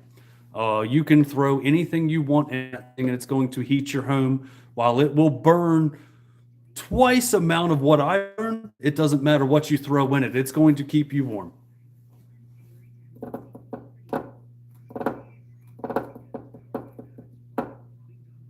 Glowing, that's awesome, man. That you got a 88,000 view on YouTube. That's hard to do on YouTube. I had one video go viral on Facebook, but I don't monetization on Facebook. I've never engaged with Facebook to get monetized on there, I think. 4 million. And it was cool watching it as people were coming from different parts around the world. Like it went to Egypt for a little bit. People's profiles where they were in the world. And then it went to like, it went to the other Asian countries, and then it went to Australia, and then it went to South America. It was really cool seeing, where Facebook was pushing that video. That really excited me. And Kevin is a rock star, dude. I really like Kevin too. He's a good guy. Hey, David, have a good night, man. Be safe out there. Thanks for stopping by. I really appreciate you being here, brother. I'm only doing good at English at the moment.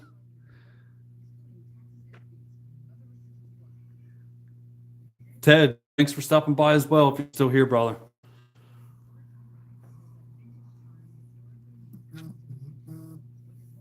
Hey, I was trying to do good with my Italian.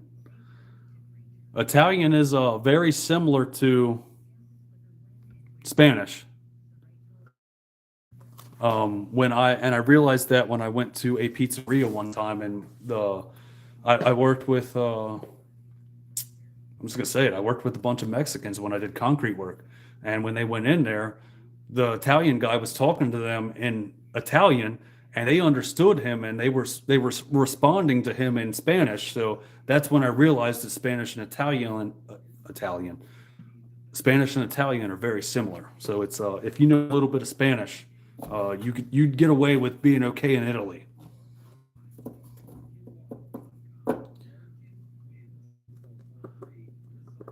They were saying, hello, please send to Italy. Okay. Donna, you must have just went and Google translated that one. I can't do it because I have my live stream up right now.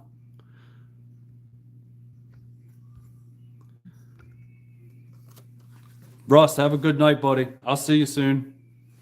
Flick, what are you doing, man? You're in Deep Creek Lake, Western Maryland. It's good to see you.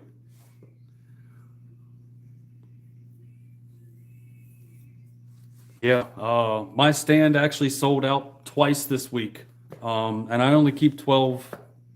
Is that what it is? Yeah, I only keep 12 bundles in there at a time. That way, there's only like $80 in there at all times if they do the 3 for 20 thing, and I think that's what it is. My math isn't good right now. I'm hammered, but yeah, my stand sold out because we had some snow, so that's good that your stand's doing good.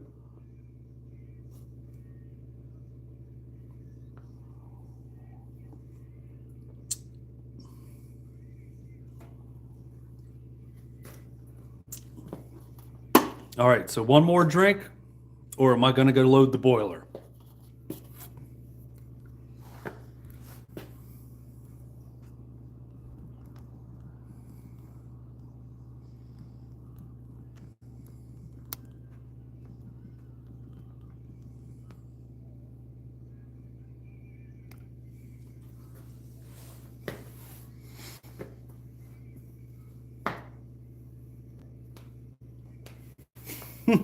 You guys like that? I figured out how I can do polls real quick. Loaf the boiler first? What is loaf?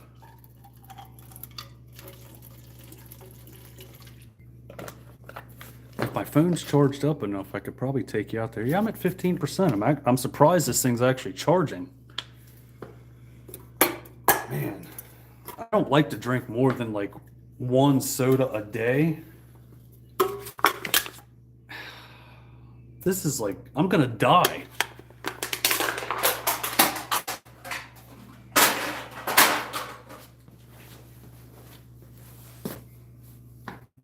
Yes or no, boiler first.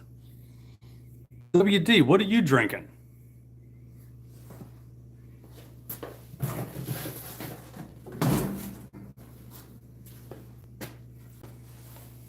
Oh, Ken, you're still. Oh, man. Connecting. Wow. What am I? Wi-Fi? Oh, it's back. So I could try to take you outside with me. I might lose you, though. We only got 15 people here still. Oh, Jefferson small batch. Gross. You fucking bourbon drinkers. I'm going to get a Mountain Dew.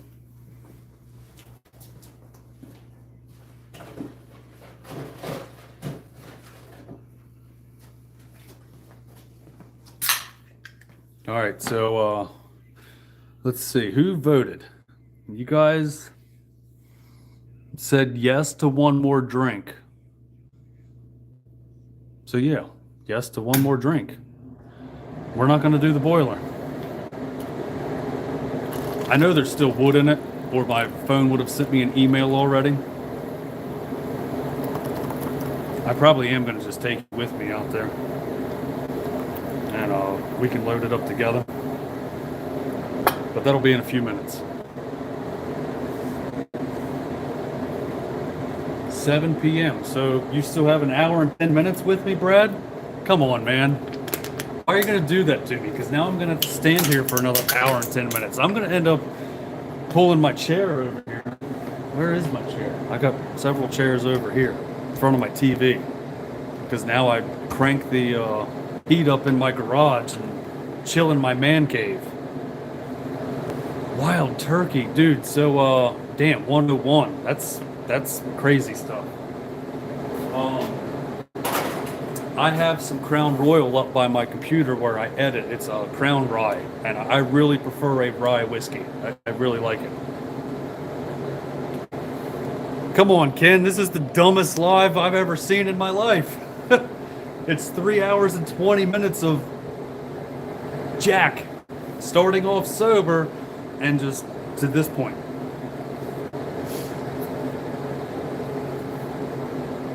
Get on the couch of dreams. I don't have a couch yet, man. I need a casting couch out here in this garage. Remember that, Ken's Cuts?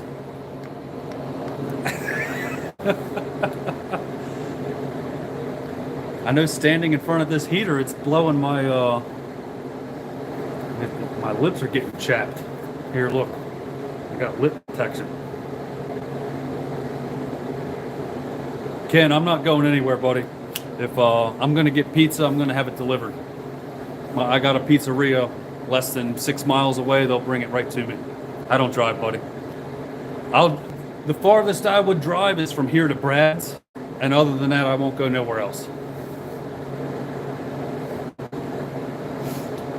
Yeah, I'm actually surprised that people are here. Like, I still got 20 people going. I mean, I got 46 likes. If you haven't pressed like yet, you guys definitely should. I don't need to tell you that. My subs know to press like. Yeah, the likes really do help us. As dumb as that sounds and as monotonous as it sounds on every channel you watch, pressing like really does help. WD, maybe in an upcoming weekend we'll have to plan something. Let me get some wood up here though, and it's not going to snow, and we'll plan something where you can hang out on a Friday and a Saturday, and go home later on Saturday evening. Because Taryn and I do love our weekends because we start our day at 3 a.m. every day during the week. So on the weekends we like to sleep in and spend a little bit of time with each other. If you know what I'm saying. So the weekends are ours.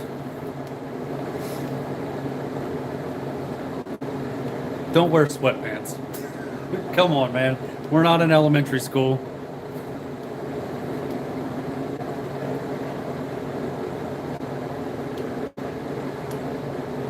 Brian knows what I'm talking about. You work off frickin' week 2 and 7 days a week in the summertime too. It sucks the frickin' line of work we're in.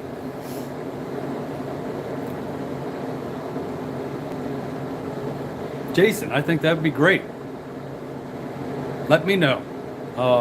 Give me a date and I'll see if I can work around it. I have to go back to work the first weekend in March. Really, that's my birthday. March 3rd is my birthday. But that's like the start of my production season as far as overtime. All right, Glowing wants me to make a bag. I'm just gonna do one. I'll do a bag real quick. I'm bashful working in front of you guys because I don't have a mic on me. So I'll go do one. Hey Sam, I don't know you, but hello and cheers. This has been 3.5 hours of just a drunk fest. But I'm about to make a bag, so stick around. I'll make a bag for you, buddy. And welcome to the live.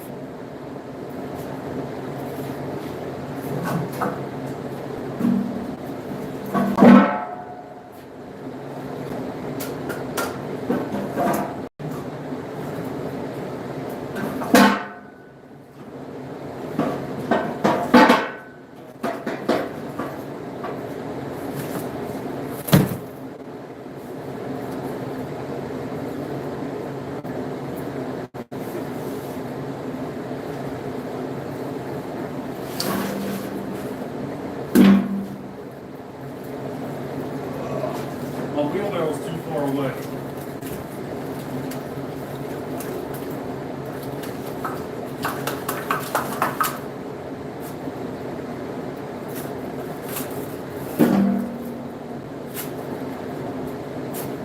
There we go, done.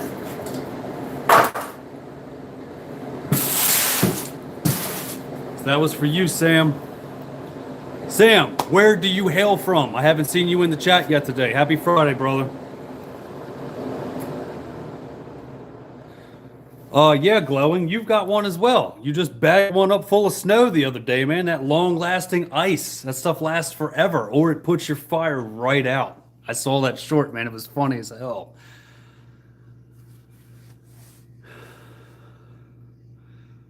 Man, I just busted my knuckle. I'm bleeding a little bit. I just felt a little bit of water on my hand. Mine are brown and American made. You're gonna light a bowl and watch me work? Cheers, Sam. Oh, dude, you're in Alaska. That's awesome. What part of Alaska?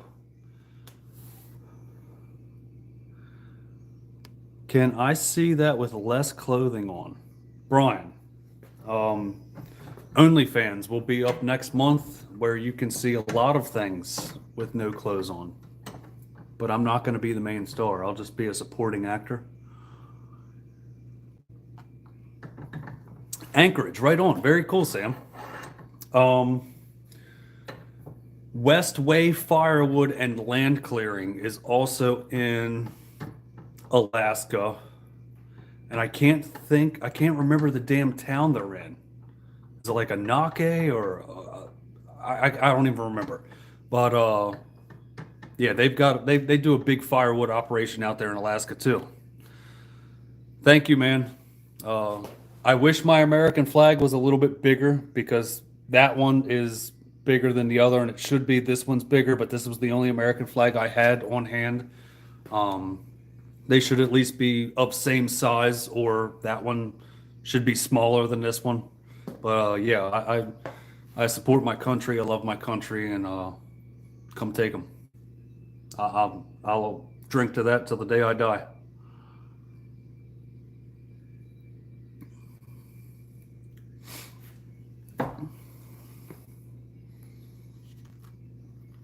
Yeah, Ken, come on up. You're more than welcome here. Just give me a heads up. Make sure I'm not working a bunch of overtime. But yeah, you're more than welcome here, buddy.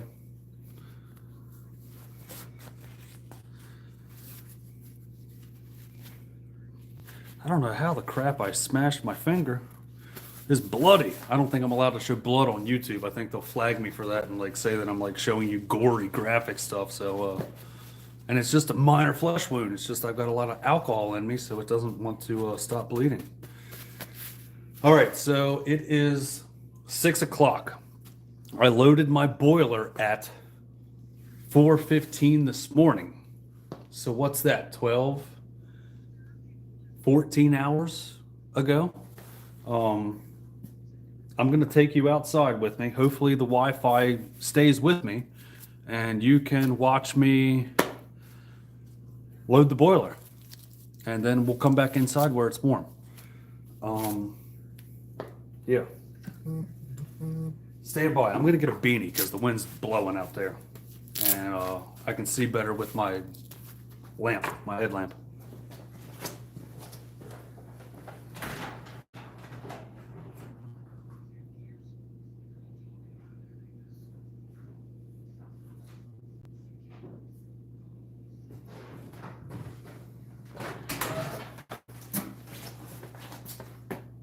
I didn't really change products. I'm still rocking my my good buddy Matt up in New Jersey with Lily's Farm and Firewood. Ken, I can entertain visitors on the weekend right now until I go back to work on the weekends. You just message me. We can figure something out. If you wanted to come up, I'm sure we could work something out. I just gotta have some wood here too. I mean, unless you just want to hang out, watch movies, and go eat food, I can take care of that.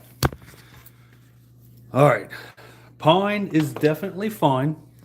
I burned pine for over 20 years in my house. I don't care what anybody else says, as long as you season your wood. Any type of wood will burn in your home and it will not burn your house down. But I gotta go outside, so come on, you're coming with me. I hate this old stand I have. You guys are on an old tripod. It's dark out here too, man. Hopefully I can set you up to where you can see me. I doubt you're gonna see much out here.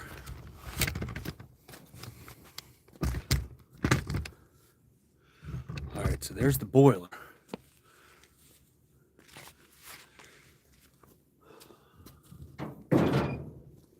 So I gotta watch my light. So with these central boilers, you got to open the bypass door for at least 15 seconds.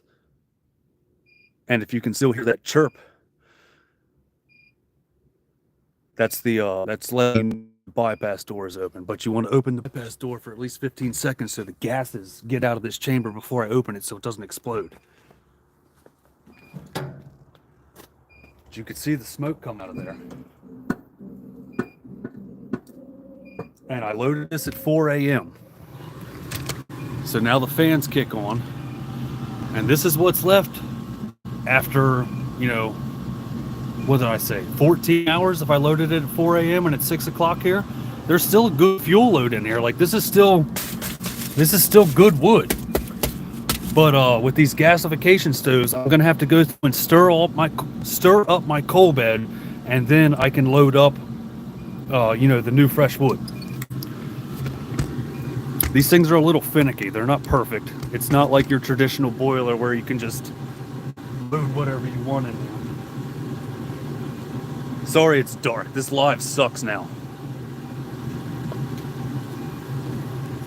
One day I'll have a building over this so you can see more.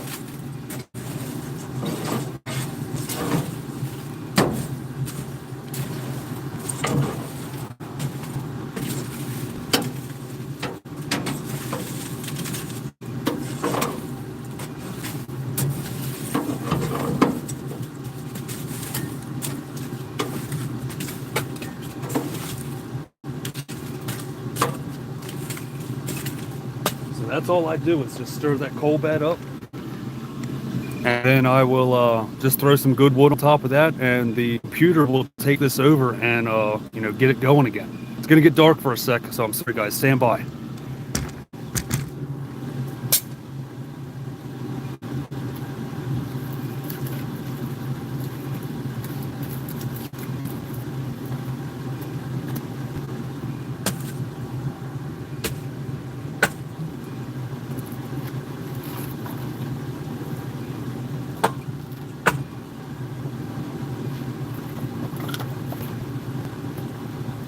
And a lot of this stuff was cookies that I split up.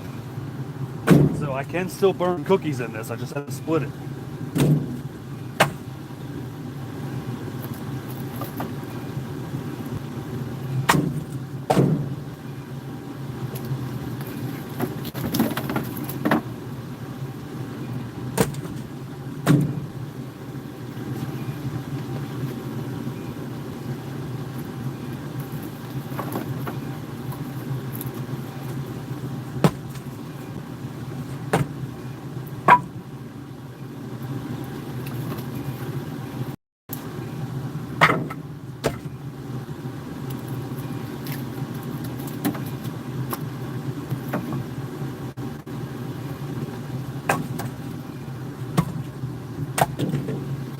And this load right here will get me at least another 12 hours. I don't have to load it up no more than this. The computer will take over. It'll get the coal bed going, and it'll do everything I need it to do. So I can shut the door. We can go back inside and stay warm.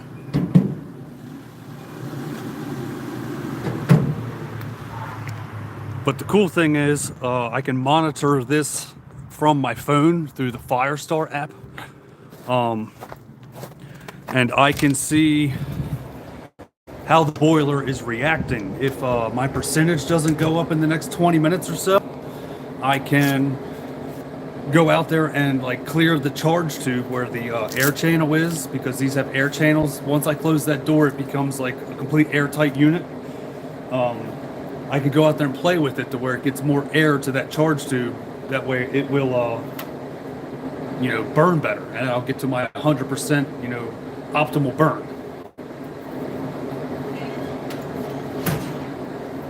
Phew. It's cold outside, and I went out there with just a shirt on. Oh, cheers, WD-30. I see this super chat. I can't believe there's still 30 people in here, guys. I'm silly.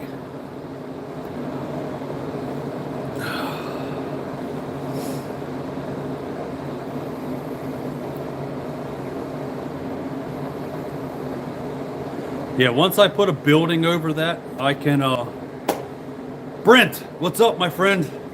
Welcome to my Friday before the Friday Night Live.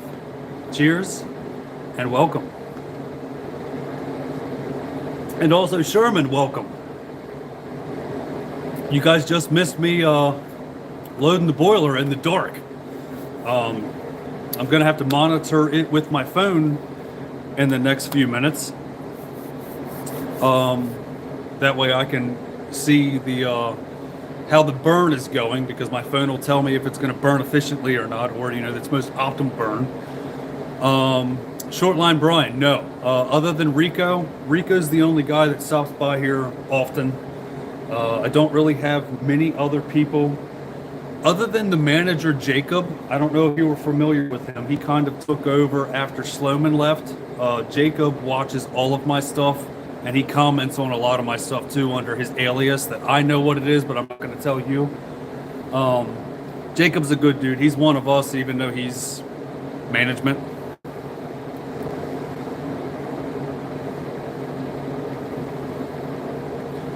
Brent, you've been filling your furnace all day? Right on, dude. I filled mine at 4 o'clock this morning, and I just came in from filling it, and it is now 6:10 right now where I'm at. It's probably 5:10 for you. I think you're an hour behind me. Riley Devrente, you live in Minnesota, and you want to start selling bundles at gas station and put up stands. What's the best way to do that? So the first thing I would say, Mr. Riley, welcome to the chat as well. Happy Friday. Make sure you have seasoned wood. The next thing I would say is, do you want to sell wrapped bundles, or do you want to do bags? Bags are faster, but you pay more upfront for the purchase of the bag itself, as to where wraps might take a few seconds longer to wrap, but they are astronomically cheaper. So that would be my first, well, I guess that's the second, is when you want to decipher if you're doing bags versus wrapped, besides having seasoned wood. And thirdly, I want to, say, how many stores are really going to buy from you? Do you have enough stores to buy a cord from you a summer? 2 cords, 3 cords, 4 cords? Do you have the availability to have kiln-dried wood? A lot of stores will buy kiln-dried wood because of the bug factor a lot faster than stuff that we will just season around here for ourselves. So there's a lot of different variables there.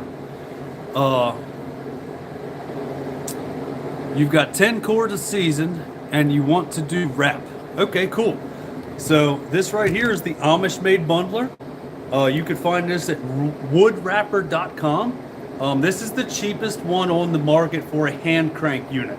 There's several other options out there for electronic ones, there's brute force, there's twister, there's something with like eager beaver or something like that. There's all kinds of different options if you want to go electric. But if you just want to get started, I think this is a good option. This is what I started with. But before this, I made a wood rack where I actually have it right here. Hold on.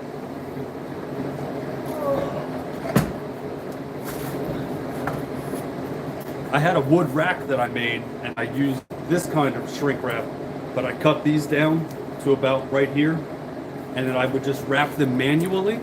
That worked as well to get me started, and I sold enough bundles my first season to pay for this in full. Shipped to my door, this was $1,100. I think the price of it is like $700, but shipping really eats you up because it's a heavy piece of steel that you gotta assemble once it gets to you. But making a little wood wrap or a little stand to make your 1 cubic foot bundles is a good start if you wanted to get into bundles.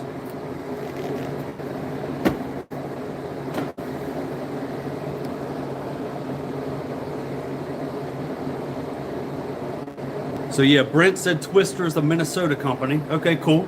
I didn't know that, Brent. Dude, Brent, I really think that this one came out of somewhere around you, Minnesota or Wisconsin. The Amish made wrapper, I think, is also somewhere like upper Midwest too. What is the best way to do kiln dried wood? Riley, if you want to make your own kiln, Shotlift Family Fireworks, I think that's what it is. Shotlift Family Fireworks or Firewood. Shotlift Family Firewood. They just made their own little kiln in their barn, and I think that's the cheapest way to do it on your own. But you would have to Google search somewhere that has a kiln dried option for you to where you could take wood to them and have them process it for you. But then you would also have to add that into the sale of what you're selling because it is going to be a bigger cost for you. Kiln drying that wood and providing kiln drying wood to somebody if you have to eat that cost too. Ken, I do both bags and bundles. All summer long, bags and bundles were equal. This past month, bags have sold more.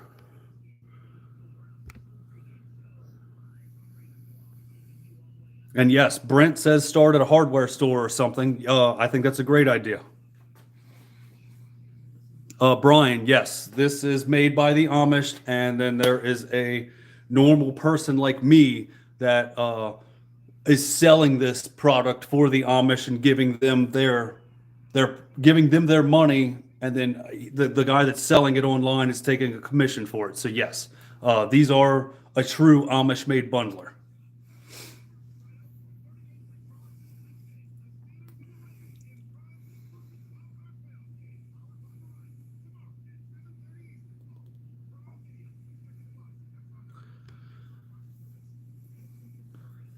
Riley, I would show you my my bundler, but I recently turned it into my 6-way wedge holder. And the thing is, that wedge is not light, so I can't carry it in here right now and show you. But there's several people that have made handmade wrapping like stations. Brad from Firewood at the Furnace, he's also on YouTube, is who I made my stand after. But also TC Outdoors is he actually gave me the dimensions and everything. He made a really cool video about it, and that's what I actually modeled mine off of. And I made my bundles, exactly 1 cubic feet instead of, if you go 12 by 12 by 16, that's 1.33 cubic feet. I made mine 9 by 9 by 16 inches, which is actually 1 cubic foot. That way I wasn't making massive bundles. The massive bundles for me, I don't like making massive bundles. They're hard for everybody to maneuver around and move around.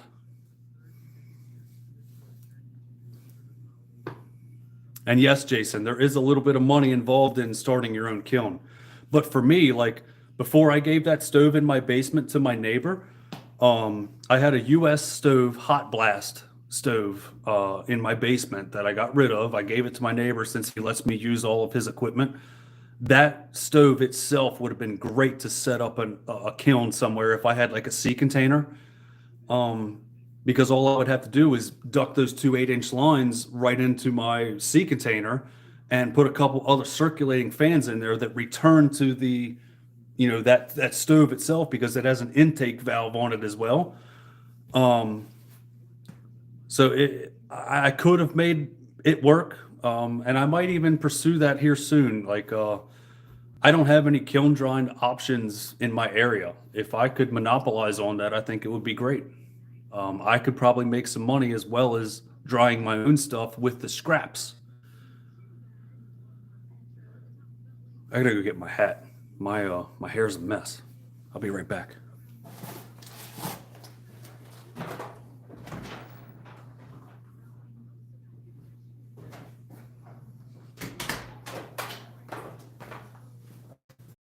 Gotta plug my phone back in too. This is gonna die on me. Guys, I don't ever believe that I have watched a 3 hour and 45-minute live stream. Brent, last year I did 32 cords. Not all of it was for sale to the public. I normally try to sell 10 loose cords to the public, and then it's about 10 in bundles. Bundles, obviously, you make a little bit more money. There's a lot more work in it, and you get a little bit more money for smaller quantities of wood, while I also keep 20 cord at all times for myself, just in case I have a harsh winter or something happens. Taryn has at least one season ahead of me, like if I leave this earth.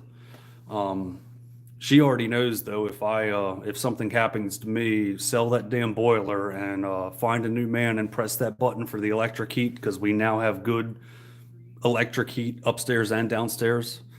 It's going to cost her money, but she's beautiful. She can find another man to help take care of her for the rest of her living days if I'm not here.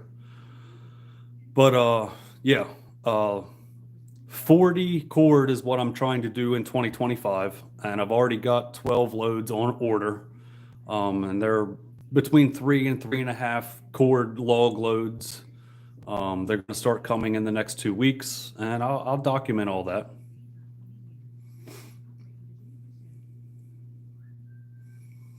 Jason, the equipment to control the moisture, really, if you're pumping good heat into a Connex box and it has fans circulating it, you're controlling the moisture. It's going to cook that stuff out.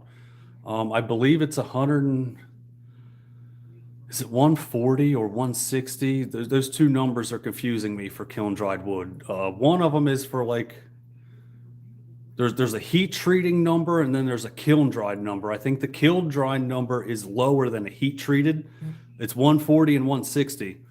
But as long as you can get the internal temp of your wood to 140 or 160 for like 36 hours or something like that continuous, it's considered kiln dried. I believe so. Don't quote me on that. I'd had Phil Anderson on Facebook. He actually knows all these numbers. He's a big guy out in Wisconsin. He's made his own kilns, and he's made super simple kilns that burn all of his trash that he makes as a firewood seller. And he's been certified with the state of Wisconsin for, I think, the past 4 years. Really smart guy. He's actually who gave me the idea to label my bags the way I label mine. Good dude. Brian, I hope I don't leave this earth anytime soon, man. Jason, I've not sold any wood. Someone said something about taxes. Jason, I pay taxes. Log Cabin Firewood is its own entity. It has its own EIN, and I am actually in process of getting all of my stuff together to go to my tax man next week for fiscal year 2024 for Log Cabin Firewood. As shitty as it sounds, there's a few unnice people in my area that forced me to become legit. And I'm okay with that, because it actually, paying taxes isn't a bad thing when you have a full-time job. Yeah, talk to your local CPA and they can give you better advice than me, because I'm just a dumbass.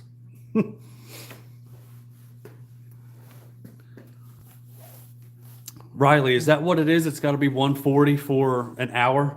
Yeah. See, I really don't know all the information of what it needs to be like for whatever time duration.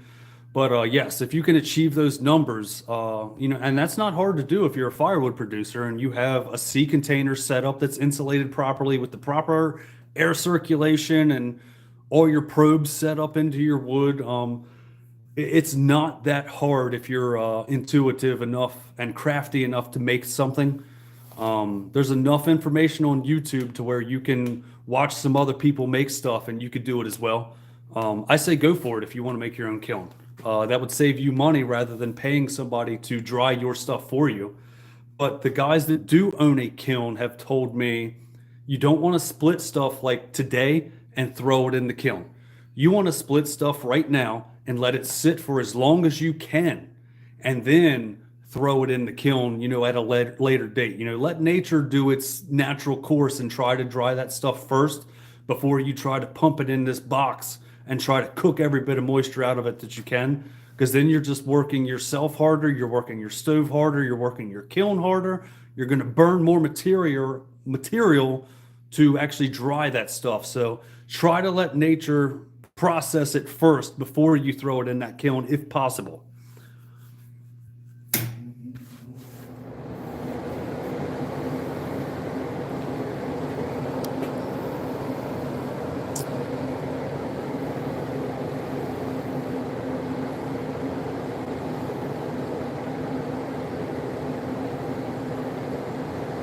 Was one of those people walking around looking at the wood in your wood yard recently? Yeah, actually today, Ken, I had somebody walking around my wood yard looking at wood, and he was here last month, and he kind of scolded me and told me, and I was doing a disservice to the local people, saying my wood was astronomically priced. But I said, sir, I was like, I'm providing a service for you. My wood is seasoned, my wood is dry, and I will deliver the wood to you, since you're right up the street for free. And he told me I was ripping him off. And then he showed back up today walking around my wood yard. And right now I am sold out of seasoned wood besides the stash I have for my bundle wood. I always keep enough bundle wood on stock or in stock to, keep what I sell always ready. And he yelled at me again, saying, he's like, oh, well, sell me this. And I had 2 cords of cherry sitting there that's not quite ready. That cherry's going for $450 for 1 cord. And he was like, what? He said, that's crazy. He said, I'll give you 200. I was like, well, see you, buddy. And it's not seasoned. I wouldn't sell it to him anyway. I'm not going to lose my license through my state selling you unseasoned wood that you're not going to be happy with. It's going to boil water out of it. And then you turn me into the state and I lose my license. I'm not doing it. I told him to kick rocks and get off my property. And he still told me that I was ripping him off at, the price I wanted for my smoker wood. Cherry is a smoking wood. It's an up price. It's a premium wood. It's not a regular burning firewood, so I can charge accordingly. And that's on me. If somebody buys it, they're going to buy it. I know they will. I've already got a customer for those 2 cords. But that's besides the point. Don't come onto my property, my residence, my home, and walk around and then beat on my door and tell me what you're going to pay for what I'm providing to you. And that's me being nice.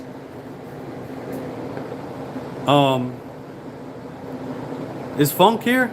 Funk, what's up, buddy? Hey, Riley. Hopefully I'm coming across okay. I mean, I have been a little tuned in today. But yeah, if you want to shoot me an email with any legit questions and I can answer them tomorrow a little bit better if anything's confusing, logcabinfirewood83@gmail.com. I'd love to help anybody out that I could. It's firewood's easy. Just got to have fun with it.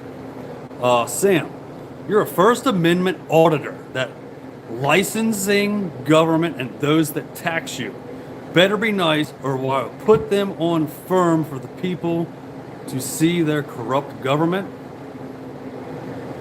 Whatever. I don't even know what the fuck you just said. But Funk, happy Friday, buddy. Brian,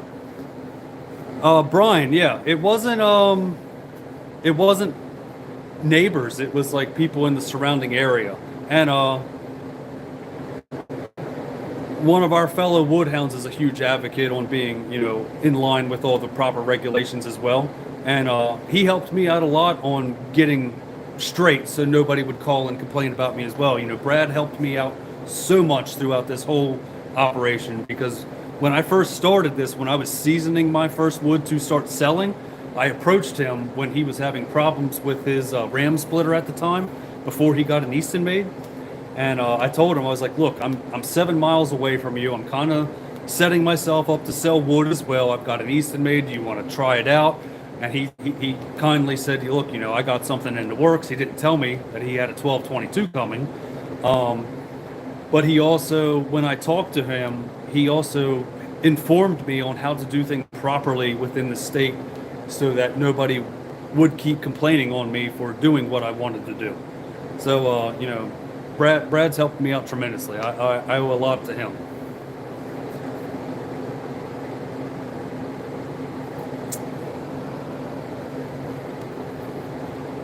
Sam, I'm sorry. I didn't understand what you were saying at that time. I didn't mean anything offensively. I really just didn't understand how it is. But yeah, I'm an activist for, our rights as well, brother. As much as I don't want to pay tax, I understand it's something I have to do. That way nobody comes and beats on my door and takes my home from me. I have a wife, I have a family. Selling firewood actually helps me, if that makes any sense at the end of the year. And Riley, bundles is a good way to... Bundles is a good way, so I can almost triple my money with bundles. So I sell my bundles $7 for one or 3 for 20. And most people buy the 3 for 20 because that's still beating most of my box stores around me. Most box stores sell their bundles for anywhere between $10.99 and $12.99 a bundle, just for one. No extra money off if you were to buy 3. So 3 for 20 for 1 cubic foot bundles is a good deal for most people around me. And I can almost triple what I sell a loose cord for. Sorry, I had to turn this thing off. People are messaging me if I'm still live 4 hours later. Yeah, I can't believe it. But yes, bundles are a great way to maximize your profits. While you're going to get a lot of hate, people saying, oh man, you're ripping people off. You know what? Not everybody wants to buy a third of a cord or a truckload or a full cord and have it delivered to their house. A lot of people live in a townhouse. Some people might live in a single family home and they don't want to deal with stacking or storing a full cord of wood, but they still want to have a glass of wine on a Friday evening with their husband and wife after dinner and sit there in front of their fireplace and just throw a bundle, or if they buy the 3 for 20, throw a little bit of wood in their fireplace and just sit there and relax. It is very, very therapeutic to sit there in front of a fireplace with a fire going with your loved one. And they don't need to have a cord of wood sitting out back. So the bundles are a great option for them. But you're going to get a lot of hate from it, saying you're ripping people off because you're charging more for it too, and I try to convey the message that, not everybody wants a cord of wood. Not everybody's going to burn every day for heat. There's a lot of better off people in the world, financially, that don't need to sit there and heat their house with wood, but they still like the ambiance, and people will pay for convenience.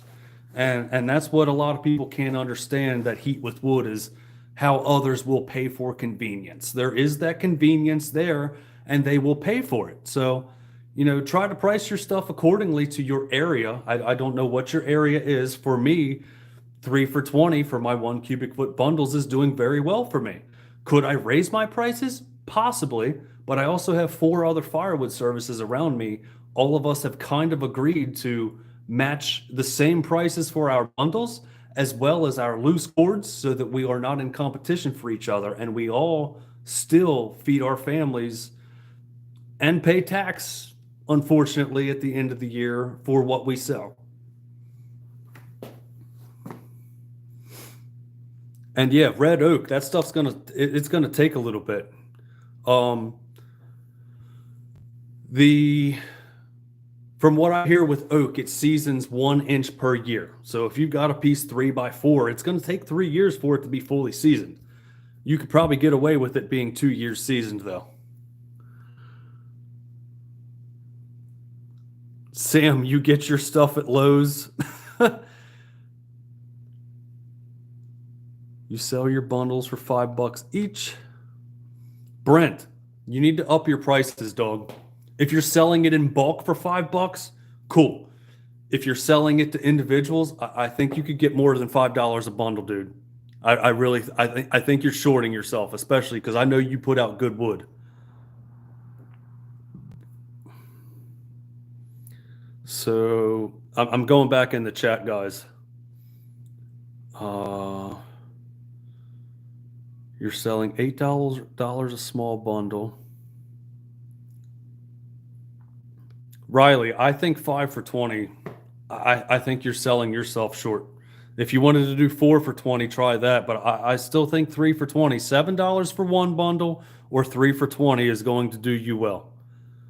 And Ken, you saw $20 a bundle in Virginia? That's a ripoff. Those guys were ripping people off. And Funk, I'm pretty sure I said hi to you. I love you. I hope you're great, buddy. I'm trying to catch up in the chat.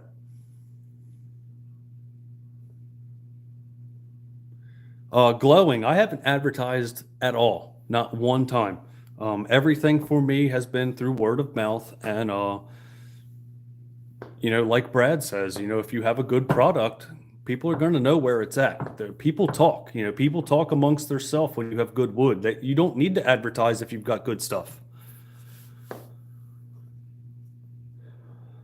And Lyle, man, $10 for a half cubic foot is a ripoff. And that's what I'm saying. Like, I'm selling full 1 cubic foot bundles for 3 for 20 or 1 for 7. I'm still beating the convenience stores. That's a ripoff. Your local wood yard in town's called the Best Firewood and sells bunk wood. Dude, that sucks. That's horrible. And Sherman, man, welcome back. You were here earlier. And look, Shibe, you're doing good. You do 1 for 8, 2 for 15, and 4 for 30. I mean, that's about the same as what we're doing now. I mean, that's on the same par as what Brad and I are doing. And the only reason I'm doing what I do is because, like I said, I'm not trying to compete with the other 3 firewood guys in the area. Like I'm matching their prices, so we're not all in competition.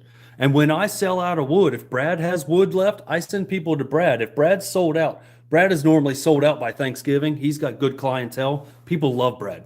I send my people that call me to the other 2 firewood services around me. So we all scratch each other's back.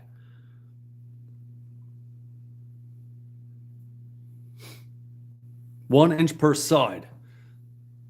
So if it's a 3x4 inch piece, if 3 inches, so that would still be 3 years, right? No, I guess that'd be a year and a half if it was 3 inches. You're right. You got me, Shibe. You're right, buddy. And Jason, Brad seasons his oak in a little over a year, like right about a year and a half. All his crap that he puts out in that field, I mean, it's 100% sun, wind, and just sun and wind all day, every day. Like, he can season his stuff really fast too. OFLC, yeah, $7 a bundle. That's a good number. John, I can't believe you're having problems with theft, bro. Like, what a piece of shit to steal firewood, to say frankly. And people have asked me that numerous times, like, what am I going to do? I mean, I can't shoot somebody over stealing a bundle of firewood. If you're going to steal wood from me, you obviously need it more than me. I'm going to wipe my hands clean of it, and I'm going to let the Lord do what he needs to do in that case. It's you just gotta have faith that people will do better. That's all I gotta say about that. I mean, it sucks that you're dealing with theft, bro. 5 for 20, you'll come buy all I got right now. Come on over. I'll sell you 4 bundles for 20. I'll start making them right now. Yeah, Funk is a good dude, Brian. I love you too, man. Like we had a lot of fun when I met you, especially around Christmas time. That story you told me when you opened up your Christmas present, I'm never going to forget that ever in my life. Like you made my day. Glowing firewood. I have not set up a Google thing, and Tom actually yelled at me about this. Tom's Firewood. He's a huge firewood seller in southern Delaware. The man, he works a full-time career doing what he does for stupid hours, and then still provides hundreds of cords for people throughout the year. And he stacks it too. Like, Tom, you're doing so good, man. I'm so proud of you. I'm so glad Chris in the Woodyard gave you a shout out and I met you, man. I would have never known anything about you if he wouldn't have shouted you out. Sam, I hope you're right, buddy. I hope you're right. I think it will be as well. Yeah. Foothills, Brit, you're going to do a video on how to mitigate theft.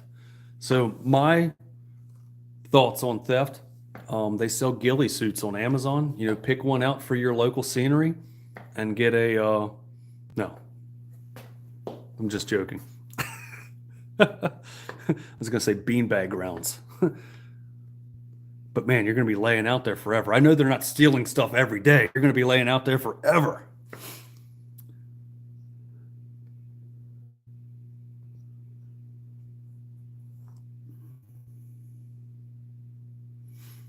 OFLC, you got 10 guys you're competing with. Yeah, I mean, there's when I started this, I really only started it kind of as a hobby thing. I mean, it's still a hobby to me. I'm not, once I start selling 200 cords a year plus, I mean, that's my ultimate goal. I would like to set my business up for my nephews to take over by the time they're 18. My nephews right now are 3 and 4. So within the next 15 years, I would love for them to take this business over and they could start doing what they need to do and, you know, start saving a little bit of money. You're not going to make a ton of money with firewood unless you have premium like services. There is money in firewood, but you can go broke with firewood really quick too. So I just want to set them up to where they can better themselves for, you know, the start of their lives. And then, you know, they don't have to do it forever. They can figure something else out. John, dude, that sucks. I wouldn't think that people would be stealing your firewood up there. I thought you were in a pretty decent area. Like, you're in farmland. Who the hell's stealing firewood from the farmers? I would set up some cameras. Like, I just got a blink system. I got it on Amazon on Black Friday. And I can see everything. And, like, I can arm it when I leave for work. I can have it armed while I'm here. I can see everything. If there's any movement out here, when the school bus drives by on the main road, it sets it off. But you can adjust the sensitivity to where you can see, and you know, maybe you can catch a license plate or a face and turn it into your local authorities and let them do their job instead of, you know, you having to do something stupid and rotting away forever because we can't protect our own property in this unruly republic.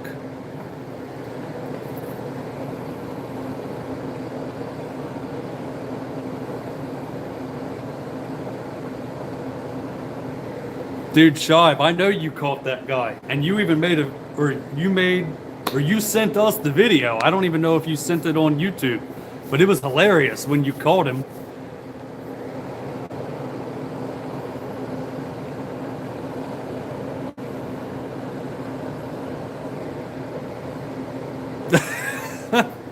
Dude, John, a super soaker full of pee.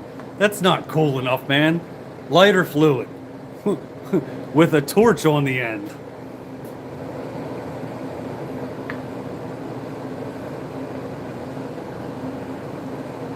I'm going Bill Murray on him.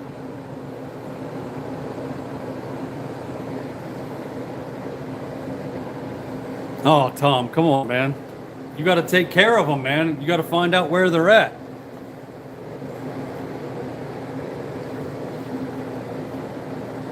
Dude, I can't believe I've still got 20 some people in here 4 hours and 7 minutes later. cheers to everybody that's hung out with me for 4 freaking hours. Because I know there's been a couple of you that have been here the whole time.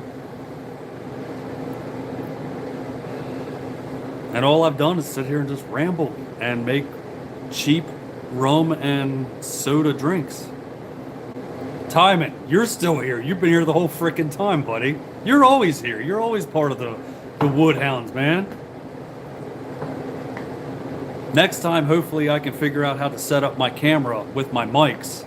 That way I don't have to stand here and just talk to you. I can actually be working. This was supposed to be me making bundles, which I made a bunch of these yesterday on one of my shorts, and I was going to make more. I did make one wheelbarrow today on the live. Shibe, I think I got you beat, man, for time-wise on a live. 4 hours and 8 minutes. What's your longest one?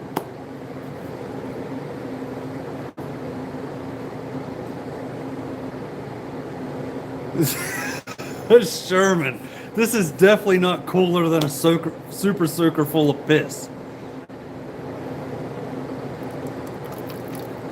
You know, one of these days I would like to go live with Dan. You know, I can be drunk fun like Shibe. Shibe is the man. Like, that, what was it, 2 weeks ago? Dan had like 6 people on his live, and then as soon as they were done, Shibe spent like 20 minutes trying to get his sound right. Something was wrong with his computer, and then finally he went live, and everybody I talked to, they were like, dude, that was the funniest live they've ever seen. So Shibe, good job doing a drunken live after the live.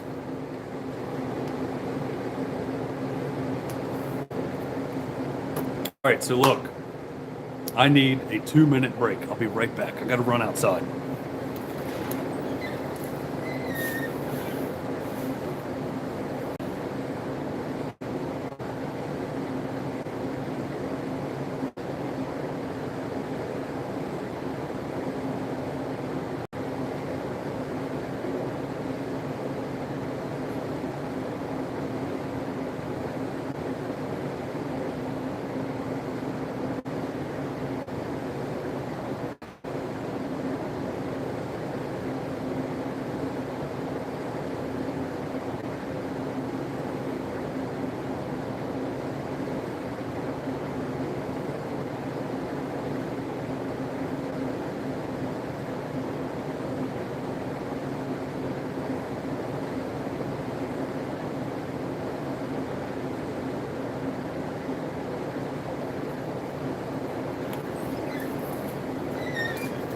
And we're back. So I definitely think now that my garage is heated, like over here behind my TV, if I can like not shake you around, I'm going to set something up where I can have like a little stand where I can actually sit down and have the TV playing behind me, you know, with one of my favorite YouTube channels, as long as I don't get like copyrighted or whatever, and have some stuff playing behind me, or you know, figure something out to where I can actually set up an area to do more lives, because I do need to do more lives, especially since I'm growing. You know, we recently hit 2,000 subs, and I thank all of you for the support, and for everybody that, you know, shares my stuff and comments. The comments and likes really help all of your channels that you watch. You know, if you watch somebody, make sure you comment and like. The engagement really helps YouTube push our crap out. I mean, we're just a Firewood channel. We're not very entertaining. I try to be. I mean, if you like chainsaws and commercial log splitters, I got you covered, dude, and dudettes. But yeah, definitely hit that like and subscribe and all that good shit. We YouTube creators say it all the time, but it really does help us. Let's see. How much money for you to shave my beard off? Tom. How much to shave my beard off? All right, so I just purchased something today, and it cost me $2,800.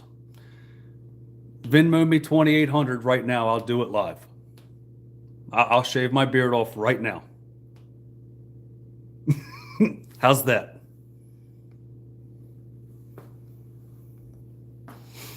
Dirt Road Landing, cheers and welcome. Happy Friday. I've been here for 4 hours and 12 minutes just rambling.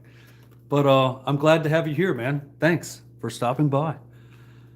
So yeah, Tom, 2,800 bucks. Do you want me to go get the razor? I think you made enough this year. I don't know. Never mind. I'm going to recant that. No. 28,000.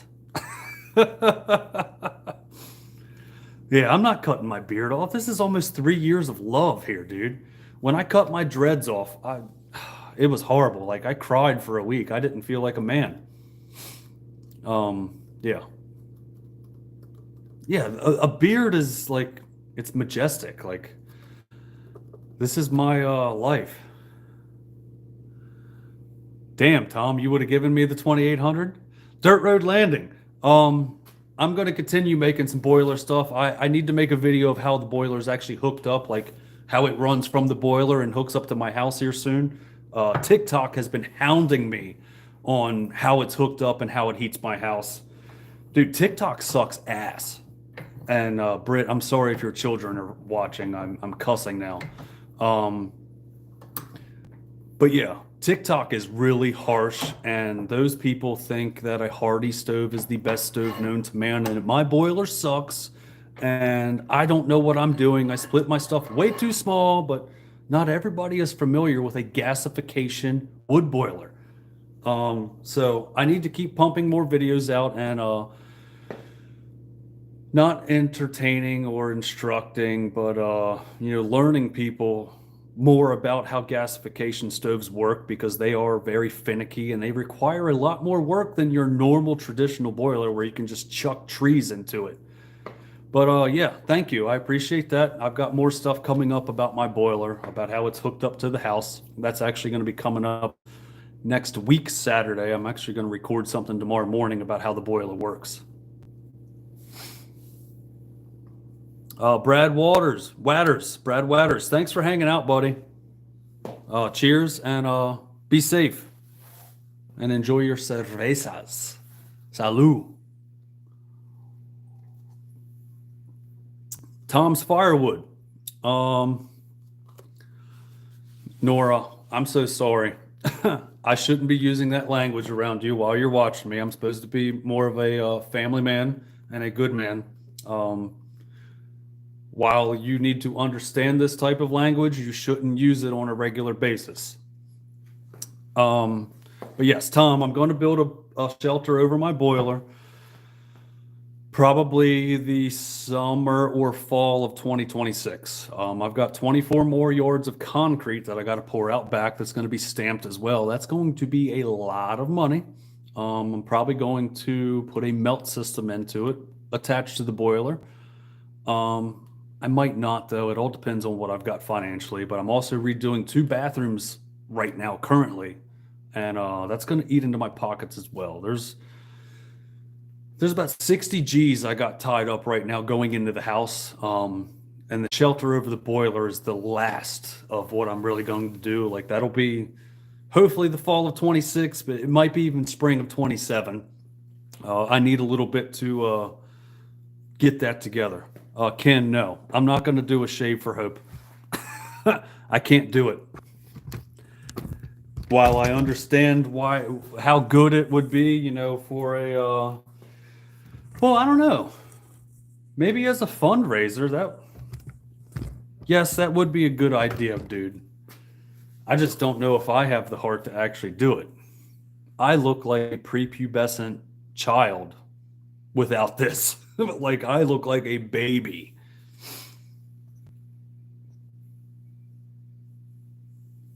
Dirt Road Landing. I can't believe you watched that Hoosier thing 10 times. There were so many other people that were there that did such better work than me, but thank you for watching. Like, that's awesome, dude. I really appreciate that. When I went out there, I didn't know what to expect. I knew it was a big event for the veterans, but, Mike and Jenin and, everybody involved, Jacob, everybody out there involved with that event does a really good job, setting everything up. And I was blown away how organized it was. And me stepping in and helping for the Hope Foundation this year. Just by me making my little video, helping York Firewood out. At the time, I had a little bit more reach than York did. I wasn't trying to step on his toes because that's his thing. It's in his backyard, and Ken and Danny really do a good job for that. I just wanted to organize more people, and I utilized what I learned from the Hoosier Firewood hysteria to kind of organize and set up a better situation at the Hope event. And I learned a lot from Mike from K&L, how he did his. And this year coming up, I'm going to do a lot more with the giveaways. I'm going to start reaching out to bigger companies in the next few weeks, actually, because I'm going to set this up here soon. That way they have a chance to decide if they would like to contribute, because ultimately it's up to a company if they want to donate something. They don't have to, but I'm going to approach them and try to do it professionally and say, hey, look, guys, this is what we've got going on. If you'd like to come out and hang out, please come out. If you'd like to donate something, I would love to have your product to have as a giveaway for a raffle. And I want to do the raffle just like K&L does at Hoosier. You buy tickets, and as your name is called, there's a whole pot, like a whole room. You go pick what you want if your name is called. You take that, you walk away. Then the next person is called, and then they just keep going until it's done. It's a good fundraising event that, everything goes right back to Hope. Brad and Chaz, they're going to raffle off some saws. There's been some miscommunications about that, where the half of the proceeds. They don't mean half of the proceeds. They're going to have to eat the cost of the saw, and once the money is made back from the saw, then it becomes 100% proceeds go to them. Chaz and Brad are going to put up whatever it is, $1,400 for a saw. They're going to make that back first, and then everything else on top of that is going to go to Hope. I don't expect anybody to have to eat, costs, unless you want to. I can't. I can't afford that. I can't afford a $1,300 saw and to eat as a donation. I wish I could, but with what I've got going on around here, I just can't. But Brad and Chaz are going to do a good raffle. We're going to try and get a bunch of good stuff involved. There's a lot of good companies that are going to come out this year for Hope.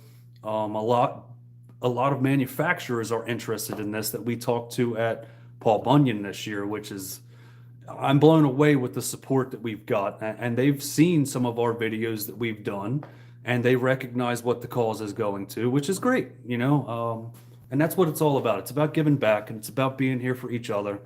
And I say it at the end of every video, take care of each other. I mean that. If I could, and if you were local or however I can, I'll try and take care of you as well, because you guys take care of me. You guys are always here. Hell, you've been here for 4 hours and 20 minutes.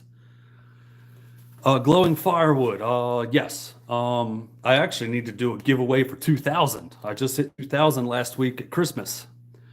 Brent, it's 22 degrees and your hot blast furnace is keeping your house at 70. So I just got rid of my hot blast furnace that was in the basement, and that dang thing would keep my basement at 90 degrees. The first floor would be 85 and the second floor would be 75.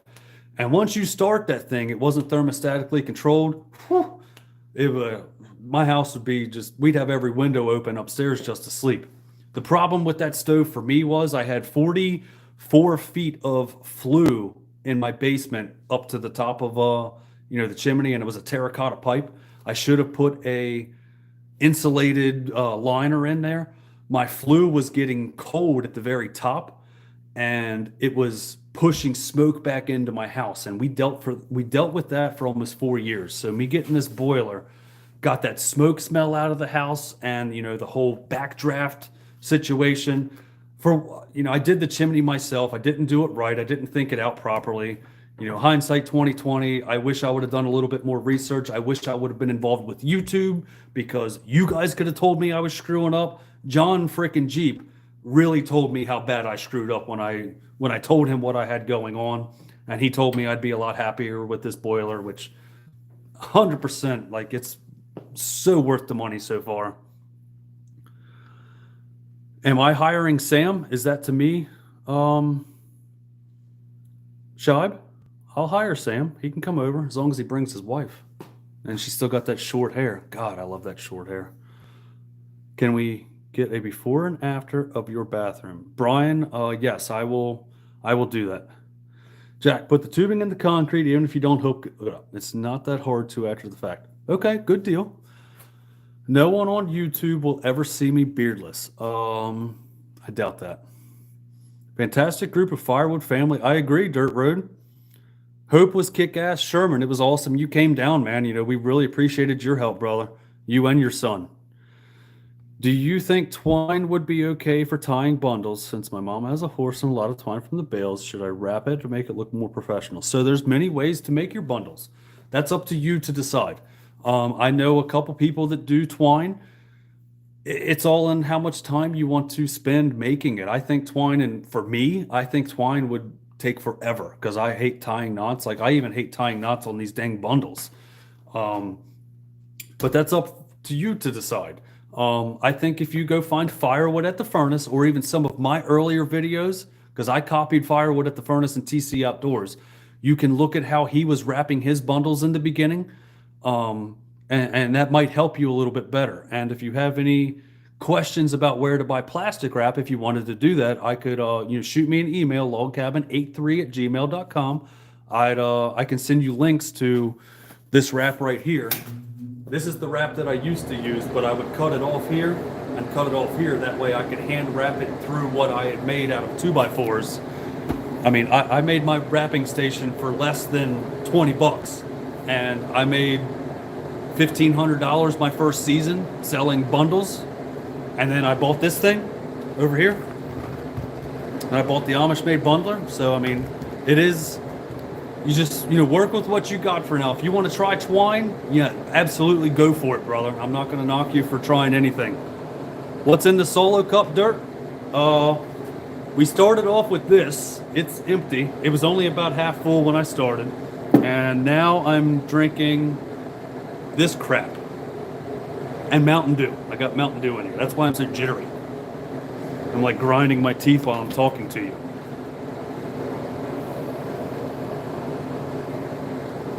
I would do a tourniquet knot. Is there a video on YouTube doing it and they got plenty tight? Riley, by all means, dude, if you think you can do it, try it. See how it works for you. There's more than one way to skin a cat. And that's what a lot of people say. So do what works for you. Check it out. A double farmer's knot would work, but I can't explain that on a textbook. Well, Jason, break the textbook out and start explaining.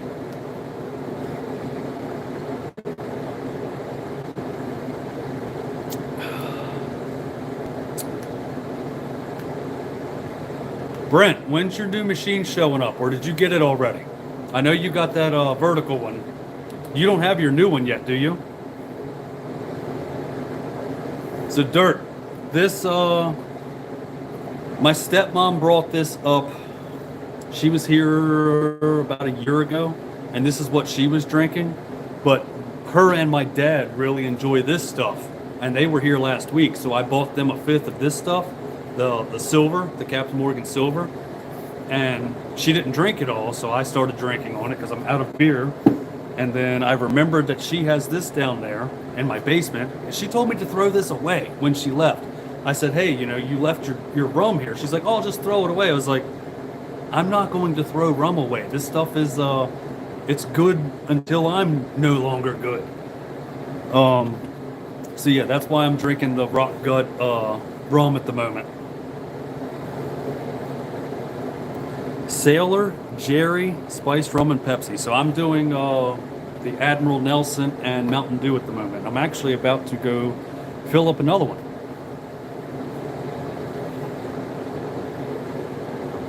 So man, we got 2 hours until the Friday Night Live.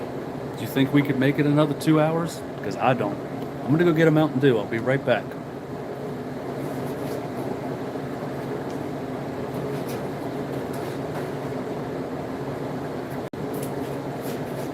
Yeah, somebody said that I should just keep going as a pregame.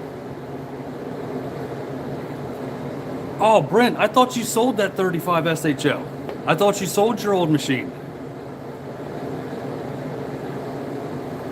Yeah, I thought you had already sold that, dude. I wasn't aware of that. I saw you posted it, or I saw Bob had posted it.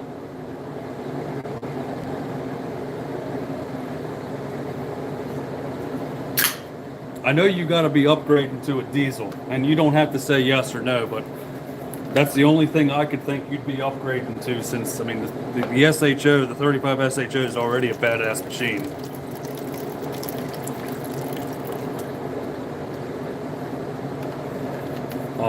But yeah, I hope that happens soon, man. I've got a new splitter. I actually have 2 new splitters coming here soon. In March. Well, the end of February. I'll make videos of it at the beginning of March.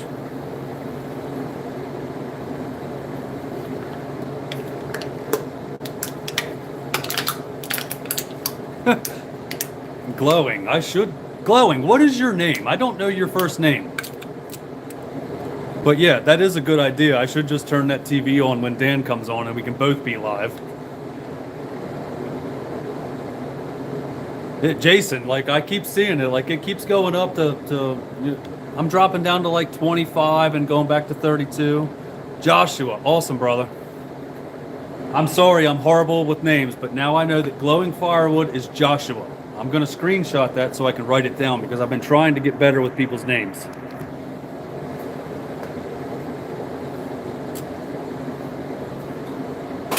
Yeah, I said something earlier that when people leave comments in chats, they should put like a little dash at the end of their comment with their name.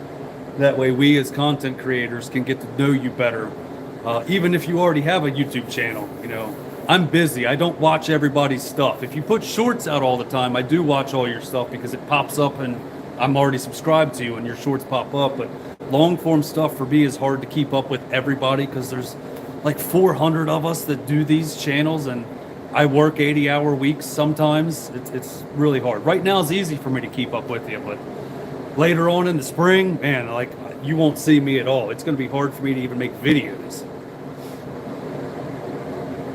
Brian, I should go live more often, but man, this is hard.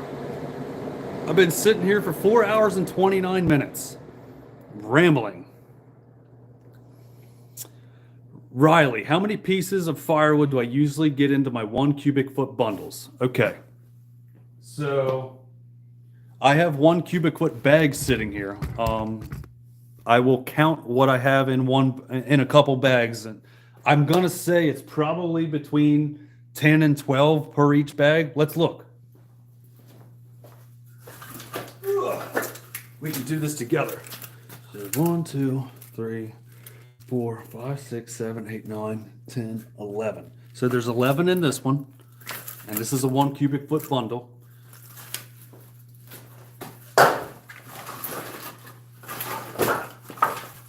Here's another one. There's 1, 2, 3, 4, 5, 6, 7, 8, 9, 10, 11, 12. There's 13 in this one, but these are also a little bit smaller pieces. I'm gonna go all the way in the back and grab this one over here. It really all depends on what size you split your stuff at. So there's 1, 2, 3, 4, 5, 6, 7, 8, 9, 10, 11. There's 12 in this one. So between 10 and 13, 9 and 13, it really all depends on how big they're split. And I try to split stuff to where it's like 3 to 4 inches. You know, 3 by 4 is what I try to make my bundles. Because when people are buying bundles, they want the stuff to burn. They want it to go up fast and quick. They don't want to sit there and struggle for a fire. So make it small.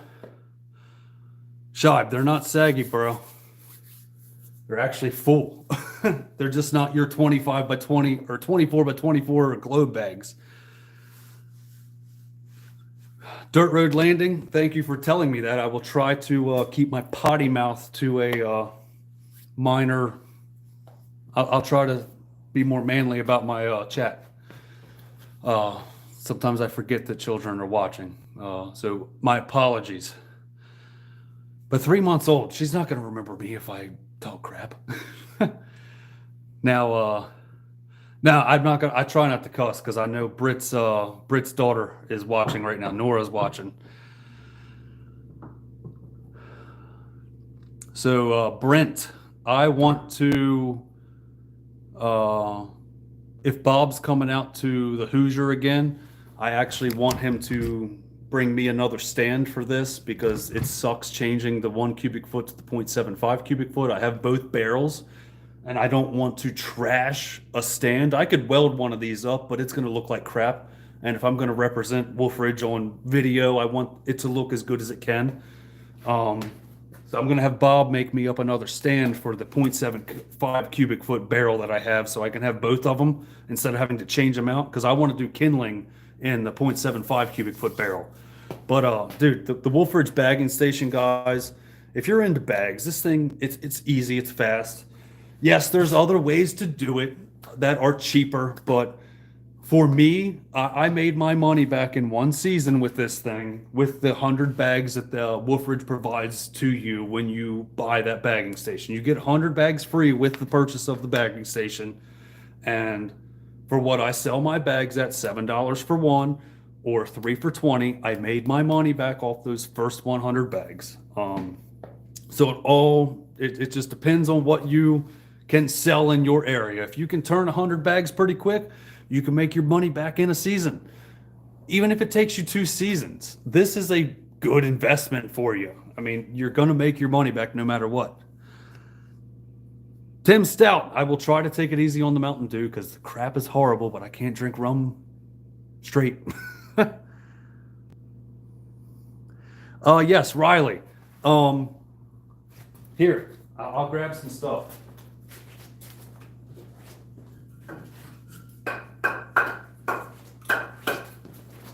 So this is the wood that I put in my bundles. And if you look at my hand, how I'm holding it, this is about what I make it. And I made all this with my Eastonmade Access. This is ash.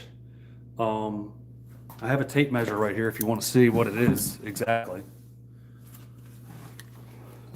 So it's about 2 inches wide by 3 inches. About 2 by 3 is what I like to make my bundles. And this one here is a little bit bigger. It's probably 2.5. Yeah. It's, try to get you on camera here. It's hard. 2.5 by 2 3/4. So, I mean, that's about what I like to make my bundles because I can get more pieces in there. Now, there are some bigger chunks in there, like if I have a bigger piece as 4x4 or 4x5, I will try to throw a bigger piece in every now and then.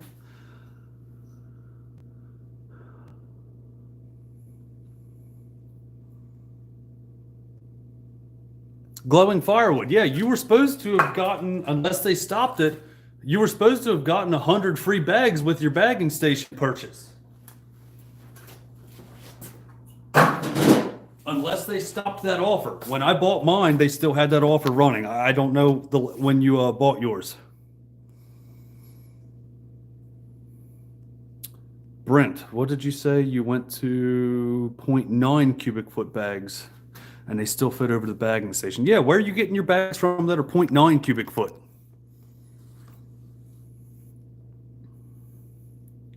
Brittany Barnett, what's up, beautiful? Josh, don't smack me in the face, but hey, babe.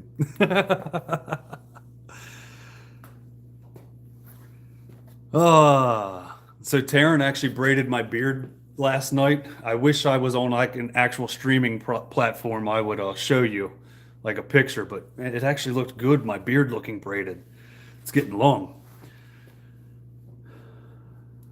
Yeah, I guess you got yours over the summer, Glowing, Joshua. Yeah, I thought they were still doing it. Maybe they stopped doing it this year. But yeah, when I bought mine, they gave me yeah, I got 100 free bags with mine. That was the deal they were promoting at the time.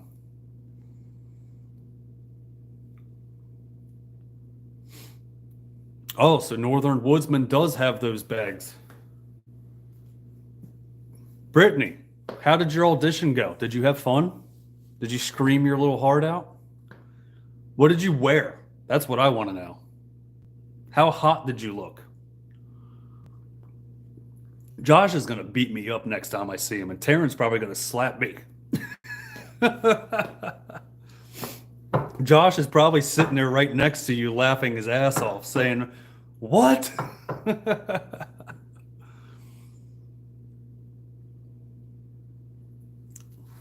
So my friend Brittany just tried out for the band Nevermore. And yeah, they're like a metal band, and they've got some good singing and like very minimal screaming parts, and she just tried out for them because they were having auditions. And yeah, it's pretty cool that one of my friends is trying out for a pretty big, well-known band. So yeah, more power to you, honey. When Taryn told me that, I was like, no shit. But yeah, and she does a lot of powerlifting. Like she can squat like more than what I weigh. Like she's a badass. She can probably squat more than everyone in this chat can.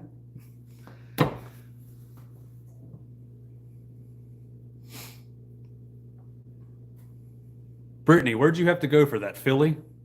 Because after Taryn told me, I did a little bit of searching, and that's where it looked like they were doing auditions, was Philly.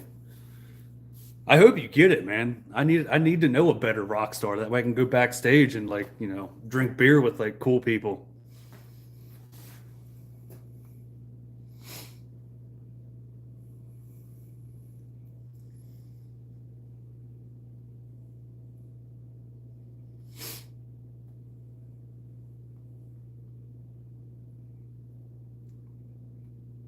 Oh, so you had to do it virtually. Cool. Right on. See, that's weird. Like, because I couldn't sit here and like sing for you. Like, all right, hey guys, what's up? You know, I'm going to play this track. I want you to sing for me. I would suck trying to do that. Like, I would, you know, I wouldn't be able to do it. Barbecue with Neil. Good evening. Happy Friday. And cheers. Welcome to my live stream.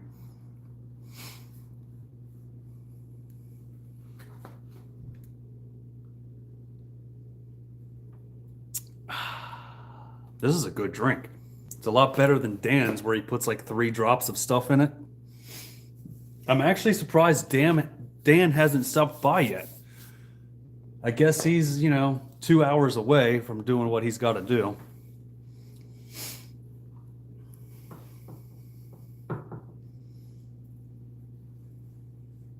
What am I drinking? Brian, what am I drinking? What did I start drinking? That's the question. What did I start drinking, Brian? Vacation in North Carolina. I did 61 days last year on carnivore, and I lost 33 pounds in 61 days. And then when we went on vacation, I started drinking, and I'm a drunk. Like, I'll be honest with you. If I can't smoke pot because of my job, I'm gonna drink, and it sucks. And then when I got home, you know, then pumpkin beers came out, my kryptonite.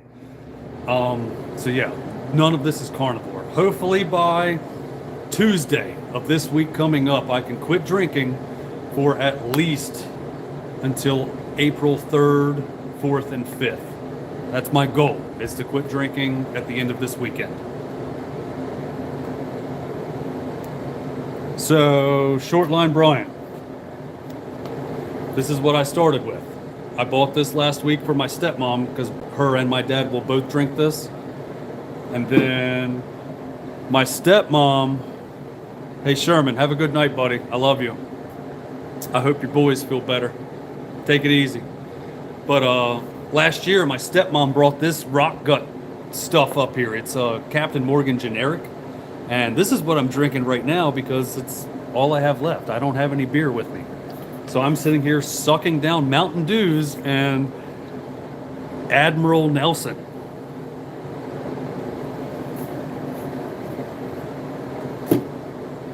But yes, Brittany, thank you for holding me accountable and telling me that I'm a piece of crap, because I really would like to go back on the carnivore because I am looking a little bit ponson.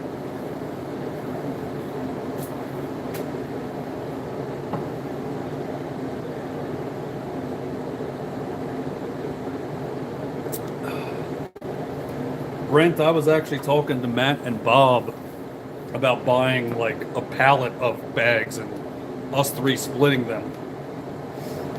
But I was like, dude, that's still gonna suck because Bob's where he's at, Matt is where he's at, and I'm where I'm at, and we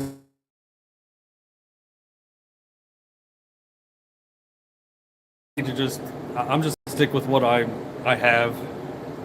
Like, Joshua, I work for the railroad. You kind of live in my area. I work for a passenger railroad. Don't say it on the chat. Like nobody please say it on the chat.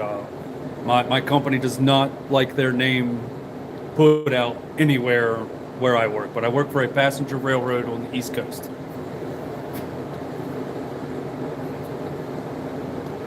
John's going to get firewood right now on his skid loader. Right on.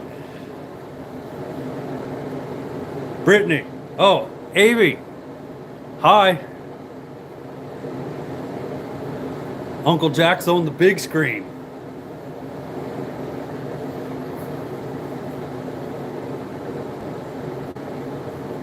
Yeah, Jason, I had to plug my phone in like 2 hours ago. I'm surprised it's still charging. I'm at 33%. I went down to 6. Wow, I've got a lot of messages since I've been on here for 4 hours. Yeah, normally I talk to a bunch of woodhounds all day long. All right, Brent, we'll be here for a little bit. I don't plan on going nowhere. Brittany, have a good night. Drive home safe, honey. We'll see you soon. And keep staying strong.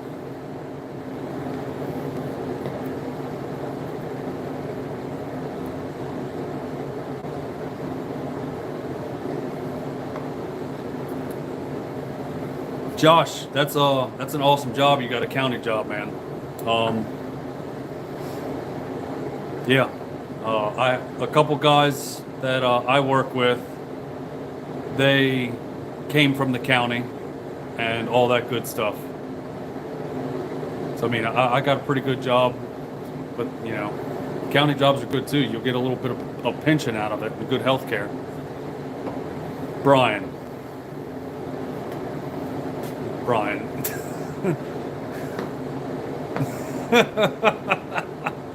How do I even answer that?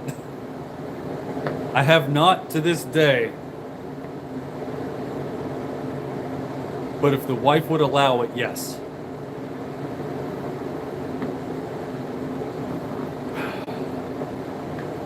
You're bad. You're going to get me in trouble.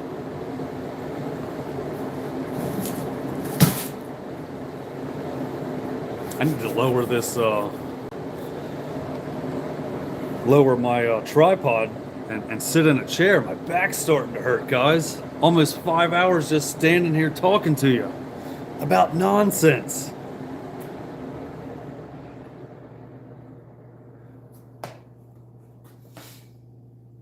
It's so funny.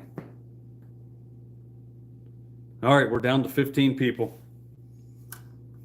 We got to get our numbers back up. What questions do you have? What else can I answer?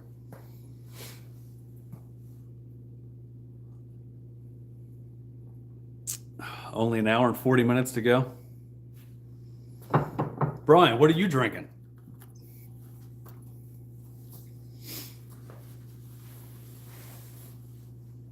Ken, I don't know if I can make it an hour and 40 minutes to Dan's live. You would have already been in a chair, Jason? I might bring a chair over here. Yes, Joshua, I've been monetized for over a year.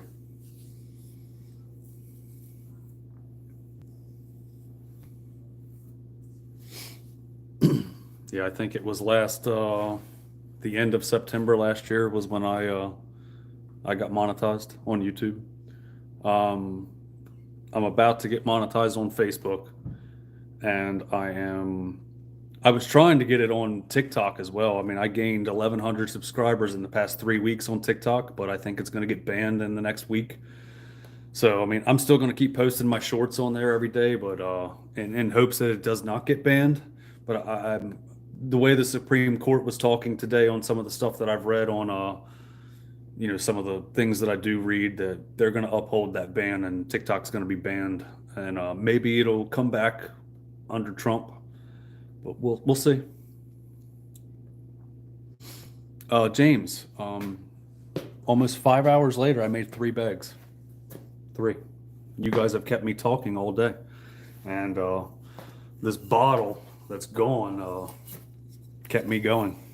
And now we're on to this rock gut crap. So Hope, what about the wood-fired pizza oven and smoker at Hope? Who has a wood-fired pizza oven and a smoker? James, this is like the pregame, like afternoon, like into the evening.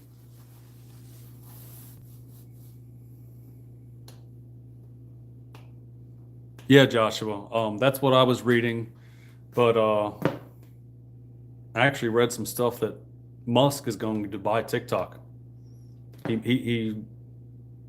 don't know. I read a lot of things that I can't really believe because I don't follow mainstream media.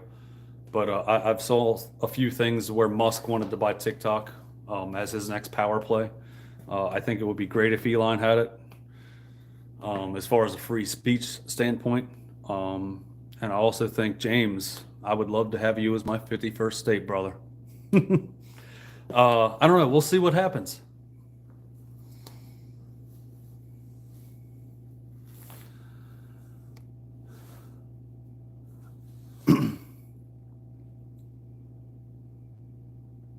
Yeah, Jason. It's our government is afraid of TikTok because of how free it is. There's a lot more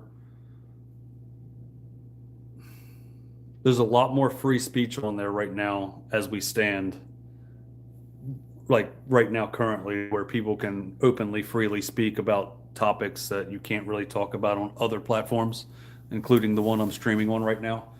This platform is majorly against anything you want to talk about freely, including firearms, and even this thing right here labels me as a domestic terrorist, which I think is asinine, because I'm just a normal human being that will stand for my family for whatever I feel is necessary. Yes, Ken. Ken does know people, but Ken's also almost 3 hours away. I don't know if they would come down and smoke stuff for us. Dirt Road Landing. Hey, Dirt Road, what's your name? What can I call you besides Dirt Road Landing? That's one thing I've been saying throughout this chat, is like when people message stuff, like leaving comments on my videos, put a little dash at the end of your comment, so I can memorize your name and call you out as you rather than your channel name. It's 28 where you are. It is currently, I don't know if I can back out of this without losing you. Oh no. Okay, there we are. I'm back. It's 31 degrees for me.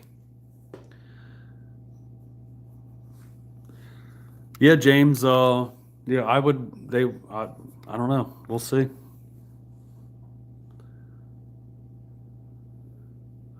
James, I'd love to have you as a 51st state.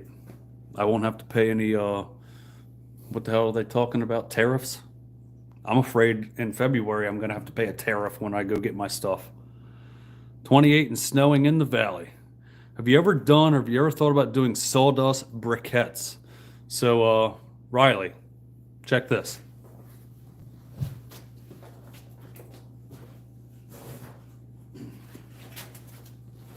So this is a 5-gallon bucket of hickory. This is hickory sawdust, and there's a couple big chunks in here. I would sift this out. I wouldn't put this in there. But I make fire starters the same way a few people do. I do these fire starters like this with soy wax and a souffle cup. And I sell these. This is $10 right here. It's $10 for 12 of them. And if I put one of these in the stand and somebody comes and buys a 3 for $20 bundle, they're guaranteed to buy one of these. Like, hands down, they always sell out. TC Outdoors really upped my game on how to do these, and Hardworking Man started it. Ken's Cuts also does these, but yeah, these are a big hit in my firewood stand, and they work. You pull this cup away in 2 places, light it here, light it there, and set it in your fire. You're guaranteed a flame and a fire within 5 minutes.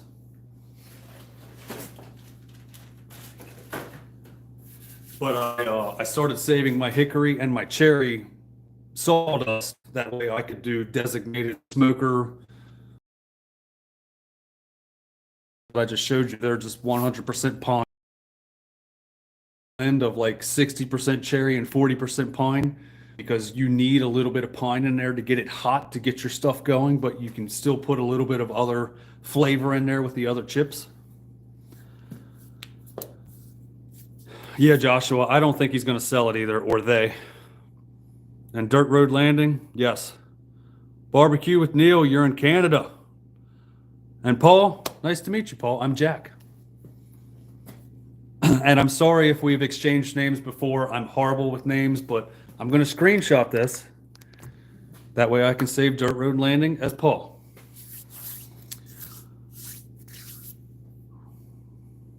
We'll get here before the 20th. I think the tariffs may happen, but they won't last long. -8, dude. Phew, Neil. That's horrible. Glowing firewood. The ones that I have are a pine bedding and soy wax. I get my wax from, I think it was like American soy wax or something like that. It was on Amazon. It was $145 for 45 pounds. And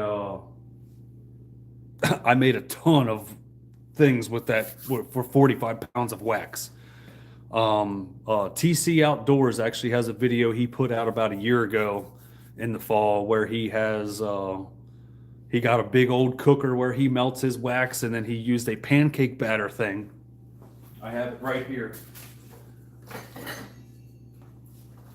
where he can fill this thing up with wax, and then he can sit there and go through and just sit and load them up. So it really simplified everything that I had going before.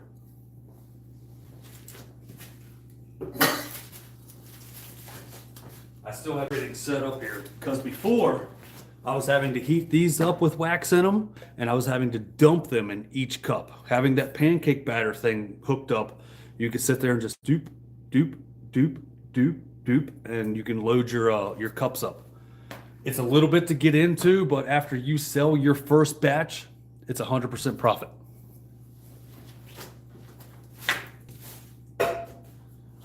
And Joshua, if you can't find that video, you should be able to. Look up TC Outdoors and just search TC Outdoor Fire Starters. And it should be the one from about this time last year where he implemented his the pancake batter thing. He really simplified the whole thing for us as somebody making them and selling them. It's really easy. But yeah, just sawdust and wax.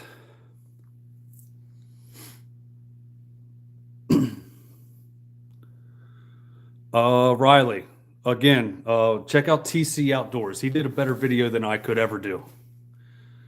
John, I'll see you over there at Dan's later.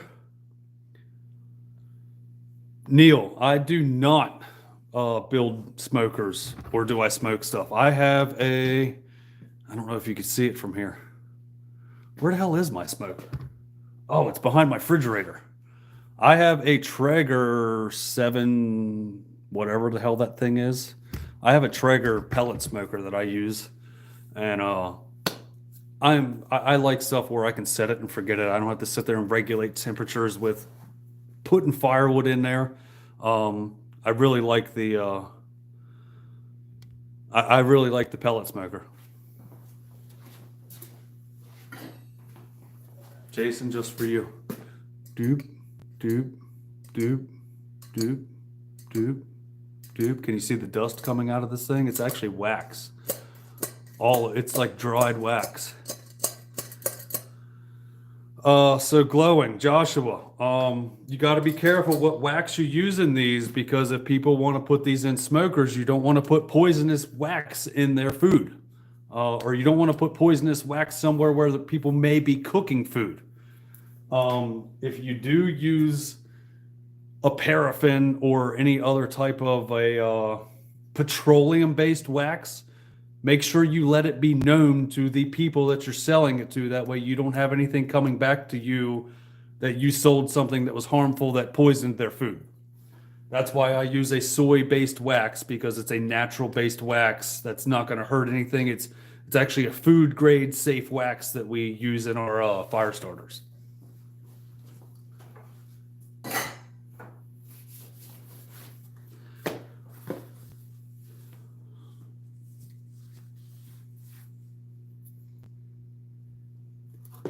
Yes, Brian, the Wi-Fi is outstanding.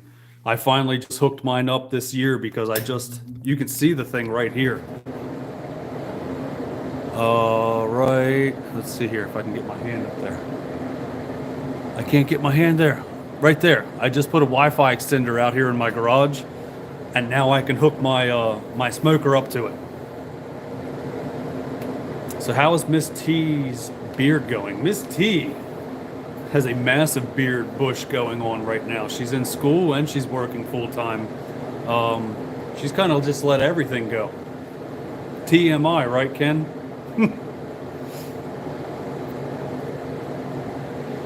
Dude, soy causes cancer and everything in California. Garrett, 100%.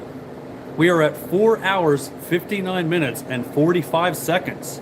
You're going to be here for the 10, 9, 8, 7, 6, 5, 4, 3, 2, 1. 5 hour mark, my friend. Cheers, guys. 5 hours. We've been live. There's still 20 people hanging out. What the hell are you doing here? Britt, I'm sorry if your daughter's still watching. I'm over here cussing. Nora, don't use this language. It's only adult stuff, honey. Yes, Russ, I'm still going. I have nowhere to go.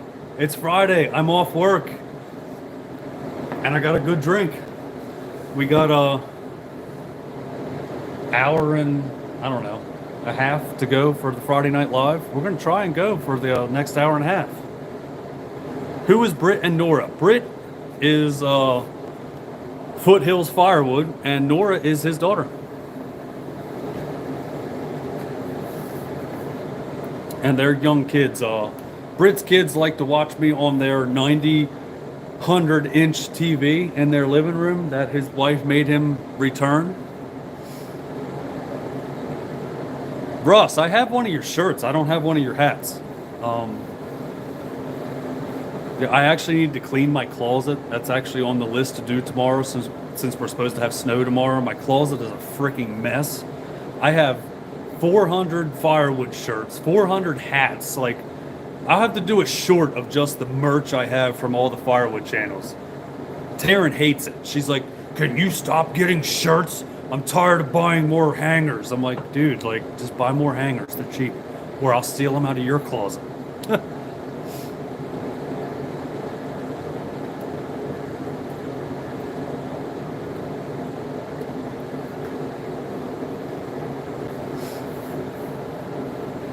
Around the yard. Brent, what should your next wood splitter be?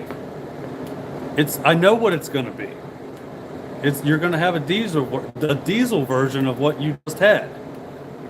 At least that's what I hope you're going to have. I mean, for what you do, I don't think a vertical would be your solution for an everyday situation. While I do think a vertical is great, for what you do, I think you're going to go right back to a horizontal, but a diesel version of it. Michael D, man, we still need to hang out soon. Like, I know you're only a hop, skip, and a jump away, across the ocean.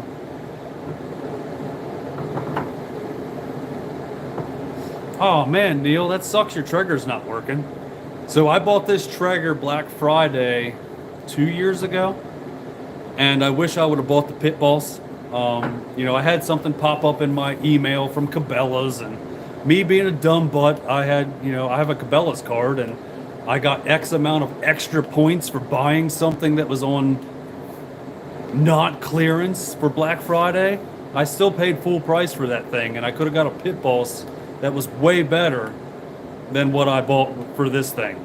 I mean, I had to buy the tray that folds out for the Traeger. The pit boss comes with it. The pit boss smokes better. It's more, it's like a better regulated burn.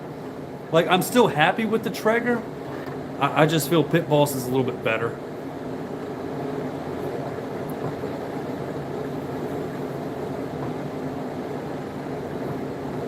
Michael D, you have to let me know when the weather is better.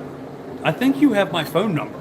If not, email me. I'll give it to you. Like, I'll go out on your boat with you. I'll bring lunch and drinks. Whatever. You tell me. And I'll pay for fuel. Let me know, brother. I'd love to come hang out. Yeah, Brian, the pit boss is great. My old supervisor, Jaquan, he's got a pit boss, and he smoked a brisket for us for one of our safety meetings. And dude, that was one of the best things I've ever eaten. I don't personally prefer brisket. I don't like brisket. It's a fatty piece of crap meat to me. And Brian even tried to talk me out of that. I still just, I don't like a brisket. Or maybe I've just never had a real good one. Summit North Marina. I'm going to screenshot that too. That way I can remember it. Yeah, I don't think you're that far away. Dude, I've seen a lot of people that make burgers out of brisket. Like, go buy a brisket and grind it. Because I've got an awesome meat grinder because we make our dog food. That's another thing. Like, maybe next Friday I'll go live and I'll make my dog food. I'll show you guys what I do to make my dog's food. Because she eats better than I do. But yeah, I've seen a lot of people make burgers out of brisket because it's a cheap cut of meat. And it's a good fat to meat ratio. Hey, is there a group that wants to go to the Woodsman Show in Maine that would like to carpool? It's a long trip.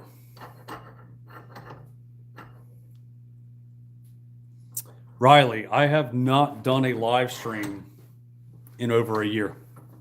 It's been, the last time I did a live stream was when I hit 1,000 subscribers, and that was last October. It was October of 23 was the last time I did a live stream. And I didn't do live streams because WD-30 Adventures got me so trashed that day that I stopped doing live streams. So Joshua, I'll tell you what you do. Go to epicsports.com. You can buy Richardson caps like this one. This is a legit Richardson.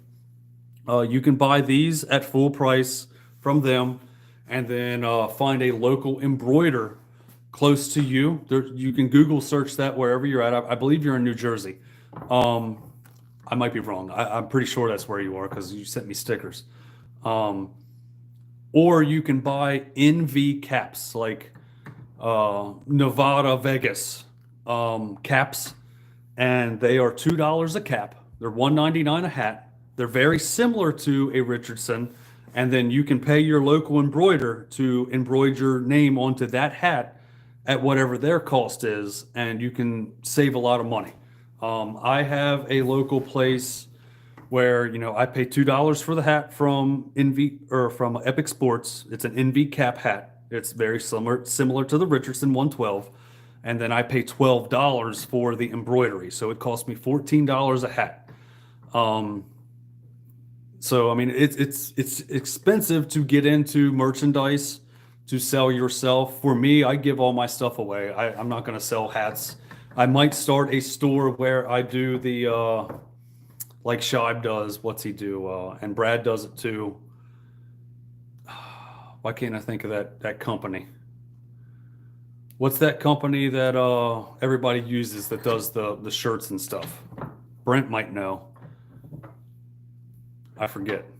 But yeah, there's a thing that you can link to like your YouTube channel where you can sell shirts and hats, but they only make stuff every 2 weeks to where like Bonfire. There you go. Thank you, Brent. Um, as you order stuff or as somebody orders stuff, they only make your stuff every 2 weeks. So if I were to order a shirt off of you today, if nobody else ordered one, 2 weeks from now, they would print that shirt. That way you don't have to sit on $1,000 of merchandise having, a medium or a small or a 10X or a 2X and an XL. Bonfire will print what your people want as needed every 2 weeks. And they let people know when you email them or when they purchase it that, hey, it's going to be 2 weeks before this is even printed. Do you want to proceed? So it's pretty cool. Bonfire is a good option. I don't know. I'm lazy. I haven't set one up yet. And again, I don't really want to sell stuff to people. Like, I'd rather meet you in person and just give you a hat and say thanks for watching. That's just me though. And that's why I won't buy Richardson's.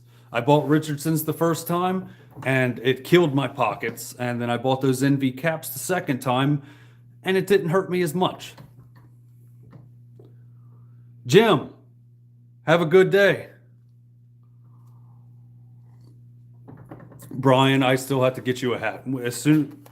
When I make more hats, I will definitely set one aside for you, brother. Because you've been here the whole time since I've started this.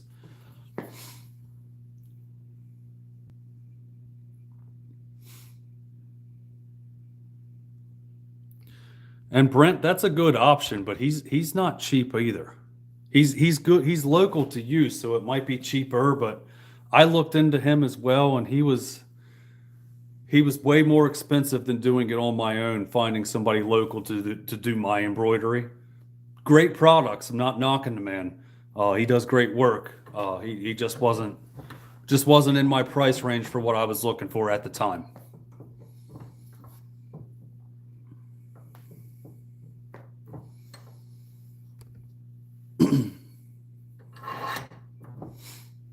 But yeah, bonfire.com. You should be able to set something up, Joshua, on your channel to where you can link it right to your YouTube. Josh, next time I get some, I'll just send you one, buddy.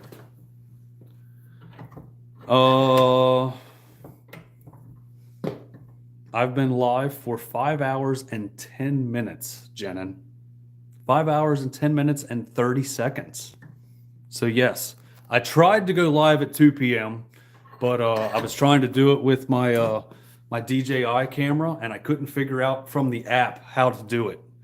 So I had to go live on my phone. But yeah, it's just been me and this bottle, and now this bottle. And guys, if you aren't subscribed to the 765 guys, go check out Jenin. He's got awesome crap. He's got amazing equipment, good firewood stuff. He doesn't drink. He's a solid human being. He was my go-to at the Hoosier Firewood hysteria. He's a big part of Hoosier Firewood too. When people were showing up with equipment that needed to get unloaded, I was like, Jenin, you got to come unload this, because I was trashed. I was 3 sheets to the wind the whole time when I was in Indiana. And Jenin's a good man. He doesn't party. He's just a good, solid human being. Go subscribe to him. I love you, buddy. Yeah, it is impressive. 5 hours later. Ken, is that when I tried to go live was 1:15? Brian, 765 guys, right above you, 2 comments above. His name is Jenin, Gennin.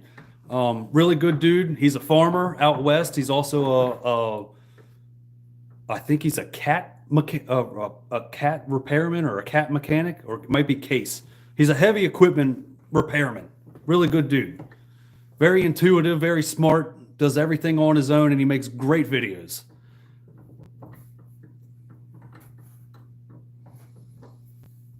Jenin, yes, I am coming to Hoosier Firewood again.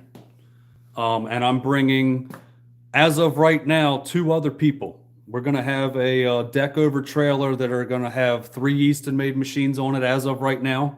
Well, 2 I know of for sure. The other one you've got to see if my man's got training that week. Hopefully he can come.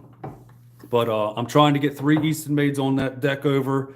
If I can get the 4th one on there, we're gonna do that too. And yeah, I had a great time out there. I learned so much from you guys when we set up Hope this year. I want to learn more and set Hope up again just as well as you guys did for Hoosier.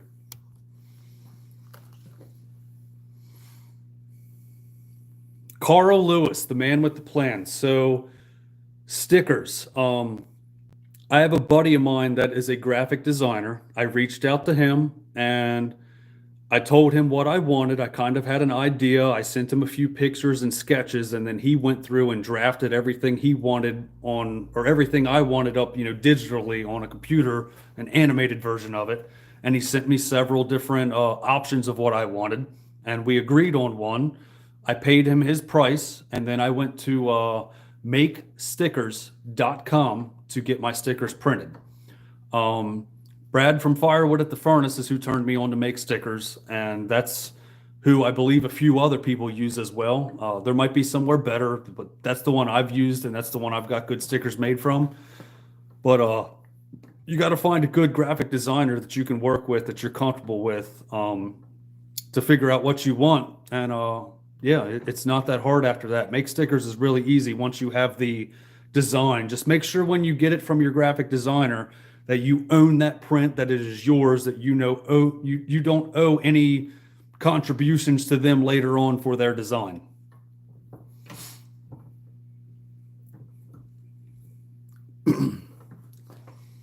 And Brian, 765's name is Jenin.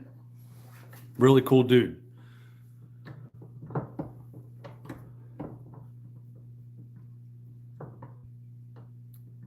And Carl, if you've got questions, you want me to email that to you, I'd be more than happy to help you. Just send me an email and remind me with your question, and I can write it out. That way you can copy things or have something to reference to for later on. I have no problems repeating that later. Yeah, Jenin does good stuff, man. He's got a Bobcat MT100. He's got a small mini excavator, or what is it? Yeah, it's a Mini X. And they're both Bobcat. He's got like my ultimate setup. And Jenin, I ordered a 324 to put on my neighbor's excavator because I saw Dude Ranch got that adapter plate for theirs. So I'm going to try and set something up similar to theirs. Hopefully I have that, next month. Well, actually, no, it's January. By the beginning of March, because I'm going up to Canada the 3rd weekend in February. So hopefully I have that thing by, the 1st weekend of March where I can make videos with it.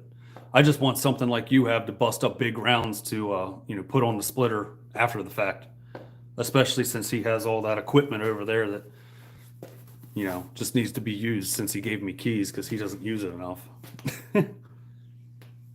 Dude, I think it's going to be great. I'm super excited. I'm not intuitive enough to just go buy a regular box store splitter and convert it like you did yours. So Jenin took a old school splitter and converted it to put on his mini excavator or his what is it? What's the other thing called? 32 cubic feet. The stand on mini skid, the mini skid steer. He can put it on either or. And yeah, it's really cool. It's super sweet. It's nice busting down big rounds to where you don't have to sit there and noodle it the whole time.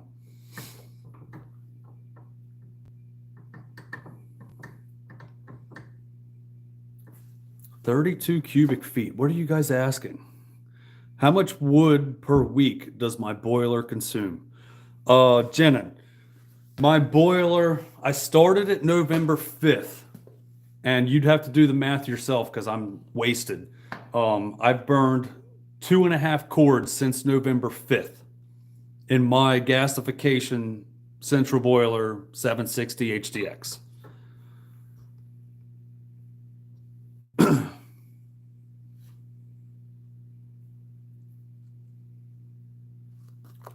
Is that, or Shibe, are you doing the math for me? About a quart a week is what I'm burning.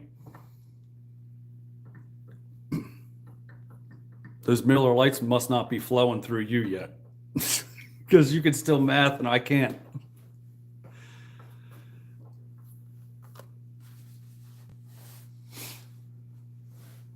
But yeah, I'm completely pleased with this boiler. My house has never been more comfortable. My garage is now thermostatically controlled. Let's see if I can do this. I'll have to unplug you. But I mean, I've got my heat exchanger. This is the heat exchanger right here that heats my garage, but then I've got it thermostatically controlled right there. There's a thermostat right there that heats my entire garage now.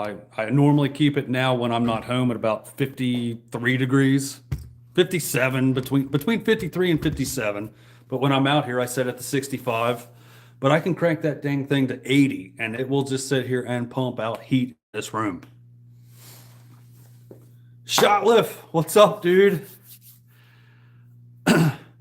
Yeah, I was talking about you earlier. Somebody was asking about how to do bundles and how to make a homemade kiln. And I said, go check out Shotlift Family Firewood. Because you did a pretty good job doing your little homemade kiln in your little barn. I think it's a great idea for somebody that wants to dry their wood.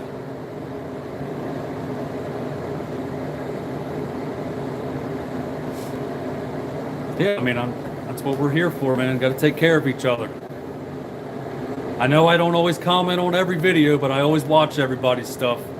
I give everybody the play time. I just don't always have time to comment. I'll press play even if I got to walk away. You're still getting my views.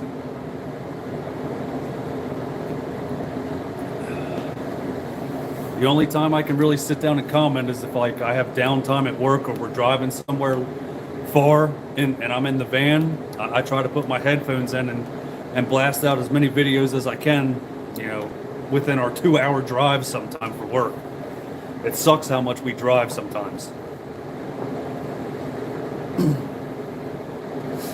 Dude, so the kilns, a lot of people have said, it's best to let God do his work and split your stuff and stack your stuff somewhere else and let nature take its course as long as you humanly can before you put it in your kiln. It saves your, it'll save your fuel trying to dry stuff. So have you noticed that, or have you put like strictly green stuff in your kiln, trying to dry it altogether? Shibe, and that's one thing I don't miss with that hot stove, that US stove hot blast I had in my basement. If I had that thing going right now, my basement would be 95 degrees. It's so nice that my house is thermostatically controlled now. Like I don't know. And it's from the wood that I'm not going to sell. It's just waste.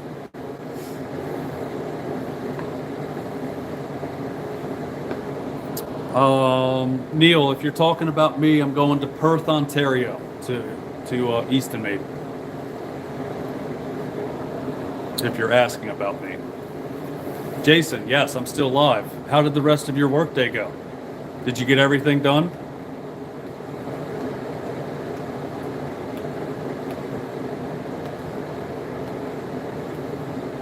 Shibe, if you want a boiler and you don't want to go with a crown, my dude would definitely sell you one. But I know you probably have 2 crown dealers closer to you than you do central boiler guys. And I know you want a traditional boiler, not a gasification.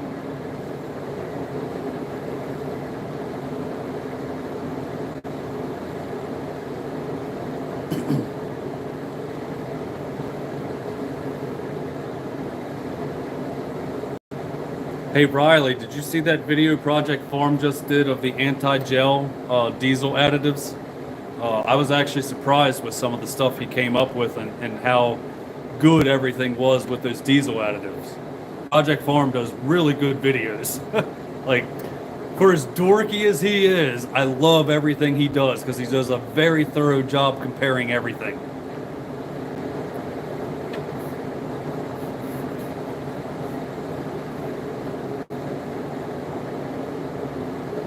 You know, Shive, if you don't mind burning seasoned wood and not cookies, I would say a gasser would be nice because it's not going to smoke your neighbors out, but it has to be dry, and you have to like, I can burn some cookies, but I have to know how to stack it in there so it doesn't bridge, because once you close that door, it becomes a completely sealed airtight unit, and it pushes all the flames down into the bottom. So there's not really a massive coal bed into these, like compared to Sam's or Dan's. They always have a big coal bed that the fan just strikes up again. I might have an 1.5 or 2 inch of coal bed. If you don't stack your wood right in there, it'll bridge on you, and then you'll have a huge gap in between your charge tube and your wood, and your fire will go out. So as long as you know how to stack cookies in this thing and you split them small enough, yes, you can burn trash in these as long as it's seasoned. Like, everybody on TikTok is crying that I'm putting small wood in this thing, but I'm like, dude, nobody on TikTok knows how to run a gasification stove either. Like, this is its own beast, and it's a little finicky, and it has pissed me off more than 4 days in a row. But I finally got it figured out, and the colder it is, the better this thing runs. Like, it is a learning experience compared to what you're used to, you know, thinking you can throw whatever you want in this thing. Garrett, TikTok is not the devil. I'm sad that it's going to get banned, and I've gained 1,100 subscribers in 3 weeks on that platform. It took me 2 years to get 1,100 subscribers on YouTube. Yeah, Jen, and Project Farm is the best, dude. He does awesome stuff. I like that video he did on the bar oil. I think that's what you just mentioned, Riley, was the bar oil. Yeah, so this is what I bought. Like, I bought 6 of these 2 years ago because somebody talked me into it, and I got this for, and this is 2 gallons, I think, right? Yeah, this is 2 gallons. I got this for $7 a jug. So what, $3.50 a gallon? I did really good on this purchase, and I still have 2.5 left. This one's half full.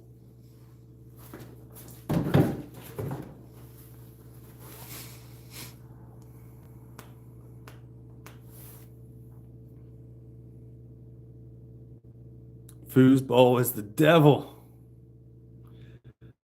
Man, that movie was the best. Whatever that girl was. I forget her name. She was also in The Craft. God, she's hot. Is it like Liv Tyler or something? No. Nev Campbell. God, what a babe. Even she's probably 60 years old now. She's still a babe. So, AMSOIL 45-1 in your sols. Camps. Garrett. Let's see. Where do I get that oil? I got this oil on, it was online at some farm store. Brent can probably say it again. Brent fixed me up earlier. It's not a farm store. Like, I have Tractor Supply in my area. I forget where I got that, but it was online. Just Google search Mystic bar oil. Why can't I think of it? Yeah, because I only went there once, and I bought 6 of them, so I bought 12 gallons all at once. Somebody said, yeah, Riley, stop using that Stihl HP Ultra Oil. It's swamp water, and it will score your pistons. Farm and Fleet. Brian figured it out. Yeah, Farm and Fleet is where I got it. Look up Iowa Saw Surgeon, and he will tell you everything you need to know about how bad Stihl Ultra HP is for your saw. I don't care what warranty they sell you. And Chickanic, she told me the same thing, and this is what I switched to over the HP.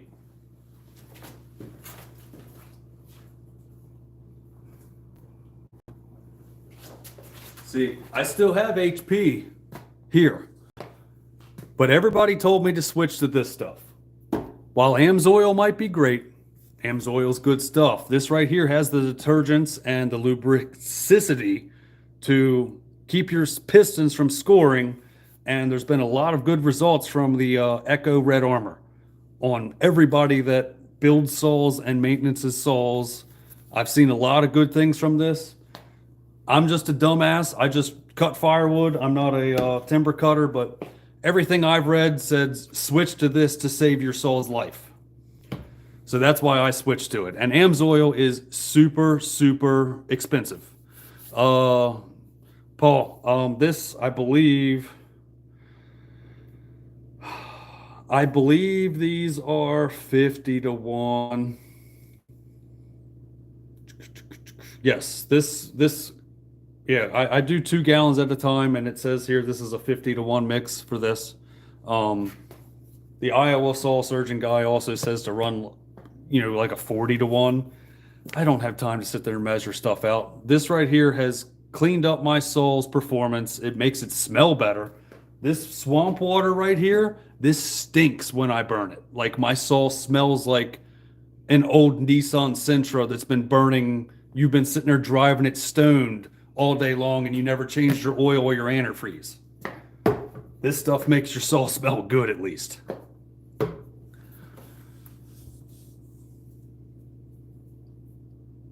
Yeah, 50 to 1 is standard, but a lot of people say run it a little bit more richer, and I guess that's just to add a little bit of lubricant in there.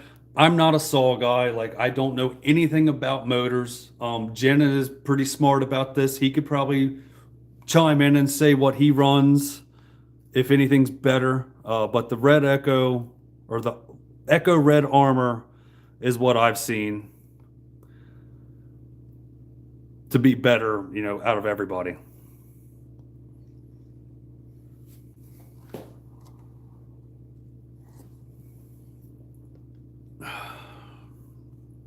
$15.98 now. $15.98. That's what it is for a 2-gallon thing. Whew. So Farm and Fleet, whoever, I think Brian pointed that out. Farm and Fleet does run sales every now and then. So check in with them and see what sales can be. I just got a hole and a bunch of Opti 2-stroke given to me. So we use Opti 2-stroke at work, and it's in like the squeezy packet. Like you'd have to cut the top of it off. It's like a plastic container, almost like a Go-Gurt. If it says add 2 for 1 gallon, we add 3 at work, and we run Stihl at work 391s. We haven't had any issues with that. But again, I think that's almost making it a 40 to 1 ratio, adding 3 packets to 1 gallon, because I think what the packets we get are for 1 gallon. Dude, I've heard good stuff about the clot stuff too, Jenin. And Brian, yeah, I run 91 non-ethanol. That's all I have local to me. If I go into Pennsylvania, I can get the 93 non-ethanol. But yes, I have heard good stuff about the clots too. Is that all you use, Brian? Is the clots? And Jenin? Is that what you guys are using? Is it clots or clotes? I don't know.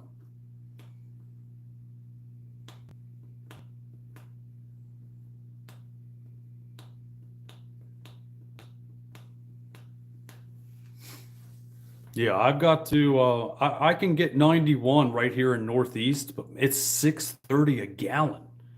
And I eat it because, the company pays for it, and it's a write-off at the end of the year, but it sucks. I'd rather go to Pennsylvania and buy my non-ethanol fuel. Like when I go to York for the Hope event, Brian, how far is York from you? Like, you should come out and help split firewood with us for the cancer benefit in September. I believe it's September 12th this year.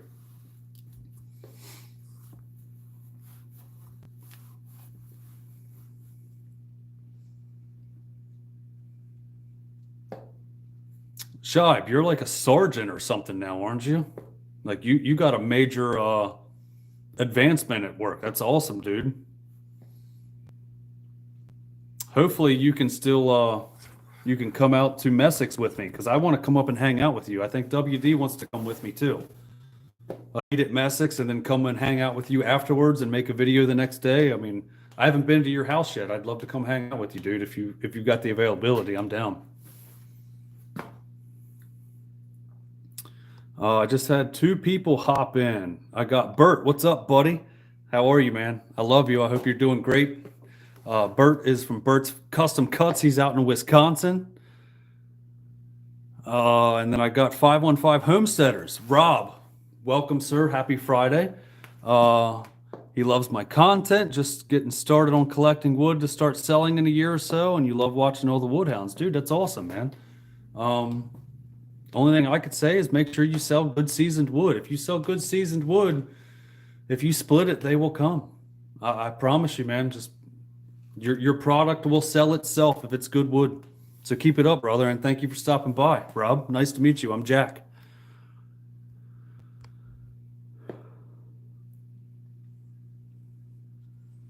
You run corn-free gas and everything. Jason, I do the same thing. All my small engines are corn-free. My truck, I don't think diesel's made out of corn. If I could run the red stuff in there, I would, but I can't find it anywhere.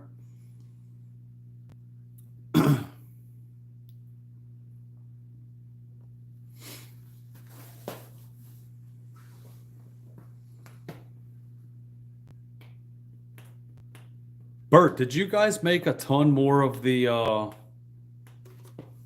chainsaw sharpener things, the vices? I got mine over here.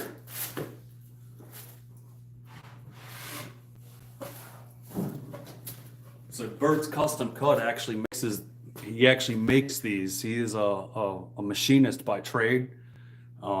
Somebody told me you just made a bunch of these. I use this thing every time I sharpen. I take it with me everywhere I go. He makes these for in the wood yard and for himself. So, Bert, if you have more of these, tell everybody. I really like mine. I was gonna make one, like ordering one online and like welding some crap to it, but they had these available, so I bought one. Yeah, somebody was just asking me the other day where I got that from, and I said I got it from you. Yeah, I thought I just saw in your video or his video that you guys just made another run of them. Yeah, they're really cool stuff. I mean, for what they are, they're super. It's a simple little tool that makes life easier, and that's what I'm about, is making life easier. And what the hell have you been doing since 2 a.m., dude?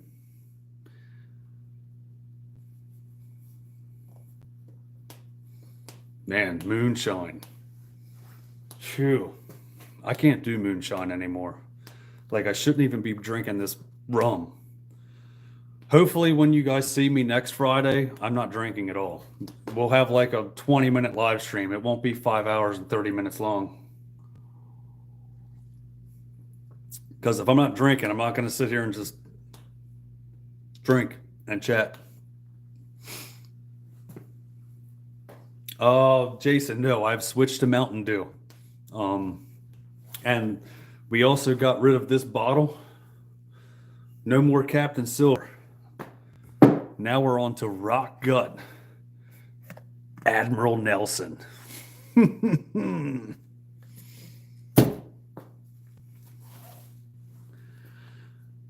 Richard Manfredi. I haven't seen you yet, so hello and welcome. You're looking to get a 760 HDX. Tom is your dealer also. Richard, where are you from? You must be local.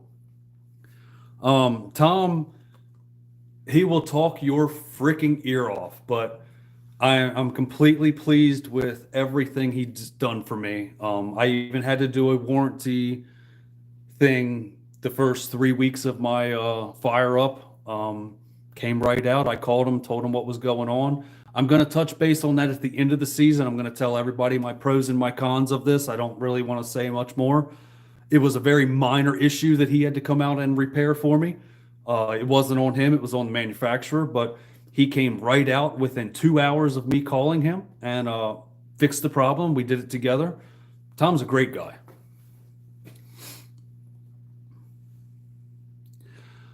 Lower Alloways Creek. Okay, cool.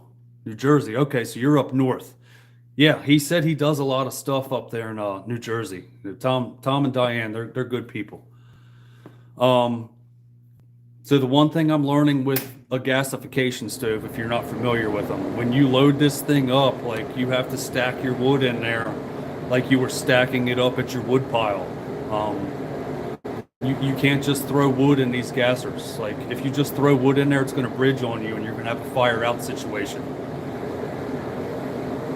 So, the gassers are their own beast to learn and to deal with, but they are, dude, I've burned 2.5 cords since November 5th, and I'm super happy with what I'm doing. My house is thermostatically controlled. My hot water is freaking hot, and now I have heat in my garage, and I'm burning less wood than what I would burn before. I was burning 1/3 of a cord a week with my stove in the basement.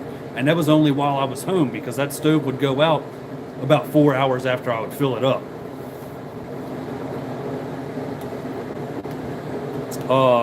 Richard, so there's a charge tube in the very center of that thing. Like if you're facing me right now, like this is the box, there's a charge tube in the center. You kind of want to stack your wood up this way with the charge tube so the wood falls down on the charge tube. That way it doesn't bridge on you, and it keeps feeding itself, because once you close the door to that thing, it shoots all the flames down into that reaction chamber. I actually need to do a video on this when I'm not drinking to actually explain it as best I can. I mean, I'm not a super professional. I'm only 8 weeks or 9 weeks into running this thing, but from what I've learned in 9 weeks is if you stack it up, the same way that charge tube is, everything falls down on itself so it doesn't bridge on you. Because Tom actually came over one day and said I needed to load it differently, and man, it ran like crap for 3 days after he told me how to run it. And I sent him videos after the fact, and I talked to him and I was like, look dude, this ain't the way to load it. And he was like, oh, okay. He's like, I'll take your word for it because the videos are showing the proof.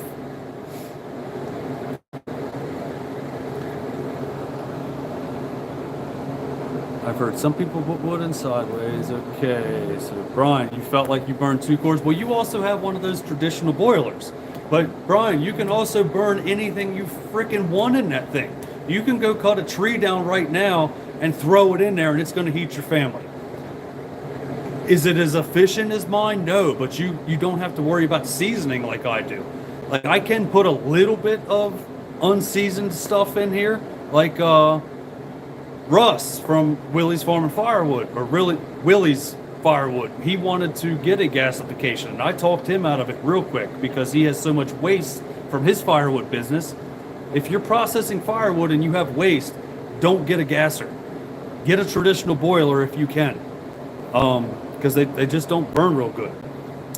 Garrett, how many years do I think it will take for the return on my investment? So if I just run my 2 electric heat pumps here in my 3,400, actually no, 3,400 is also including the garage I'm standing in. If I run both my heat pumps in my 2,400 square foot home, there's an upstairs unit and a downstairs unit because it's a log cabin with open beams, so it's 2 units. It would be $700 a month for me to heat this thing with both of those heat pumps.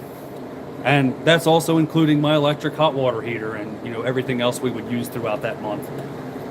If you take, everything else out, maybe it's $500 a month. I'm estimating between 6 and 7 years, I will, this stove will pay itself off. And that's for me getting my wood for free and burning the waste that I'm going to split small enough to put in this thing.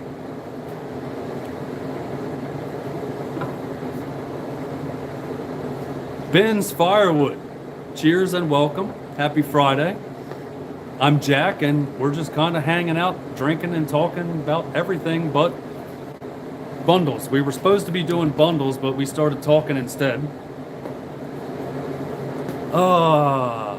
You have an 11-inch pipe free flow wood stove in the shop, and you go through wood like crazy. So Richard, like the gasification stoves, yes, they will save you a lot of wood. You just have to be, you gotta pay attention to what you're putting in there, and you gotta pay attention to airflow. Like that charge tube, you can stack wood on that charge tube, and you'll sit there and watch the percentage increase on there. When I shut my door, if it doesn't go from 20% to 40% within 2 or 3 minutes, I'm opening my bypass, I'm opening that door, and I'm raking the coals out from around that charge tube so it can actually get air to get going again. And then I'll close the door, close the bypass, and the machine actually it'll like puff like a dragon. It'll be sitting there running with the fans going, you know, woo, and then it'll go, and then it'll wait a few seconds. Then it'll go again. That's a pretty cool demonstration, is it? Like a dragon, like I'm blowing flames.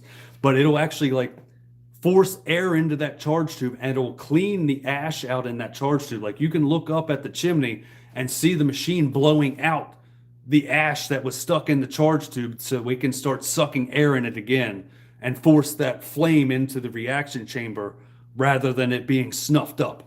It's really cool, the technology on this thing.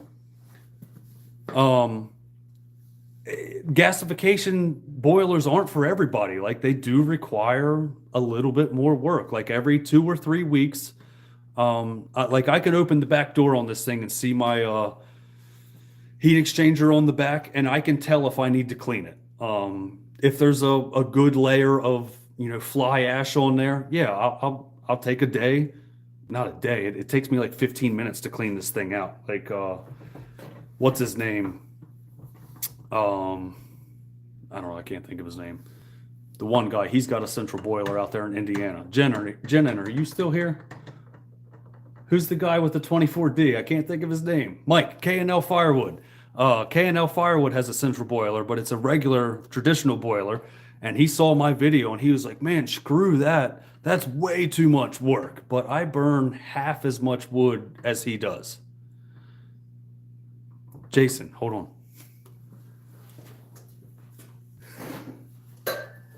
When we drop wax, it's like, doop, doop, doop, doop, doop, doop. Is that what you wanted?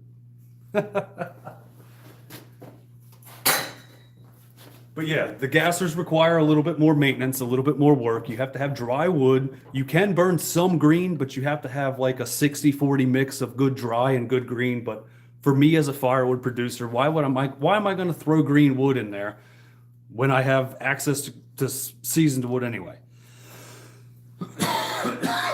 Excuse me. Sorry, guys. Shive, I really don't know how either. Ben's Firewood. Yeah, I mean, we've just been sitting here chatting.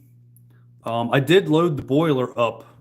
You know, after I closed this out, you could go back and watch watch when I loaded the boiler up. I showed everybody how to do it. No, I am not getting pummeled with snow right now. I'm in northeastern Maryland, and we're expected to get about an inch tonight, Ben. Jason, why are you crying, man? There's no crying in baseball. Extra points for anybody that can name that movie. One of my favorite movies growing up. Gina Davis, Tom Hanks. I think Madonna was in it. God, she was so hot in the 90s. Rosie was in that damn thing too. God, I hate her. But everybody else was cool. Yeah, plenty of dead standing ash, looking at maybe getting a Range Road processor. So my buddy Garrett has a Range Road conveyor, and he had to do a little bit of work out of the box for it to be ready for firewood. Very minimal if you have a welder and access to a little bit of plate steel, and you're pretty intuitive and know what to do and crafty.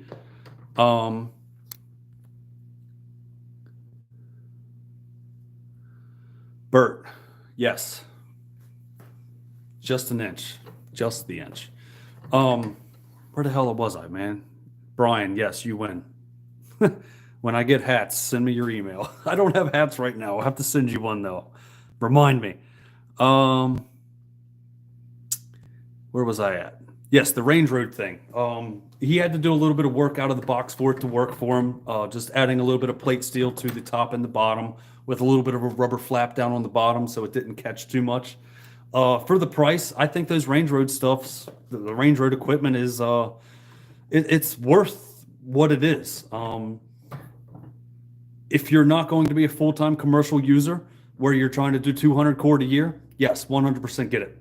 If you're just doing something, under 20 cord a year for yourself, yeah, I definitely say get it. I think it's good. I was really impressed with Garrett Camp's Corners Firewood conveyor.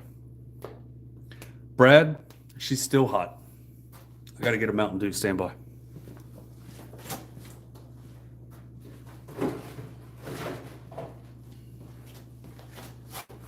Yeah, she might not be of my same political view and life view, but man, she's still hot. Yeah, Camps is still here. Garrett, I didn't know you were still here. You can speak for yourself, buddy.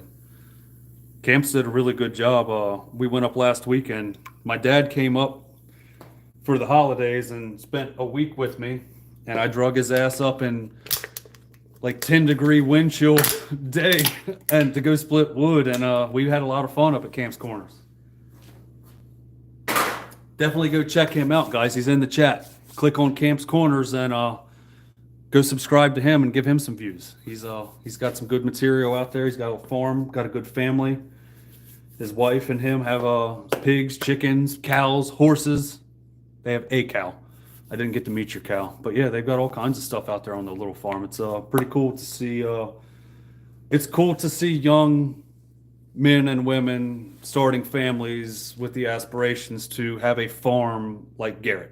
I don't. It's just me and my wife here. We don't have any children. We've got our nieces and nephews. But yeah, it's nice to see other younger people doing life the old way, and Garrett is definitely doing it the old way. Riley, I'm used to standing. Sometimes at work I have to stand for 4 hours at a time. I mean, we're 5 hours and 50 minutes in. I can't believe there's still 33 people here. Thank you, all of you guys. Like, cheers. Like, I'm fist bumping all of you right now. Like, I can't believe you're still here 5.5 hours or 6 hours later. And shit, WD-30's even back. He went and ate dinner and came back. And Joe Gilbert's back. What's up, Joe? Welcome back, buddy.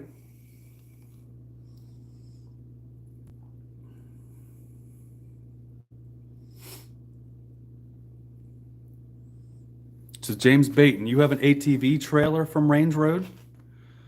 Yeah, I mean, you get what you pay for, but it works. It's not bad. It's not bad stuff, but it's kind of like, for me, it's like Harbor Freight stuff. If you're going to use something every now and then, yes, definitely consider it. If it's something you're going to use every day and blast 200 cords out of, buy the real deal.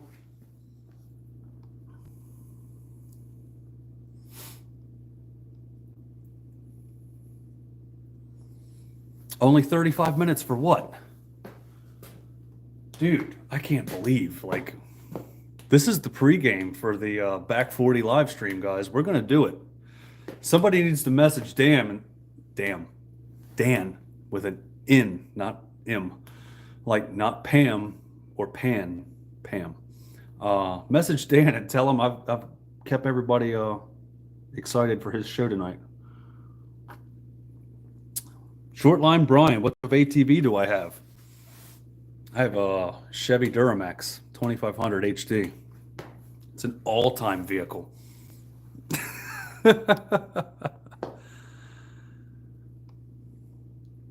Yeah, James, that's what I feel. It's good budget stuff. Travis Green, I haven't said hi to you yet. Welcome, and thank you for stopping by. I'm Jack, if you don't know me. And we're just sitting here shooting the crap, just talking, doing nothing. Man, Riley, you're a welder. And I'm sitting here having fun in my garage. I wanted to do this just making some bundles today, but I wanted to do it to where I could set my camera up next to where I was making bundles. I wanted to have this camera going while I could have my phone set up next to where I was making bundles and I could actually read your chat, but I couldn't figure out how to set my DJI camera up with my phone to read you guys and work at the same time. So here we are 6 hours later almost, just talking, life.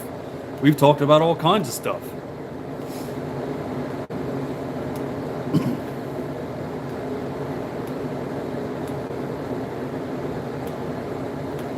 So I could still buy 5-gallon bucket of Mystic at Farm and Fleet for $40. So that's not bad. Jason, I've made 3 bundles, thank you. 3. I made one right away, then I made another one, and then I made another one. I didn't mean to flick you all off. That was just my number 2. Timing, yes, we're still going, my friend.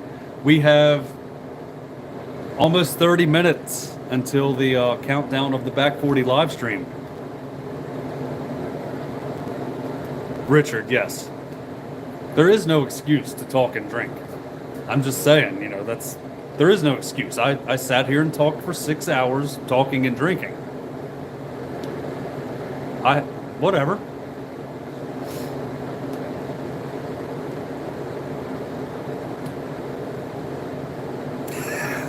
Brad says 3. Yeah, the whole live stream is called "Let's Hang Out and Make Bundles." It's kind of like I went to Lily's Farm and Firewood 2 weeks ago, the week before New Year's Eve, and my whole goal was to go up there and get him set up for the next couple weeks because he sells a lot of bundles, wrapped and bagged. I told him, I said, I want to make 100 bags. I want to make 100 wrap bundles. He was like, "You're crazy. We're just going to hang out, man. You're not coming up here just to work." So what did we do? We both drank a 12-pack. We both ate good steaks, and we sat on our butts and just sat there and laughed at each other and talked to each other about life and family all day. Matt's a really good dude. He's got a great family up there. He's a good family man. He makes funny content, and he just proves that life doesn't have to be super serious all the time to have a good time. He's a landscaper by trade, but he takes care of his wife and his 2 kids, and that's all life is about. He has fun making videos, and he loves everybody.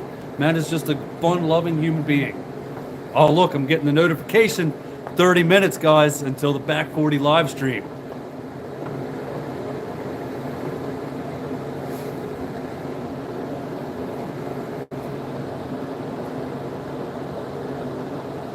Yes, WD30. We are at 5 hours and 55 minutes and 45 seconds.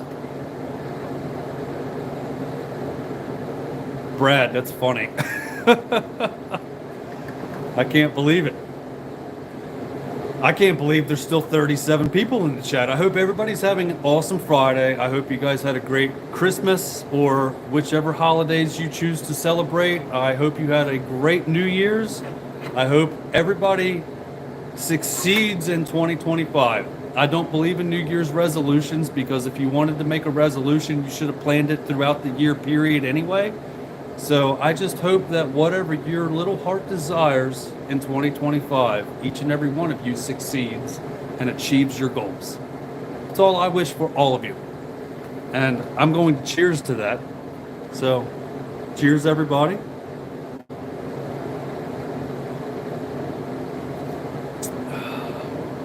I had to set my cup down so I didn't keep drinking it because I'm trying to pace myself for this live.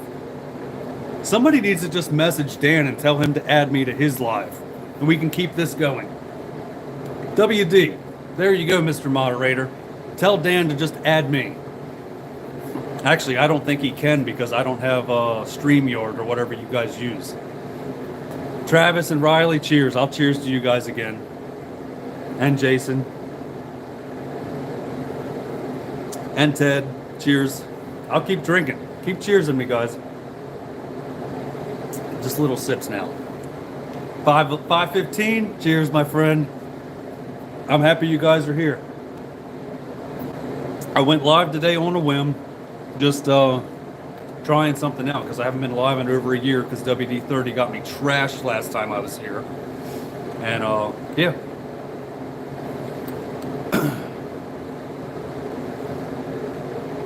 Yeah, Will, I think I'm more sober than Shibe is most of the times he's on Dan's.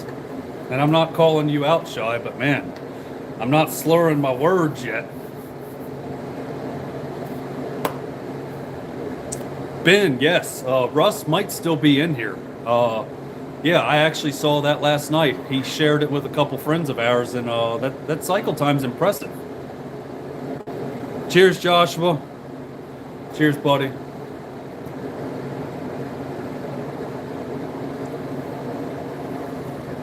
WD-30, I'm a seasoned veteran. Remember when we went to Boonville when you were burping up your dinner at me? Ha! There's Dan. What's up, my friend?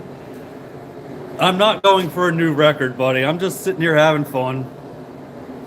I just told WD-30 to ask where Dan is. I said, because I'm doing the pregame show to your show. And thank you, man. You don't have to tip me. I owe you more than anything. Thank you so much. So cheers. Back 40s here. You just made my day, brother. Coming in from the top rope. Yeah, we've just been sitting here chatting. We started off, we were making a couple bags, but then I couldn't get my mics working because I couldn't figure out how to stream from my DJI camera. So then I had to set up on my phone instead. I need to figure this one out so that I can not have my phone hooked up and actually use microphones. And then we started drinking and everybody started chatting, and here we are. I got a little live stream going on 5 hours and 59 minutes later.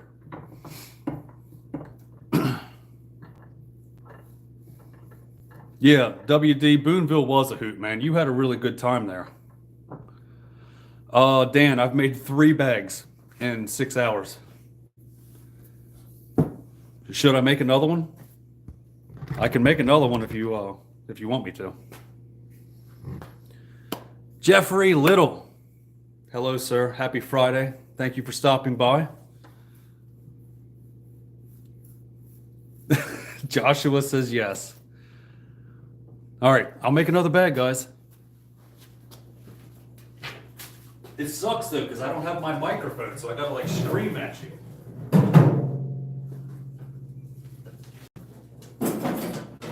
I was not prepared for a 6-hour live stream.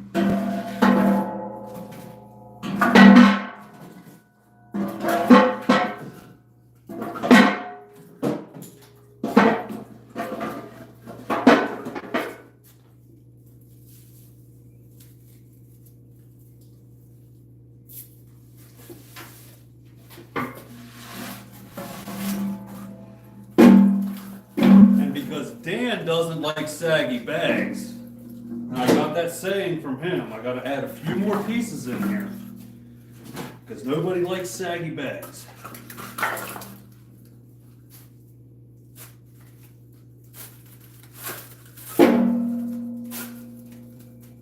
All right, so there's 4 in 6 hours, guys. We'll see if it stays there.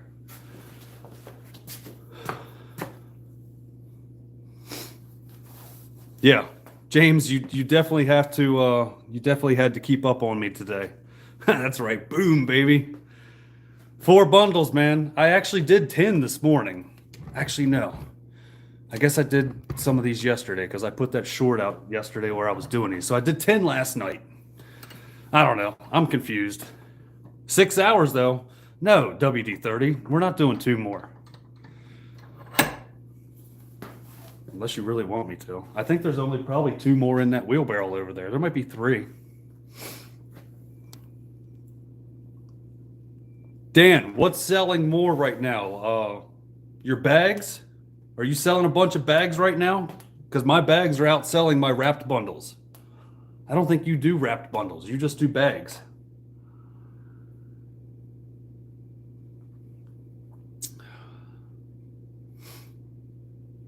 Brian, I'm not taking my shirt off, man. Dan used to be a wrestler. He put a video out the other day where he was like sitting there with a 6-pack abs on the top rope with his belt. Yeah.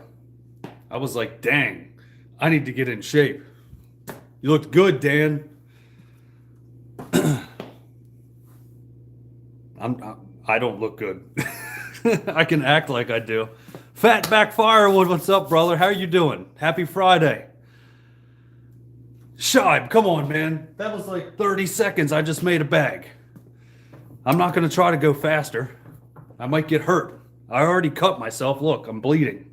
I don't know. YouTube doesn't like to see blood. I can't share that.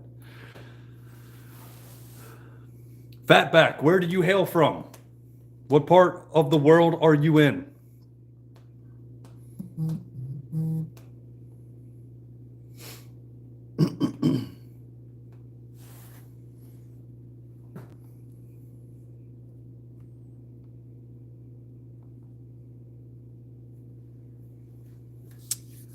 GA South, Georgia South, right on. Cool. I am in Maryland, northeastern Maryland.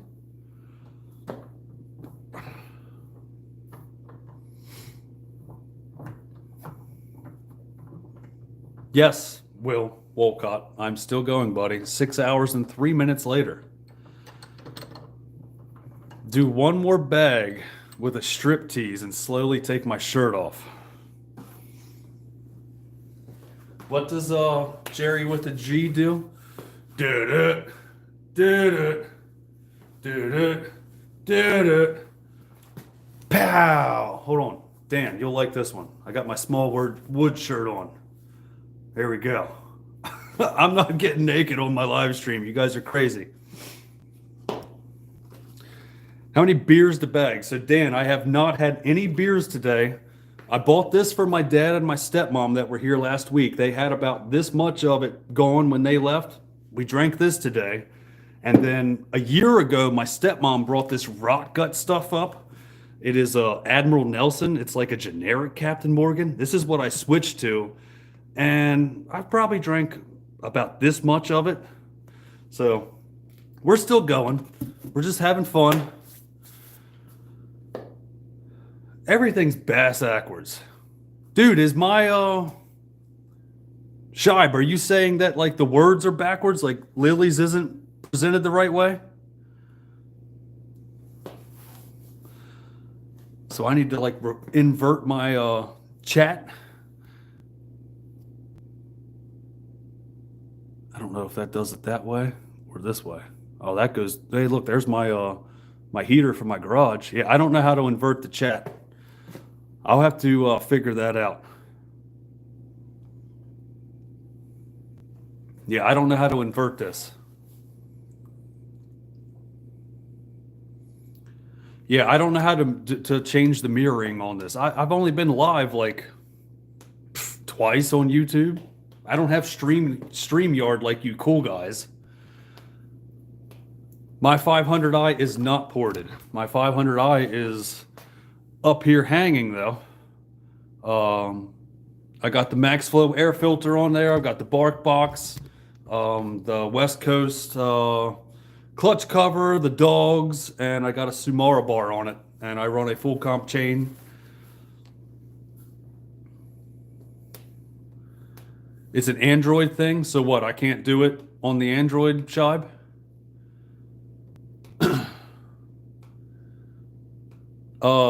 Brent, I could use the front-facing camera, but then I wouldn't be able to see your chat. I'd be staring at the back of the camera and not being able to talk to you. Brian, thanks for stopping by. Have a good evening, brother. Be safe. And cheers.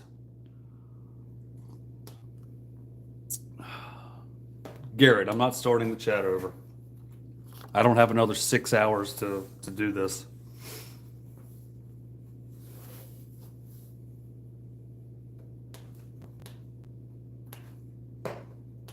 Hey, Dan, I'm sober enough. I can be a special guest tonight. I don't think I can, though, because I don't have that StreamYard stuff that you guys use.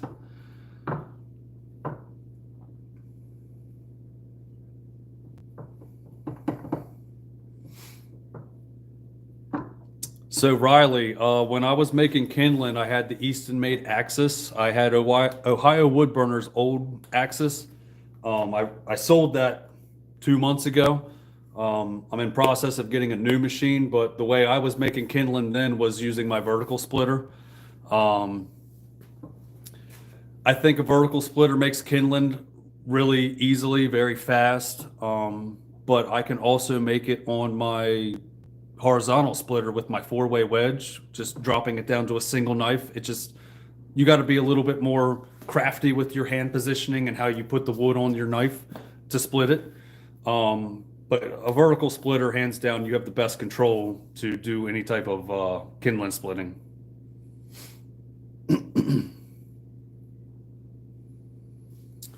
Brad, I can't go till midnight. We only have about 17 minutes until the Back 40 live stream starts. Dan with Back 40 Firewood.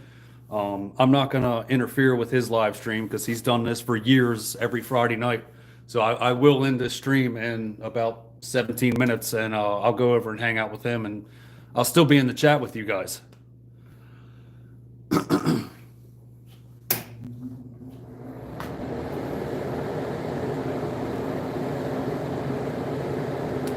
Fatback, I got another vertical splitter on order already. The Splitfire is a very good machine. We talked about this about 3 hours ago. I think the 1165 is hands down the best vertical splitter on the market for somebody that's not doing 200 chords a year and only wants to do about 10 or 20, maybe even 30 chords a year. I think it's a really good affordable option for the working man. And I think Splitfire nailed that on the head for the working man. You know, it's not super expensive, but yet it is still super productive. I think it's a really good machine. Even the electric model.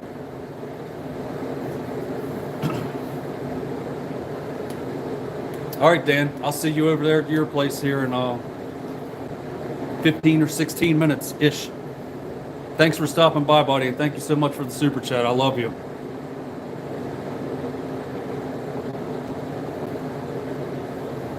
Yeah, Shive, I don't think I'd want to do 200 chord either with a vertical splitter, but with some of the new innovations with the big manufacturers coming out with these new companies, the new machines coming out, I think it is possible.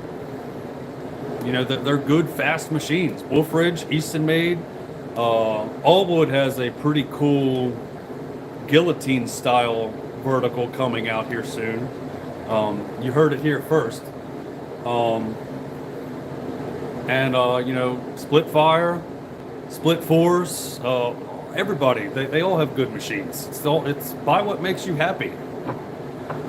I'm non-denominational. I don't care what you run. If that's what you want to buy with your money, that's what you worked hard for. Run it, buy it, make the best out of it. I like them all. All these companies are still feeding their employees and their families. So yeah, buy what makes you happy.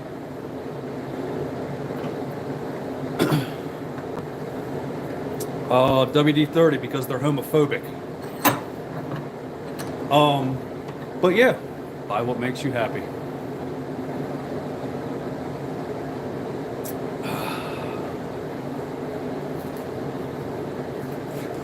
Short, sweet, to the point.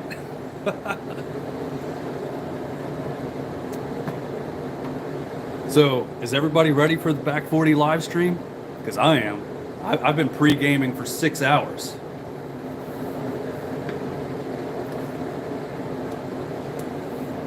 See, Brent doesn't care. So Brent, when I met him the first year at Bunyan, he rented a Jeep because he had to fly in from frickin' Minnesota. Yeah, you're in Minnesota. He had to fly into Ohio. He rented a Jeep and didn't know how to turn the lights on. Now, we all went out to a bar to eat dinner.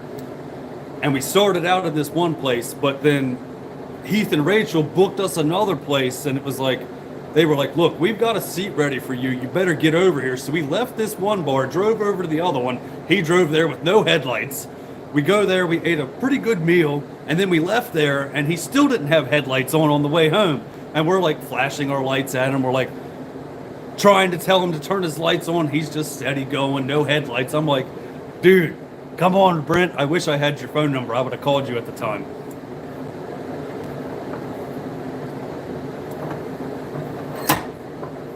Dude, Shy, I agree, man. Like, you know, the innovation right now is crazy.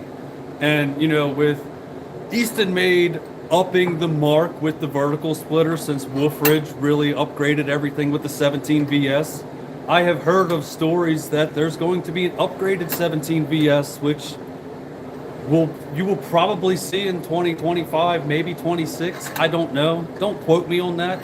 But I've heard that they're going to up their ante as well, which I love it. Like, there's so much room for improvement amongst each other, and I love that all the manufacturers are building off of each other. I mean, there's tons of money to go around for all of us, for everybody, so every company can continue feeding their families and building what they want to build.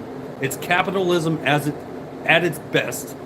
And I just want to see everybody succeed. I want to see everybody buy what they want to buy and use the crap out of whatever you buy. I don't care what you buy because I choose Eastonmade. I'm still your friend because you run whatever you run. You can run a damn Troy built 27 ton and I'm still your buddy. Let's go split wood. I love the shit. Let's do it.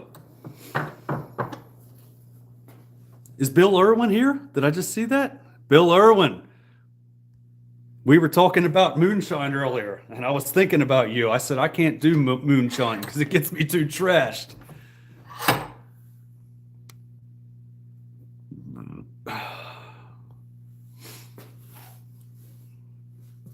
Yeah, like I said, there's so much innovation. I hope everybody succeeds. That's all I want. I want everybody to be happy. I want to hug all of you. When I see you in person, I want to fist bump you. And maybe have a drink or a beer and sit here and tell, you know, stories about what's going on this week. My dad's messaging me that I had a good live today. He doesn't know I'm still live.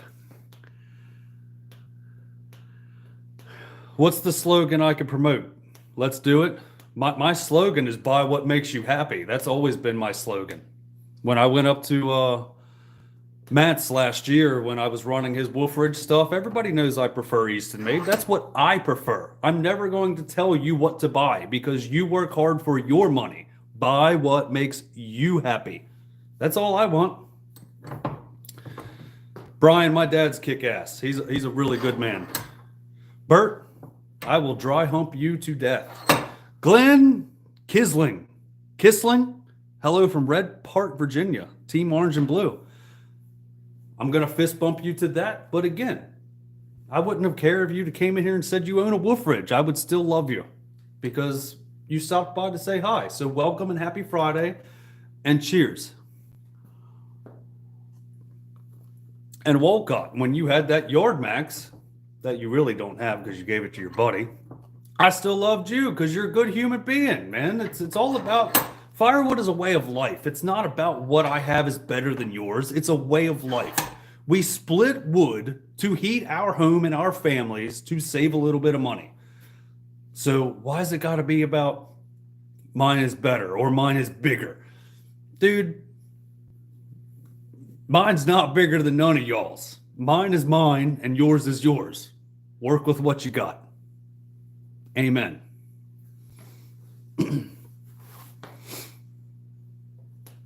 Yeah, Bill. I mean, anything with hydraulics is better than an axe, even though there were a few people in the chat that still prefer using an axe. I wish I still had the gumption to put an axe in my hand and swing it. I don't want to do that anymore. My back hurts so bad from running a heavy equipment all day. You know, even though I have air ride seats, my axles on my machine, I run a rubber tire loader for the railroad. Running across rail and ties for 16 hours a night on overtime, dude, there's some days I can't walk when I get out of my van the next day. Like, my lower back is like crushed. And yeah, Bill, your 1222 is a great machine. My 916, that thing has been through the works. I have beat the crap out of that thing, and it just keeps on ticking. It's actually at my neighbor's. He came over the other day. He was like, "Hey man, can we borrow this so we can split up this crap that stuff in the video that I put out that was more work than worth." They have already been splitting all that, and there's actually a video coming out, I think on Saturday, on tomorrow, where he helped me with the machine, and they were cutting it up while they were splitting. It's either tomorrow or Thursday, and they're already burning that crap. But he burns everything. He don't care. He does. If it's been sitting there for more than 2 years, he's gonna cut it, split it, and burn it. But I wouldn't do that. But he likes it. So burn what makes you happy and buy what makes you happy.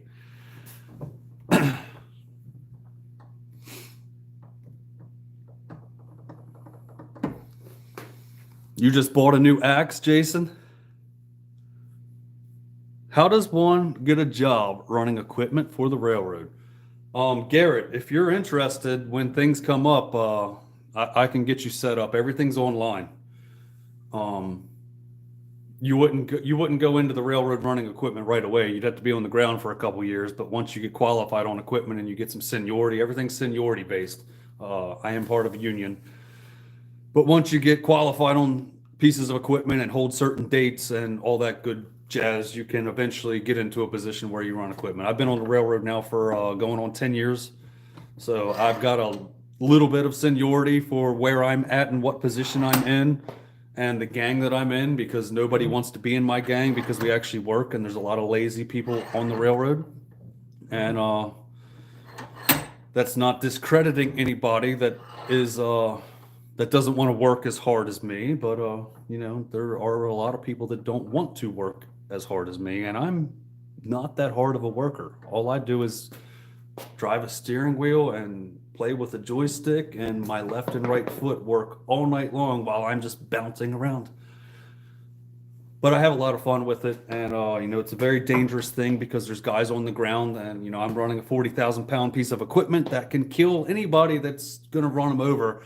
I have to pay attention to a lot of things and be aware of my surroundings at all time, especially moving the 40,000-pound picks that two loaders are picking up at the same time simultaneously, and maneuvering our panels, our railroad panels, into position as we rip the rail apart. It's a very dangerous job that I do, and we're all there to do one thing, and that's provide food and money to our family, and I would hate to hurt anybody. And I have had a close call before, and I told that guy to punch me in the face, and instead he pulled me out of the machine and we sat there and had a chat, and I'm going to remember that for the rest of my life because I didn't have my left foot on the brake as hard as I should have, and I drifted over top a piece of rail when he was hooking up my chains to pick a panel off of a rail car, and I almost smushed him with my bucket.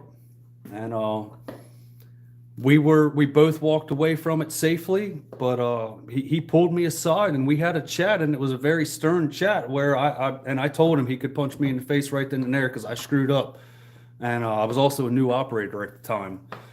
But life is about admitting your faults and admitting your mistakes and learning from them. And he and I both sat there and chatted about it, and I learned from it, and now I pay a lot more attention to things, and I don't let things distract me because complacency kills all of us, especially out there where you're moving 40,000-pound things. It's there's no room for error. Like, you have to be on your A game.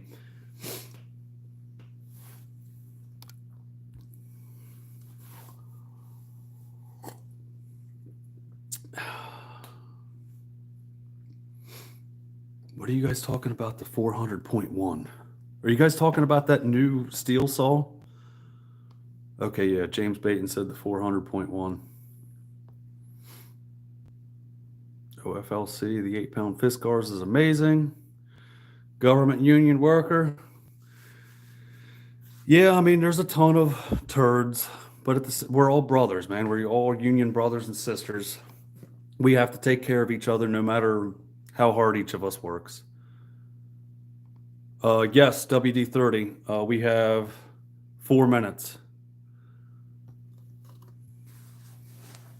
What if I have the crap on my military license? I don't know what you're talking about, Shad. I can't find the 400 anywhere around here. Firewood fella, Tyler, what's up, dude? Cheers. I've been here for 6 hours and 22 minutes. You missed a hell of a day. Bill, that 400, yeah, I can't even find that anywhere around us. It's pretty much non-existent. It's either the 462 or the 500. The 400's on back order, like at every dealer. Chaz can still get them, but Chaz has a little bit more pull because he's a tree service and he orders 20 saws or 30 saws a year.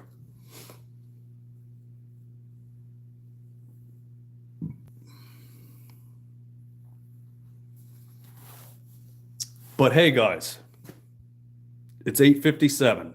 Dan's live starts in 3 minutes. Do we want to run this all the way up, or do you want to just say goodbye since there's 37 people in here? And then we all go over to there. Let me know. I'm down for hanging out for the next 3 minutes, or I can just cancel this and we can prepare to go over to the Back 40 Friday Night live stream.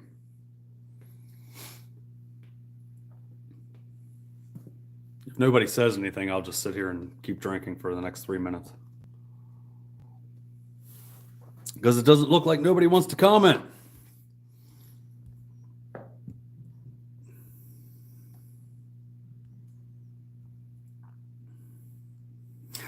You love this live stream? About to swing to Back 40. Yeah, I'm going to go too. 3 minute break. All right, well, everybody, thank you so much. There's been, a bunch of people in here. For what this is worth, it means a lot to me that I got to hang out and spend half the day with most of you. Cheers. Happy Friday. I love you guys. I wish you nothing but the best for the rest of 2025. I will see you soon. And please take care of each other. And I will see you over on the Back 40 live stream on the Back 40 Firewood channel in about 2 minutes. Be safe and take care of each other, guys. I love you all.